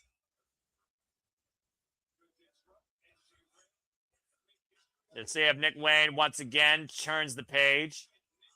Looking to make history here tonight. Nick Wayne, 21 years of age, trained by the late, great Buddy Rain, and of course, encouraged by the likes of Darby Allin and A.R. Fox, 8 years involved in this game. Could tonight be Nick Wayne's night? Former Ring of Honor Television champion again for 387 days. Former Defy champion, GCW Tag Team champion, and of course, AEW World Trios champion. Coming off a win against one of his closest friends, closest influences in this business, Jordan Oliver, just last night on Ring of Honor. I'll say this future for this young man has already been brewing very high ever since the influences of Christian Cage. And of course, going to business for himself. No Mama Wayne here, by the way, tonight. third-generation wrestler, of course, from the Pacific Northwest. As we await the most wanted and one of the greatest Ring of Honor World Champions of all time. And we'll see if Bandido once again draws the final shot needed. The hero versus the villain. Who's a fan that's literally all over the world in multiple countries. Bandido now has been the Ring of Honor World Champion, folks, for 502 days. Tonight will mark an incredible, historic run of defenses. Number 16. He's outlasted at WXW, one called Manners. He's outlasted Adam Priest, Katsure Shibata, Valador Jr. in CMLL, Mascara Dorada, Hechicero, Konosuke, Takeshita. And of course, Dralistico, and like I said, the only ever man to survive survival of the fittest with the Ring of Honor World title on the line. With an average friggin' match span close to upwards of 20-some-odd minutes, by the way. Of course, it was last year at Dishonor. I called that incredible match with my brother, Walter, subscribe today, Rage of Wrestling, as he was able to outlast the Mad Alchemist, Hechicero, 36 minutes of pure body manipulation and dissection. There's no telling what Nick Wayne's going to do tonight, though, against Ring of Honor's hero. And how fitting, by the way, these color schemes, red versus blue, a hero versus a villain, the most wanted versus the prodigy. The present versus the future. Let's go down to Bobby Cruz to introduce this incredible, historic semi-main event. Take it away, Bobby. Oh, boy. 60-minute time, of course. And the title can change hands on the outside via a 20 count. Going to be the heartbreaker tonight. Oh, boy. Nick Wayne, again, the youngest ever men's singles champion in Ring of Honor history with that Ring of Honor World Television Championship at the expense of Commander. Bandido, by the way, folks, is 31 years of age, has been involved in this business for 15 years and trained by the likes of Ultimo Guerrero. Many people have deemed this man the greatest luchador going today, including Nick Ferrantes. This is going to be so fucking good. Bandido with a ringing endorsement by the 2300 Arena. Staring down the long barrel of another formidable opponent. Bandido and Nick Wayne have only met each other one other time in the illustrious careers prior to Ring of Honor in 2022 at GCW Maniac 2022. And Bandido won that night against a very young, underprepared prodigy, Nick Wayne. And it only took 12 minutes for the Most Wanted to win that night. But of course, the time that Bandido has spent representing Ring of Honor and the growth that Nick Wayne has come through AEW spans the years since that only ever other encounter. As we look towards, again, Ring of Honor prospering under Bandido, who has restored the prestige of the Ring of Honor World Championship, unlike a lot of people in recent memory. Bandido, by the way, is the 42nd Ring of Honor World Champion in this title's legacy, going all the way back to Low-Key, who held it in 2002, following legacies of Homicide, Bryan Danielson, Samoa Joe, CM Punk, Tyler Black, Kevin Steen, Eddie Edwards, Adam Cole, baby, former three-time Ring of Honor World Champion, Jay Lethal, John Gresham, Claudio Castagnoli, and even Eddie Kingston and Mark Briscoe. We'll see if the Code of Honor here is adhered to by both champion and challenger. Bit of a slap in the back of the hand there. That's about as much you're going to get. The bell rings. We are underway for the semi-main event. Referee Stephon Smith for this contest. Only thing the prodigy has in mind is leaving with the gold here tonight. And we'll see how much of an influence Christian Cage and other greats of ROH, for that matter, might persevere into Nick Wayne's game plan here. Right now. Oop. A little bit of a fake out there as Nick Wayne looking to get inside the head of the champion, drawing his gun forward. And it proves that, again, how much Nick Wayne has followed Bandido in his evolution as the Ring of Honor world title holder. Condable tie up here right now, and the mindset that Nick Wayne has really changed through, especially over the last couple of years, branching away from Christian Cage, but heavily influenced by, of course, the Patriarch, freaking father of the year, of course, in some people's eyes. Clear as day, of course, Nick Wayne called his shot against Bandido that I look to challenge you and become the youngest ever Ring of Honor World Champion. Another fake out there and a false break. Now pulling both guns forward against Bandido, trying to get inside the head of the champion. Side headlock now by Bandido. Bandido, again, has had an incredible 2026 in and out of ROH and AEW. Previous challenger, the AEW World Championship. Participant, of course, in the Owen Hart Foundation tournament. And now 1/3 of the AEW World Trios champions, alongside him and Adam Page and Big Bad Brody King. Of course, Bandido, former AEW World Tag Team champions. And it was around this time, actually, that Bandido shocked the world in London and won those AEW Tag Team titles at the expense of FTR. Able to hold on the wrist, able to roll through, duck underneath, kip up though. Deep arm drag takeover by Bandido to Nick Wayne. Both these men right now picking up speed, trying to grab a limb. Able to spring through. Good agility here, so far. The side step, hand spring, moonsault, able to sweep the leg, undenied. Side step, Nick Wayne off the ropes, pop up, off the shoulders, moonsault stand. Wow! Went for the big boot, went for the high kick, duck underneath, bang! Whoa! A hell of a fast and furious exchange with Bandido drawing right now in the final bit. And Nick Wayne caught off guard there for a split second. Whew. Most wanted looking into the eyes of the young challenger that stands before him as you see the Ring of Honor banners adorn across the 2400 arena in this field of combat. And about to say, Nick Wayne does not need to be instigating the audience or mocking his opponent. Not this early. Oof, nice chop. And you think about, again, what Bandido has done in this run alone. 503 days. Think about that. Very few, literally, longest top 3. Very few men, a top echelon in Ring of Honor history, have held the title for more days than that. The only ones that have done that is Samoa Joe. Wow! Dope Suicida all the way back in 2003 to 2004 for 645 days. And, of course, Nigel McGuinness is the follow-up to that at 545 days. Bandido just underneath those two men as long as reigning Ring of Honor World Champions. What a flying Tope Suicida, taking Nick Wayne further up the entranceway.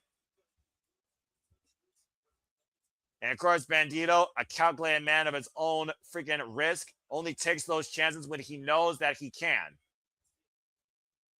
Now, Bandido, of course, like I said, has now held the Ring of Honor World Championship for 503 days this run, and a combined number of, 655 days, though.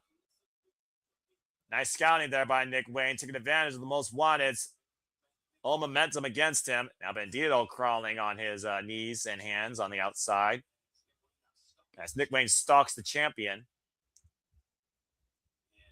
And bringing him back up to his feet. Oh, open palm. Open hand strike. Bandido, Nick Wayne, eye to eye. Another open palm strike, taking Nick Wayne down to his knees. Of course, we recently saw Nick Wayne try to become the number 2 entrant in the Casino Gauntlet match at AWL in against MJF and Speedball Mike Bailey, driving Bandido back first in the barricade. Pop up and oh no! Messy landing for Nick Wayne, popped up shoulder first and jaw first into that barricade.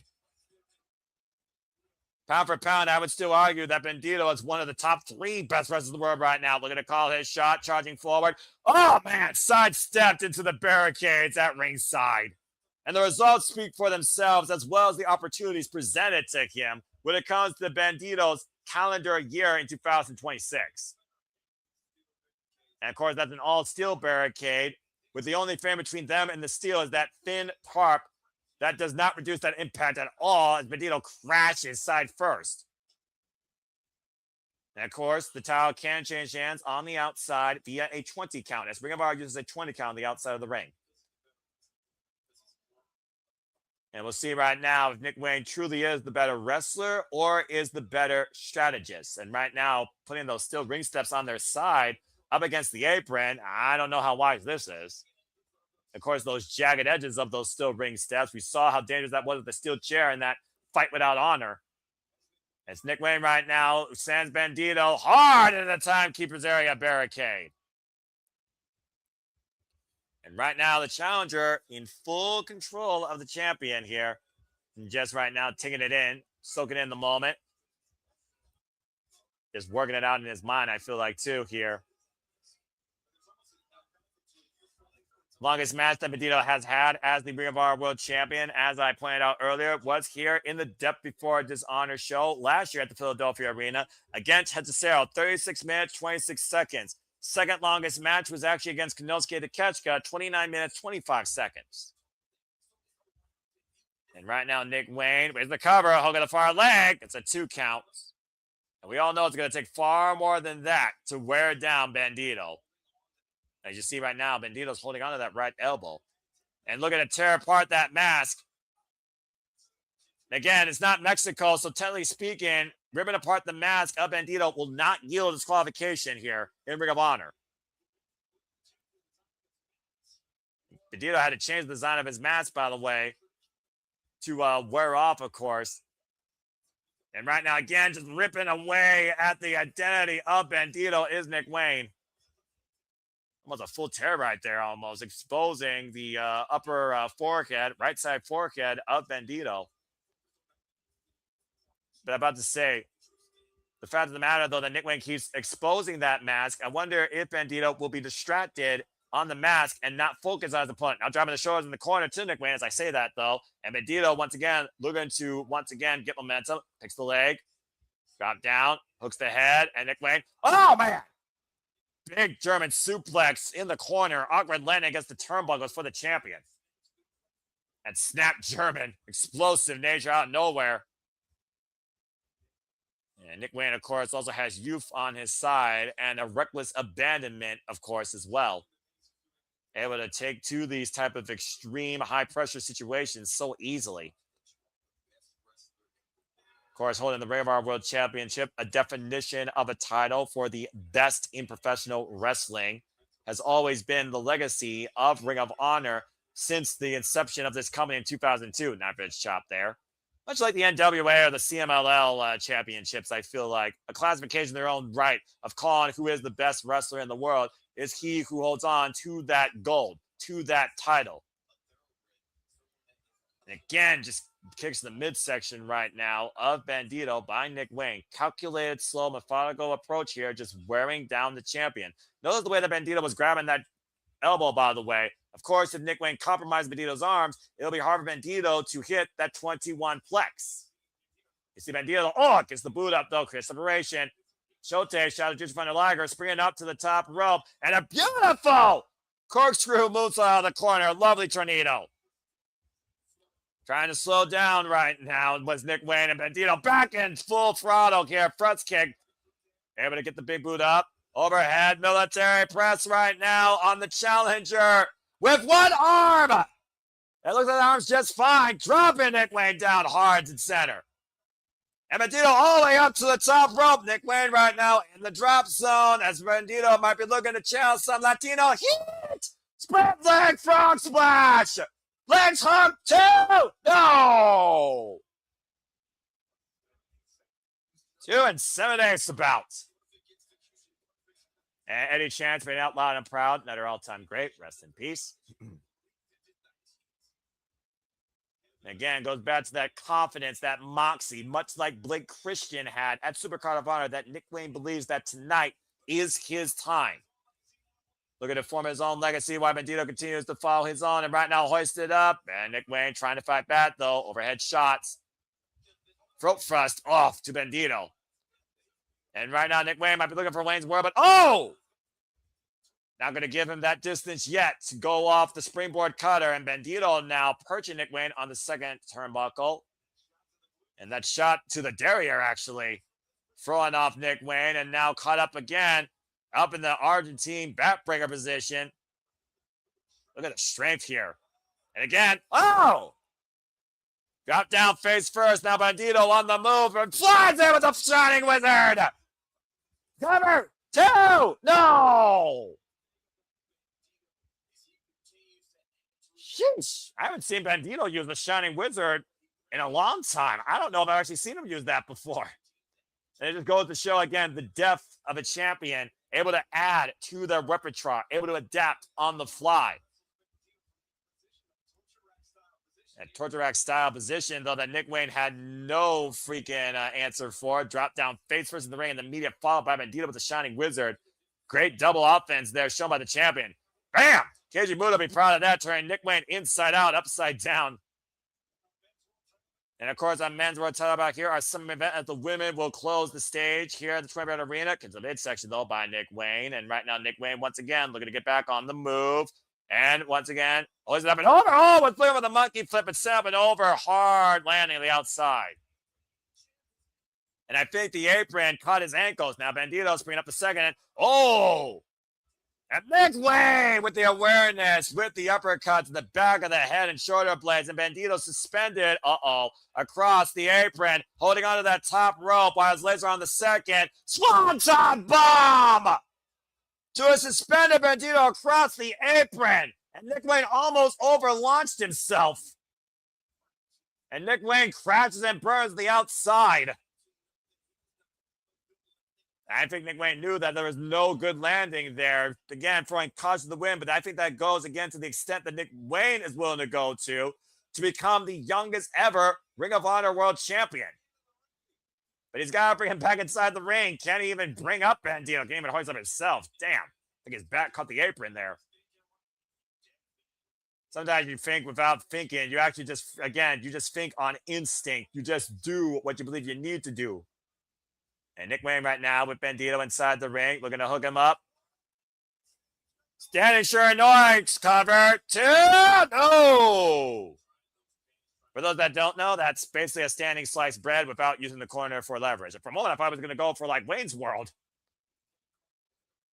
And right now, there is no way to call anybody with the advantage. Red versus blue, Prodigy versus the most wanted, champion versus challenger, youth versus the standard.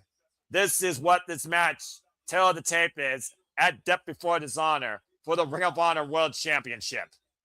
Capacity crowd here on hand, standing room only in the 2300 arena.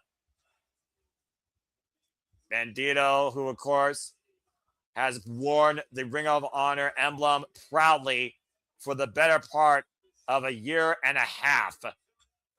Open palm strike right now, wheeling the champion forward is the faithful here, but also some chance coming out for Nick Wayne, showing respect to the Prodigy and the potential that he could bring. Overhead palm strike, though, by Bandido, and Nick Wayne just laughing it off. Nick Wayne wants Bandido to bring more forward here. I'm about to say, just literally teeing himself up for Bandido. Will Bandido follow suit? Goes back to that willpower. And right now, just giving a free shot here. Oh, spinning soulbot, rising knee, combination, swing and a miss. Big elbow, rolling elbow connects. Nick Wayne taking advantage. Super kick! Damn! After a 2-win fly, German suplex, Nick Wayne back on his feet though. German suplex to Bandido by Nick Wayne though. Both these men find her together. Super kick by Nick Wayne. Now Nick Wayne once again on the move. Bandido hoisting up Nick Wayne. Oh, drop down to a cutter out of nowhere. Went for the kick and Bandido hooking Nick Wayne for a poison rana. Long shot, crucifix bomb, and both men down. Holy hell!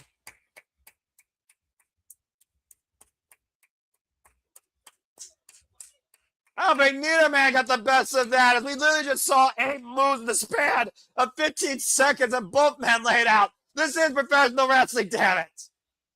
Holy shit, indeed.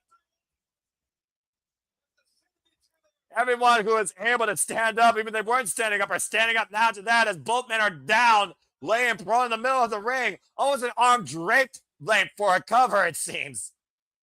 Stephon Smith right now looking to wheel both men to their feet as we look back at the end of this exchange here. Again, that ridiculous pop-up, drop down by Nick Wayne, catching Bandido on the way down to a cutter, whipping the leg kick. Bandido catching Nick Wayne with a poison rana, and then Nick Wayne follows through, hooking Bandido into a crucifix bomb. And caught the champion on the run as both men used each other's momentum against them.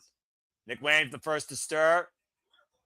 But we're up to 9. Whoa! And both men all of a sudden rising up eye to eye.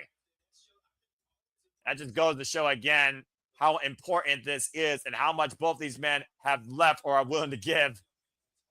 Forehead to forehead, eye to eye. This is the heart. This is the soul. This is the Ring of Honor World title. Open palm strikes right now. Both men just lining up each other. Oh, wait a minute. Did they just look something? They just fought. Oh, dear God. Oh, boy. Now they're going to take this to a whole nother dangerous level. It's almost like a shootout in Death Valley. Bandido. Oh, dear God. Hoisting up Nick Wayne. The fireman's carried. Those steel steps still looming that Nick Wayne said earlier. Oh, jumping into Guri. And Bandido able to fall down to the floor. Nick Wayne, though, scouting Bandido, was looking for the PK, cut the boot, and oh my God! Oh wow! Damn! Nick Wayne just fucking sparked himself in the steel ring steps. What the hell? And Bandido saved himself, and Nick Wayne got clowned on the side of those steel ring steps. The fucking indent with Nick Wayne's head is in them, clear as day. Crowd chant, this is awesome, and I agree. Incredible sequences being seen here tonight with these two men. Bandido rolling inside the ring, and right now Stephon Smith checking on Nick Wayne, who literally got crowned on the top of his head in the side of those steel ring steps. Take a look at the replay if you're with me here. Bandido catching the PK and literally turning Nick Wayne up and over on his head first into those steel ring steps. Unreal. Oh, dear God. Ooh.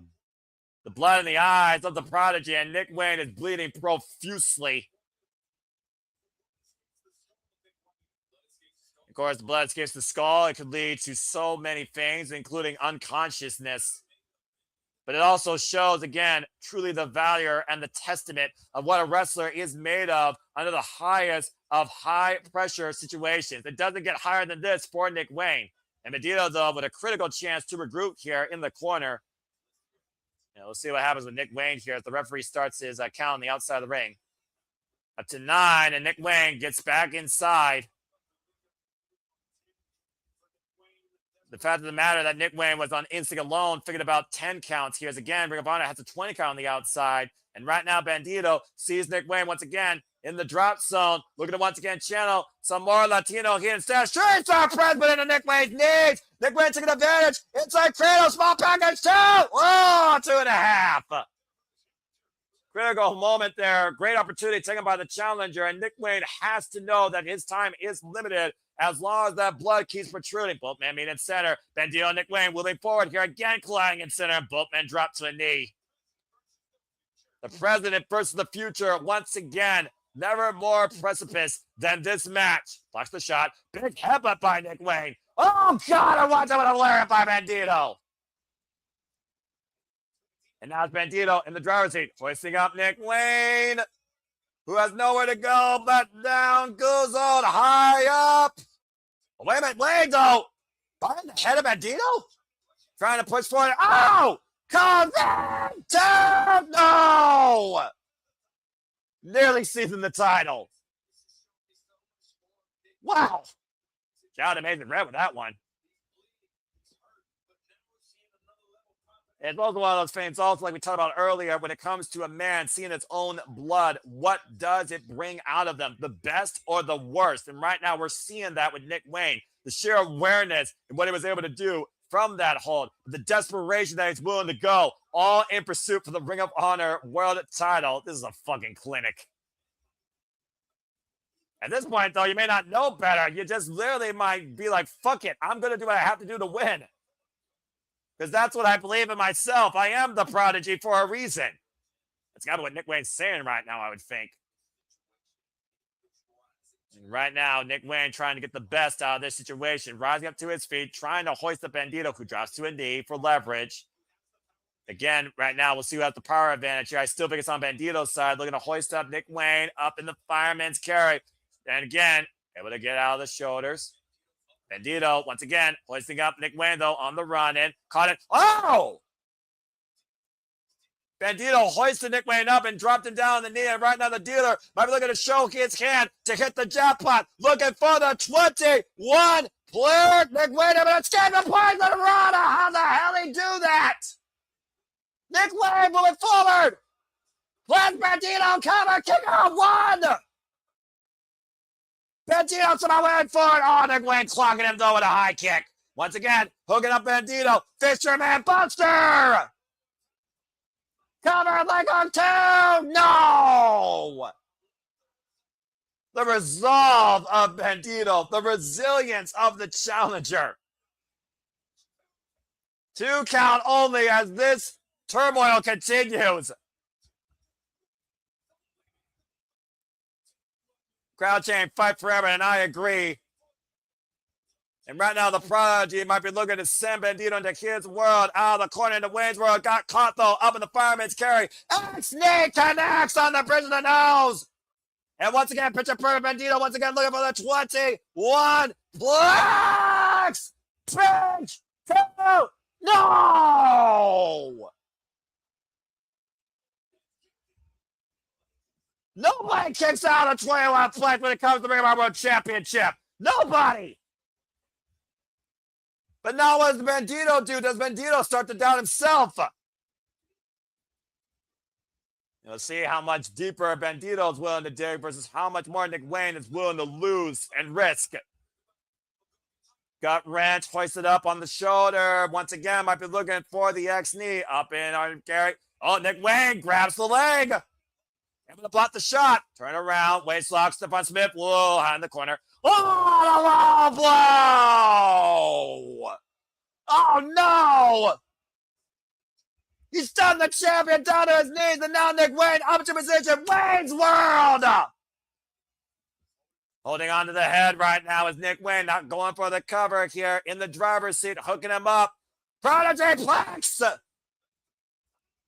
Cover, hooked in their leg, 2, and no, and crucifix, reversal 2, Bandido retains.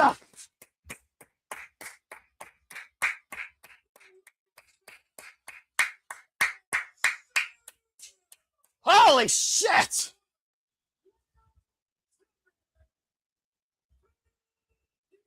Bandido once again finding what he needs from underneath with the crucifix counter roll up to the Prodigy Plex. Bandido is still Ring of Honor World Champion.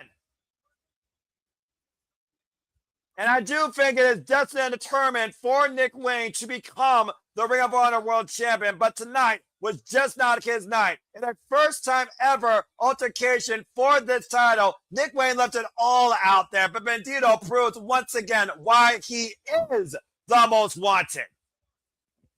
An incredible pendulum swing of back and forth action down to the very end stretch. And Nick Wayne reaching as desperate as he could with that low blow, nearly capturing the title. But Bandido's sheer awareness with the crucifix. Holy hell. And now he's only 42 days away from catching Nigel McGuinness, becoming the second longest ever reigning and defending Ring of Honor World Champion in a single run. Congratulations to Bandido, the most wanted, and still the possessor of the Ring of Honor World title. And about to say, Bandido, I'm sure, gained a lot of respect from Nick Wayne, though, in what he was willing to bring forward here. As much the champion is defined by how he carries himself, not with a title on his shoulder. A challenger also is truly defined with the caliber of the champion that he can be. And again, though, if it wasn't for just, I think, that low blow, and he went for the Wayne's World again or another Prodigy Plex, I think Nick Wayne very well had a chance. Congratulations, though, Bandido, still Ring of Honor World Champion.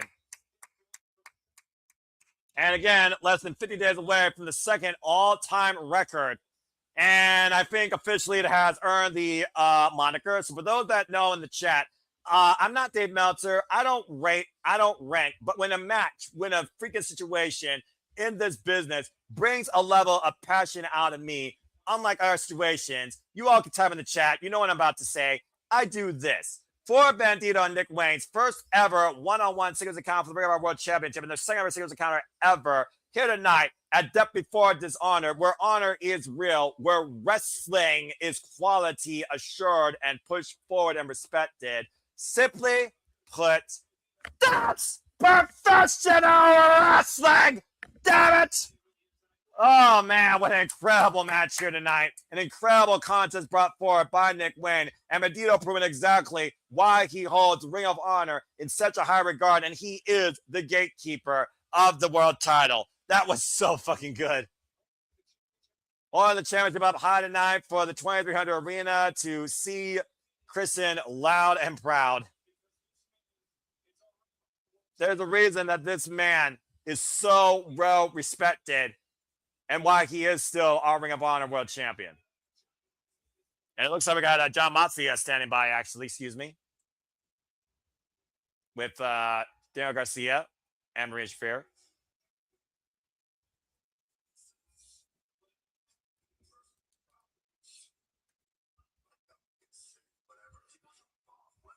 He will drop up left and right. I have nothing. I have nothing. This sport wasn't always ready and willing to strike when the opportunities arose. Looks like he's going to talk about Daniel Garcia taking a shot at Claudio Castagnoli and the Continental Cup. And when he expect nothing less. And he doesn't demand nothing less. Only ever asked one thing from anybody on this team.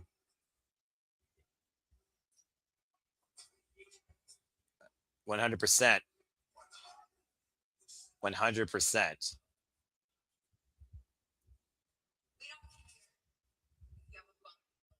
Don't care about bum ankle.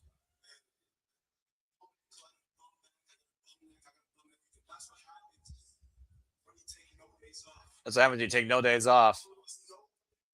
Almost no days off. Maybe some days off for somebody else. And Claudio, I'm here. Where you at? Ooh.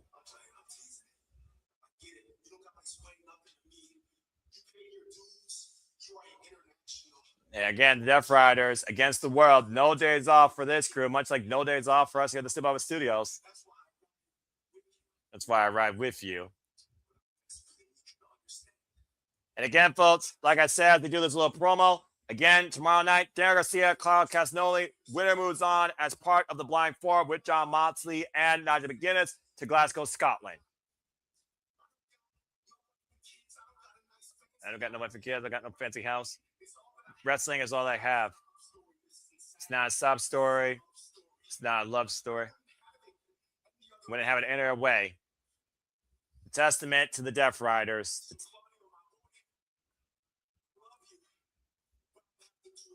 Claudio, I love you, but I have to do it to you. Because the Continental Tournament is the epitome of what pro wrestling is. Preach! Don't care if it's Nigel McGuinness. I don't care if it's John Moxley.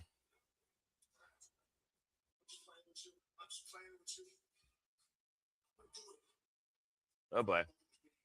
Do it for the love of the game. Continental wrestling matches are the definition why I love professional wrestling again here in the States.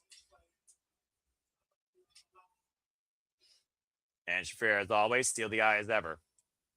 Well, folks, on an incredible night, let me go ahead and run down the card once again. We just saw Bandido once again successfully defend the Ring of Honor World Championship against the prodigy Nick Wayne in the Fatal 4 for the World Tag Team Championships. El Sky team was able to retain. Lee Moriarty was able to survive the wrestler thanks to a clutch pin roll-up. Deonna Purrazzo took both arms of Steph DeLander.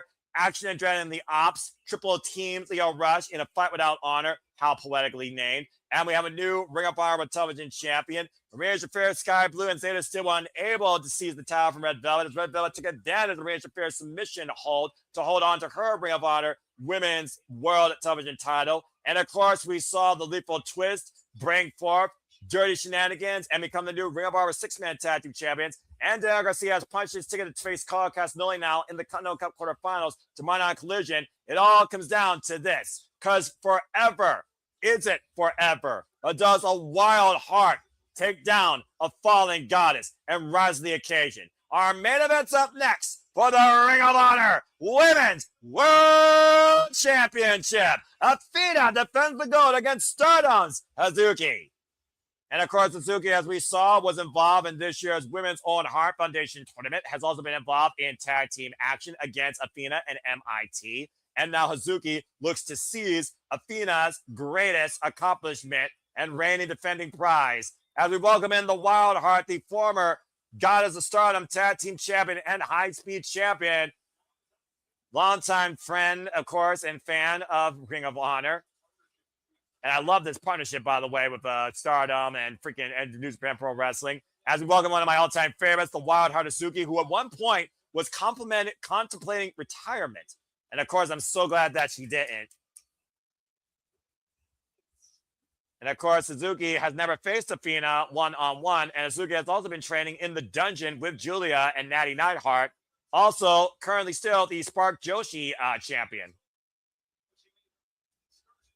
And of course, Hazuki, no stranger to this stage, made his excursion to the United States when she was much younger to Ring of Honor. And is looking to end what seems unendable in Athena's forever Ring of Honor Women's World Championship run. It's going to take somebody more violent. Hazuki might be the definition of more crazy, and that might be the combination needed to finally overcome what seems unsurmountable. And of course, Hazuki, as I said, heavily known for her career in Stardom, a former 3-time Gods of Stardom champion, 4-time Artist of Stardom champion, and a record-setting at one point high-speed champion with 208 days with that title. And of course, former CMLL Japan Women's Champion as well.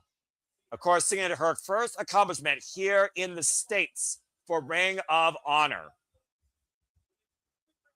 who has not lost a proving ground match or a championship match for the better part of 70-plus combined showcases and defenses of the Ring of Honor Women's World Championship against all stages of wrestlers. Canada, Japan, Mexico, America, Ring of Honor, AEW, even Stardom, let's forget, overcoming the one person that got the better of her outside her domain in Shuri. The longest reign in modern day professional wrestling history and in all of ROH history. Of course, the last time that Hazuki challenged for the Ring of Honor Women's World title was when it was, of course, the Women of Honor title against Sumi Sakai, who was so instrumental in allowing those doors to be open for these incredible athletes to be able to excurge here to the States. Now retired, of course.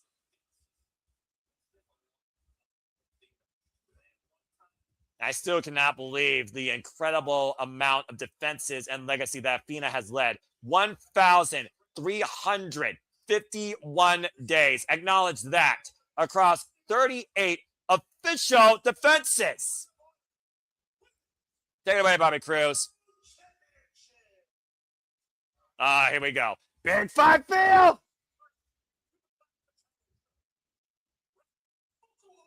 We're going to Japan. I love Hazuki. She warms my heart.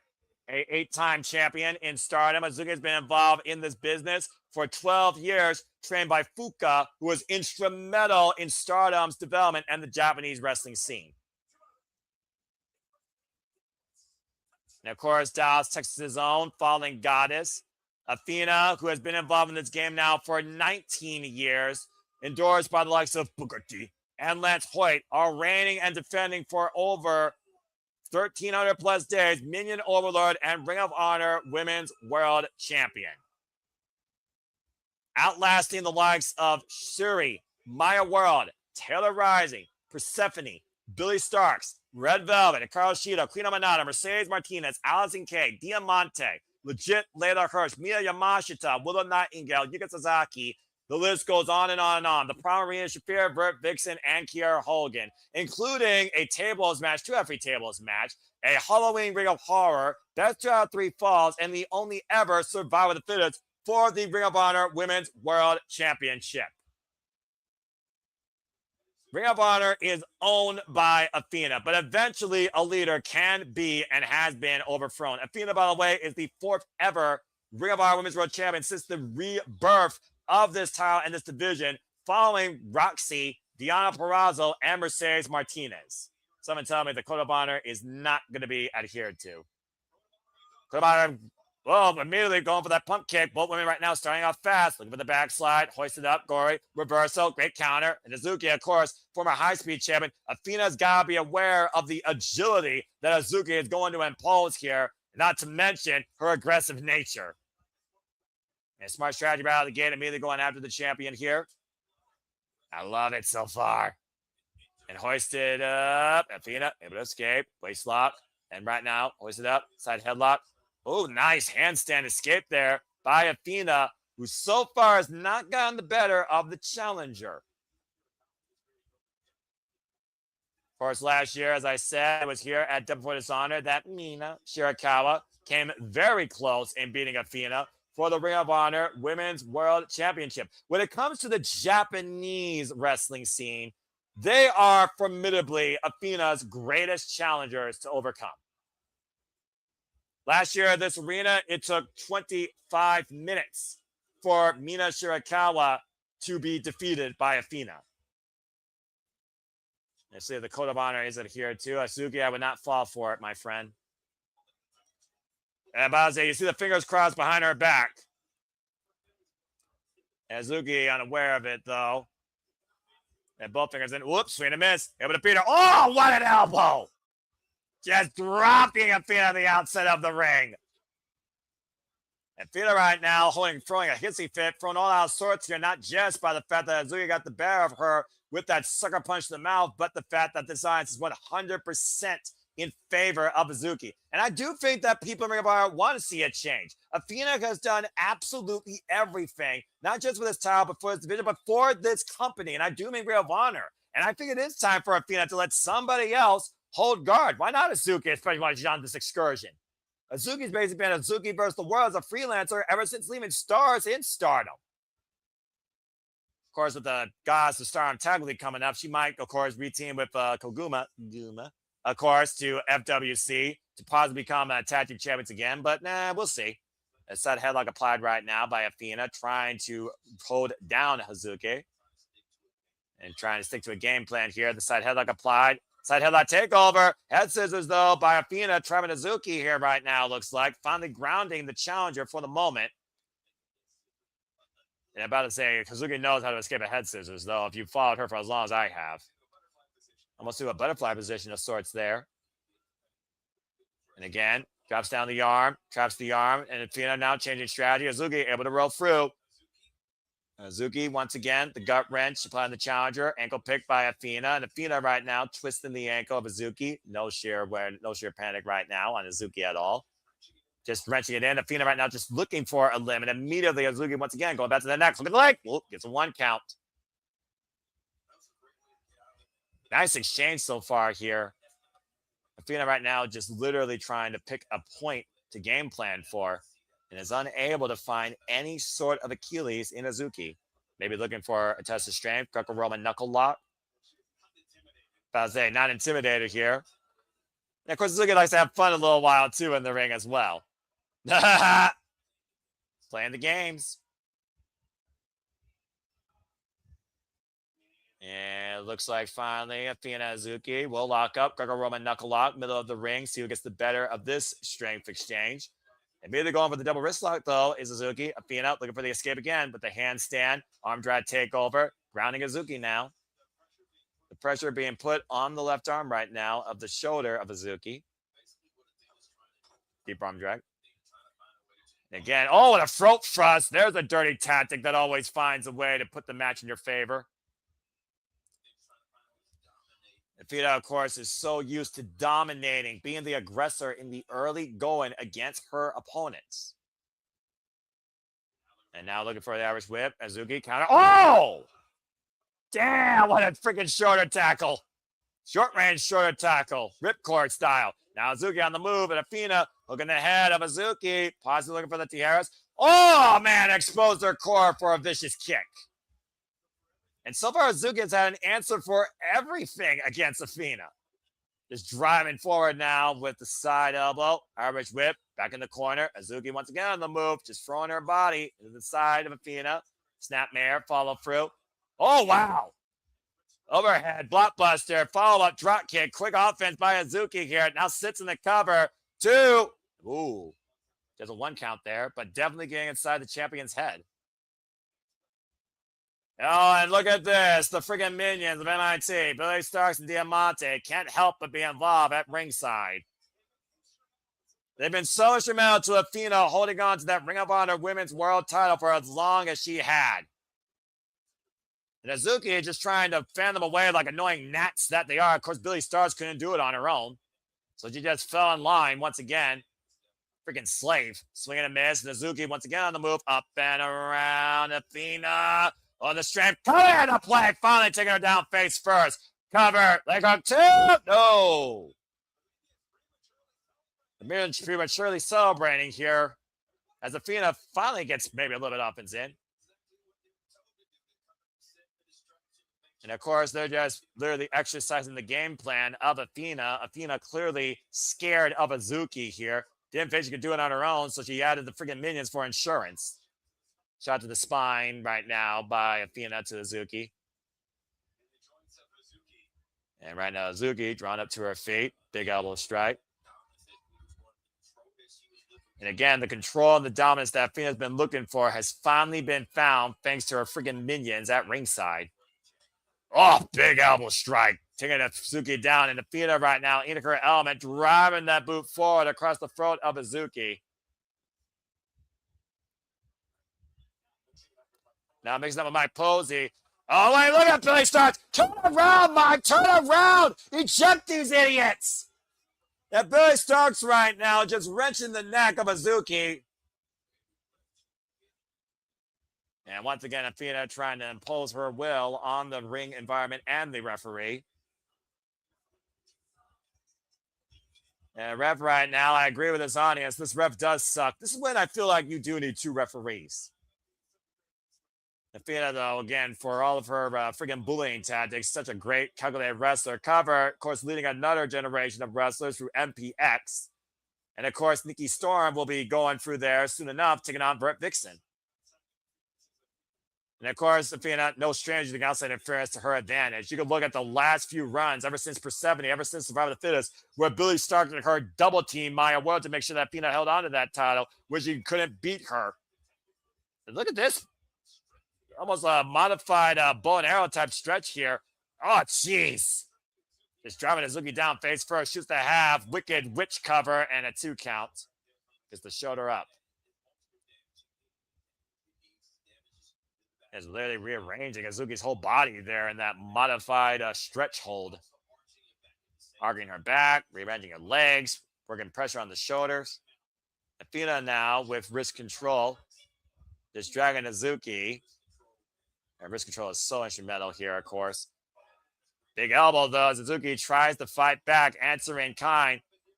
Ooh, just underneath that one. Hazuki still fighting back here. Getting the better. I hope that she dribbles her like a basketball here eventually. Irish whip from the corner. Athena, too slow, though. Hazuki now looking for her trap cover. Hook leg. Gets a 2 count with a modified package.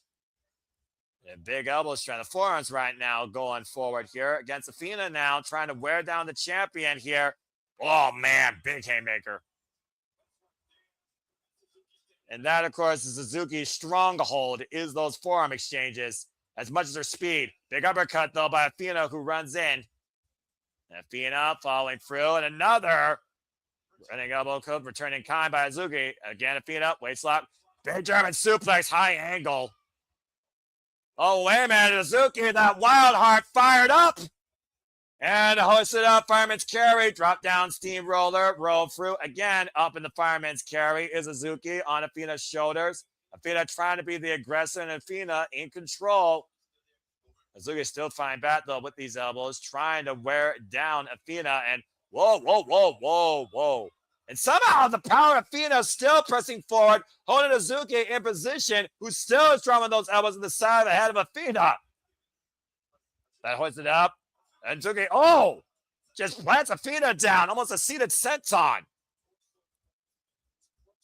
Almost crushing the champion there. Hazuki right now has to have eyes in the back of her head, knowing that Diamante and Billy Starks are looming around ringside. You only can play so long on the outside of the ring, even with a 20 count, knowing those two idiots are out there. Athena dreaming face first inside that steel chair. Athena not moving right now. Up to 8. And of course, we know the title in Ring of Honor. The 20 count, of course, in Ring of Honor, much like Stardom in New Japan. But you can't win the championship out there like that. And right now, just literally Diamante and Billy Starks just buying time for Athena. This is when I wish Mina Shirakawa would come out here with that kendo stick and just waylay Diamante and Billy Starks. And Mike Posey exercising leniency and caution here. Up to 16 right now. And of course, title chance hands cannot change hands via count out. Up to 17. Up to 18. Up to 19. And brought back inside, actually. Hazuki just waiting for Athena. And Athena might be a little bit in trouble. Up and around. Take over to Harris. Crown on her head, almost like a leg DDT assist. If there's ever a chance for Hazuki to make history here tonight, much like what I say in the chat, it is now running forward again, charging forward into the champion. Excuse me. Once again, hooking the champion's head into a tornado DDT. Second time, just as effective here right now. Hazuki closing in, hook up both legs, 2, and Athena uses her arms to grab the bottom rope for the break. Again, that awareness right now, knowing where she is, holding on to her title. Not rushing in either, though. As that ridiculous smile on Hazuki's face that I love is right now all over her face. Now just paintbrushing the champion here, driving her boot forward with those Hayabusa split-toe boots of sorts. Athena, though, spinning soul bot. Hazuki holding on to the leg, though, and holding on to her base on the apron. And right now, Hazuki, and, oh, man! Power slam, scoop power slam, with Hazuki's own momentum against her on the apron by Athena. Smart move by the champion. And it goes back to, again, that awareness that Athena has. Let's take a look again, if we can, here. As you see right now, Athena slow to capitalize. Again, Hazuki was running in, and while Athena was draped across the second rope on the outside, captured her with a scoop slam on the apron. And of course, every bit of the apron, nothing but steel against bone, where wood meets steel, the hardest part of the ring. And Athena now dragging Hazuki back towards center. I don't know what Athena's thinking here right now, trying to literally hoist her up with both arms. And, whoa! Deadlift, powerbomb off the shoulder, 2! No! Athena striking a pose here, and again, taking her challenger lightly, and that might have cost her there in that moment. You can tell that Hazuki is exhausted, and Athena right now is still a little bit on Dream Street. 2 power slams now, one on the apron and one in the center of the ring. Not only disorientating her opponent, but wearing her out. Hazuki right now just crawling her way to the bottom rope, and Athena once again back in firm control. And we'll see how far Hazuki can sink or swim at this point. Of course, Hazuki is still looking to one day become the Wonder of Stardom champion in her pursuit of the white belt. The belt defined so much by emotion, while the red belt is defined by the strongest. Of course, Crazy Girl Suzuki currently holds that title. And I gotta imagine that Hazuki eventually does want to win one of those Stardom championships as well. Now up in the up in the electric chair position. Hold on here. Now Athena might be looking to take things to the extreme with Hazuki up on the shoulders of the electric chair on the second rope. And look at Athena here. And Hazuki right now just literally attacking the head of Athena. Hazuki trying to fight back here. And Hazuki, whoa, man! To throw Athena down, avalanche release, crucifix bomb, 2! No! That was a bridge out, not a kick out there. And then fans round behind Hazuki here, and obviously a lot taken out with Athena with the fact that she had to bridge out, exercise more strength to prevent that cover. Only so much adrenaline can take you so far, though. And again, take a look at the replay here if you're watching along with me. Able to change position up with the fireman's carry and literally cook Athena, release crucifix bomb far towards center, choose to have lateral press for the cover, and bridging out. As of course, everyone's been trying to will Hazuki since the start of this match to overthrow the forever Ring of Honor Women's World Champion. And Athena right now going back on the inside here, nearly knocked out on the outside at one point, thrown in by her minions, being encouraged here by her minions. And outside that one distraction play, I'll give Billy Starks and Diamante credit. They have not gotten physically involved in this match, but they know what to do when the urgency is there. Both women right now just squaring off here with the forearms on their knees. And again, right now, Hazuki testing Athena, unlike anyone else so far in the precursors of this match. But it's been pretty dead even ever since the minions decided to come to ringside. Now Hazuki just teeing off against Athena here. Forearms, open palm strikes, welling away at the champion. Back away, looking for momentum. Push off the ropes, rebound, up and around, look for the code breaker. Athena catching Hazuki though. And Hazuki, whoa, Hurricane Rana. Again, big elbow. Oh man, what a right. Whoa. And again, right now, Hazuki, I've seen that look in Hazuki's eyes before. Everything the champion has thrown right now has only instigated Hazuki to hit her harder and more, and I encourage that too. And Athena, again, still fighting back. Open palm strikes. Now the chops, trying to wear down Hazuki. Swinging a miss, and hooking her up. Right at waist, and Athena able to land on her feet. Big pump kick finally takes Hazuki down. Whew, man, every time that I see Hazuki bring the fight to Athena, it just pushes Athena to find another gear of aggressive nature just to keep up with her, let alone take her down. And even though we had one cheating tactic earlier, the crowd right now is respecting what the champion is bringing forward. Now Athena looking to follow through. Caught though. Oh, man. Rising kick on the former champion. Oh, and crowd with a DDT on the apron.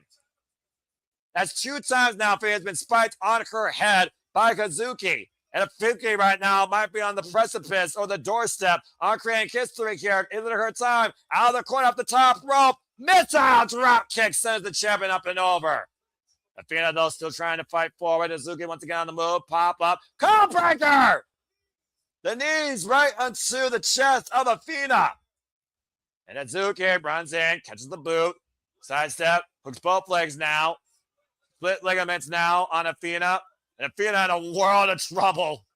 Trapped in the corner. Oh, there it is. A little wave. Hello. Oh, man. This could be it. Athena, cover. Oh, kick out 2.5 by the champion. A little bit of a wave goodbye after that ridiculous cold break out of the corner. But it still shows how much Athena has left, able to kick out of that. Keyword, kick out, even grab the ropes. Hazuki, though, so close. But we know how far Hazuki can go in Stardom. And, of course, across the globe, excuse me, by the way. And right now, Hazuki going up once again, maybe the high-risk district. Athena in the drop zone. Looking for something big and high risk here. All the way up top goes Hazuki again. Athena, though, willing herself back and crawling away from that destination. Making it possible. Woo! Split leg. Able to escape. Athena on the move. Able to hook Hazuki. Well, was trying to. Now got her hooked. And, oh, God! Wow! Driven down face first. 2 both legs hooked. And a 2 count. Oh, Koji clutch applied. Koji clutch locked in right now, center of the ring, and we've seen this sort of combination before by Athena lead to so many successful wins recently.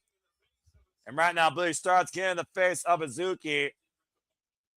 And right now, those eyes seeing the future fade away tonight. Athena right now changing position. Hazuki, though, shoulder down on Athena. Forces her to break the hold.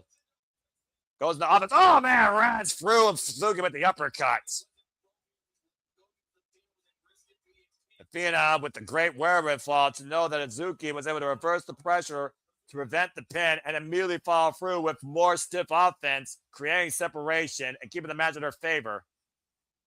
Crowd chant this has been an incredible pay-per-view once again by Ring of Honor, as Death Before Dishonor has delivered on all fronts. Athena right now, crossing the legs of Hazuki, might be looking for a Widow's Peak curb stomp. Again, it usually does into the championship. Instead, looking to do it into that Ring of Honor logo. Swinging and miss, and Hazuki grabs the arm, drops Athena down. Crowd face! And the crowd face locked in! And the hair of Athena impairing her vision as well as her breathing with that as grip across the bridge of the nose. And of course, Hazuki's body in between the champion and the ropes. But Athena trying to reverse the pressure, roll through, and does so to force the break. And again, Hazuki right now looking to follow, and with the kick to the side of the head, driving the champion to the outside of the ring. And Athena right now, once again, taken down to the outside. Hazuki is feeling it, looking to follow up, and oh, God, intercepted. That was the first critical mistake I've seen out of Hazuki this whole match. Looking for the Lopez, so seeing Athena caught her flush with that kick, stopping her down in her tracks. Hazuki might literally be out here. Athena right now grabbing Hazuki and just throwing her into the barricade. And this is where you're in Athena's world and where Athena is at her most dangerous, when she has full control over you on the outside of the ring and loves to use that environment for violence. I gotta consider that Athena probably feels a little bit upset considering how much Hazuki has hung in this match and taken advantage of her. Now dragging her by her hair all the way up the entranceway where there's nothing but metal grated steel. And what wicked ideas are going for Athena's mind right now? The gut wrench. Oh, dear God. No. Not a power slam on the freaking rampway. Athena and Hazuki able to escape, catching her with the forearm. Blocks the shot. Big forearm connects. And both these women in a dangerous, precarious spot. Pump kick denied. And Athena hooking up Hazuki. Oh, dear God. Oh, man. Looking for the deadlift power bomb. Hazuki's still fighting back, though. Looking to hook up Athena. And Athena. Oh! Fisherman suplex on that steel-plated ramp. And look at the glazed look at Athena's eyes. And the war cry by Hazuki. Primal cry here by this warrior of combat. Rebel Heart fighting one battle that she may not be able to win, while the Wild Heart is still fighting another championship battle that she can win. And now Hazuki having her way with the champion, unleashing her own aggression and violence, building her into the barricades, as she should, damn it. Hazuki staying focused on the champion and driving her face first into that ring post. Good Lord. And right now, 1552 might not come forward here if Hazuki continues forward the way that she is. Going up and around that ring post face first. And again, Hazuki right now bringing the champion back inside. The crowd on their feet, waiting to see if we will witness history here with a new champion named Hazuki, who might be looking for that top rope senton bomb to finish her off. And finally got all of it. Cover to new champ. No! Damn it! You had to hook the arm, Hazuki. You couldn't just rely on your back press. And I've already seen so much history here tonight at the 2300 Arena. But will we see this champion finally fall at the hands of a Joshi? Will we see a third title change here? To close Death Before Dishonor, front face lock now by Hazuki, hoisting up Athena, and now the minions coming to the aid of their leader, Billy Starks. Oh no! Pushing Athena into my posy. And clearly now this is turned to a handicap. And Hazuki right now fighting up against the world. Hazuki on the move, and again caught by both Billy Starks and Diamante. And again, you could be as good as an athlete as you want to be, but when the numbers game is not in your favor, it is always a losing battle. Yeah, I'm about to say, no one wants to see this bullshit. Hazuki right now underneath the boots of Diamante and Billy Stars, where Mike Posey was crushed underneath Athena. Boy, this ref does suck. And Billy Starks and Diamante pulling the double play for Athena, who's still down and out. Hazuki, able to escape. And Hazuki off the ropes. Oh, yes! Single knee codebreakers wiping out Diamante and Billy Starks. Trying to clear the deck here. Double drought kicks wiping out Billy Starks. Diamante on the outside of the ring. And now she's focused not on her opponent, but on her opponent's accomplishments. Tope Suicida wiping out Diamante and Billy Starks. Yes! Not looking to be denied here tonight. Gets her comeback from earlier. But you need to focus back on the champion. You neutralize the idiots. Now focus on the task at hand. Hazuki right now scouting Athena, who lays prone. Cut the leg, though. Able to pick the angle. Was looking for the PK. Cross the legs. Coming both arms. Uh-oh. Curve stop! The mouth of Hazuki face first in the canvas. And the hook of the near leg. Kick out 2.5 by Hazuki.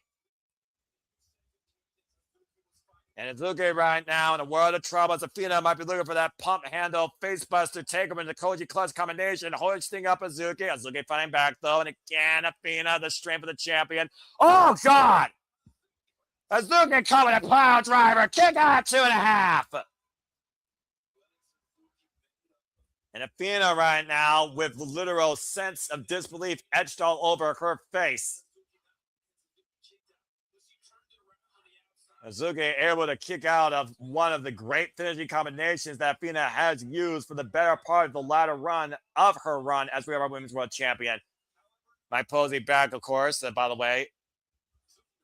Hazuki knows how big the opportunity is. Athena also knows how huge this opportunity is, but she continues to continue her history. Now sending a look at the outside against the announce table. And well, looks like that table is finally going to be put into play. The forever champion right now rearranging the furniture that is nothing more but a table covered in wires, computers, electronics. Clearing the deck here. Good grief.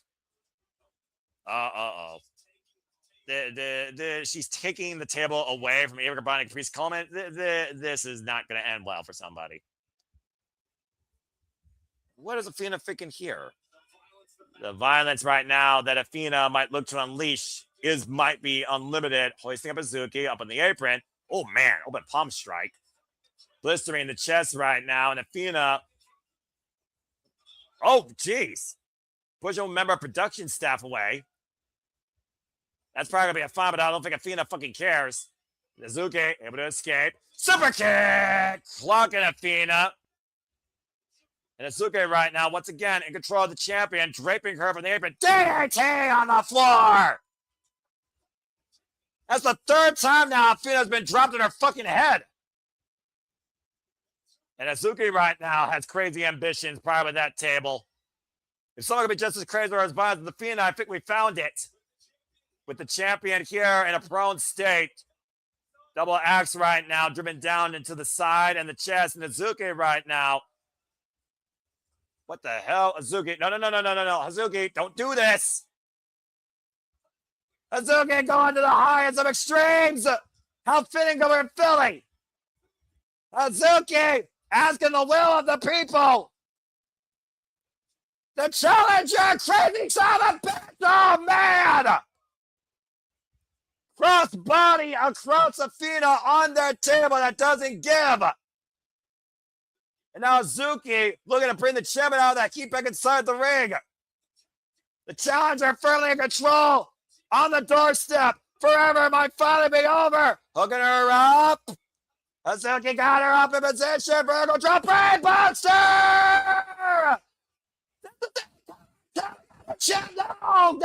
No.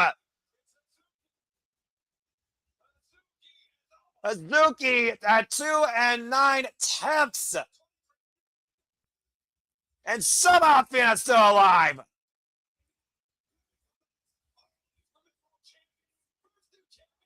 Can we finally see the first new champion since fucking 2023?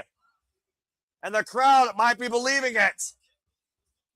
I still don't know how Hazuki's still fighting forward. Athena, though, somehow able to get back up to her feet. Off the rope, side step. Hazuki lands on the apron, though. Athena, oh man, what a stunner across the top rope. I don't know how the hell either of these women still have this much left in them. And once again, Athena trying to move forward here, getting to her feet, picking up momentum, and looking to dive to the outside. What the hell? That was a freaking whole face. That's a variation on the tope I've never seen from Athena. And brings it back inside as Athena once again looks to ascend to the high-risk district and a second position. Oh, face! Leg hook 2! Athena retains again!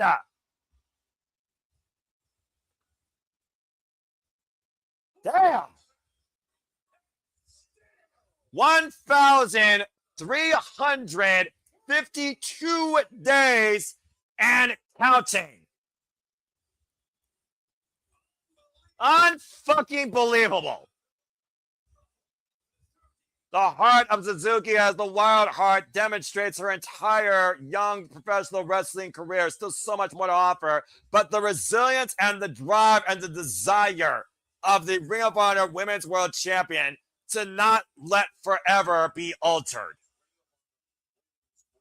I truly don't believe there is a woman on the face of the earth that could beat Athena right now for this title. And you see a little bit of blood right now on the lower lip of Hazuki, who has literally laid out that variation on the tope into an O face. I've never seen Athena do that before in my life. And that goes to show, again, the ever-continuing evolution and testament, whether you like it or not, of our Ring of Honor Women's World Champion. And Athena, of course, 37 full-on defenses here. And wow, Code of Honor adhered to. And is this actually a changing of the heart? I don't trust Athena as far as you can throw her here. I'm about to say, we know what Athena's capable of. And Hazuki, again, though, grabbing the right hand of Athena. And a bow of respect as Japanese tradition goes. Wow. Athena and Hazuki both bowing down to each other. That's the sign of respect that goes to show the definition of fighting spirit and the testament of champion and challenger. That goes to show how much Hazuki has shown Athena, and rightfully so. And that's what it's all about in the center of the ring when it comes to Ring of Honor and Ring of Honor professional wrestling. What an incredible night. What an atmosphere. What a battle of wars. What history we witnessed here. Again, Claudio Castagnoli takes on Darren Garcia, Orange Cassidy, Kyle O'Reilly. Two of those four men will round out the final four of the Continental Cup as the quarterfinals continue tomorrow night on Saturday. And of course, Will Nigel will defend the Women's World Championship against Maya World as we look towards All In. Next week, stay tuned. We're still predicting our coverage, the Disney Breakdown, as we go All In that weekend. But again, we are 9 days away. If you have not purchased this one-of-a-kind incredible pay-per-view that will be taking place from Wembley Stadium, the cathedral of football becomes the cathedral of professional wrestling, as the home where Extreme is baptized, once again plays host to honor. Athena still Ring of Honor Women's World Champion. Now and truly very well might be forever. Getting a ringing endorsement of respect and a standing ovation, and I'll go ahead and join suit from the people at ringside. I don't know if forever truly is forever, but one thing's for certain, Athena is Ring of Honor, and it will be death before she is dishonored. With that being said, thank you so much, everybody, for tuning in to this special watch-along coverage of Ring of Honor for Dishonor. I hope that you enjoyed. So on behalf of all of you, until the next time we are in your feed on the X or on YouTube, hope to see you Sunday for the shenanigans and lockdown for what it's worth. But until next time, as I always like to leave you, make a positive impact in life. Have a good night. Happy wrestling, everybody. This has been Ring of Honor, Death Before Dishonor, and truly, it's been a night full of honor. Thanks for tuning in. Have a great one, folks. See you next time.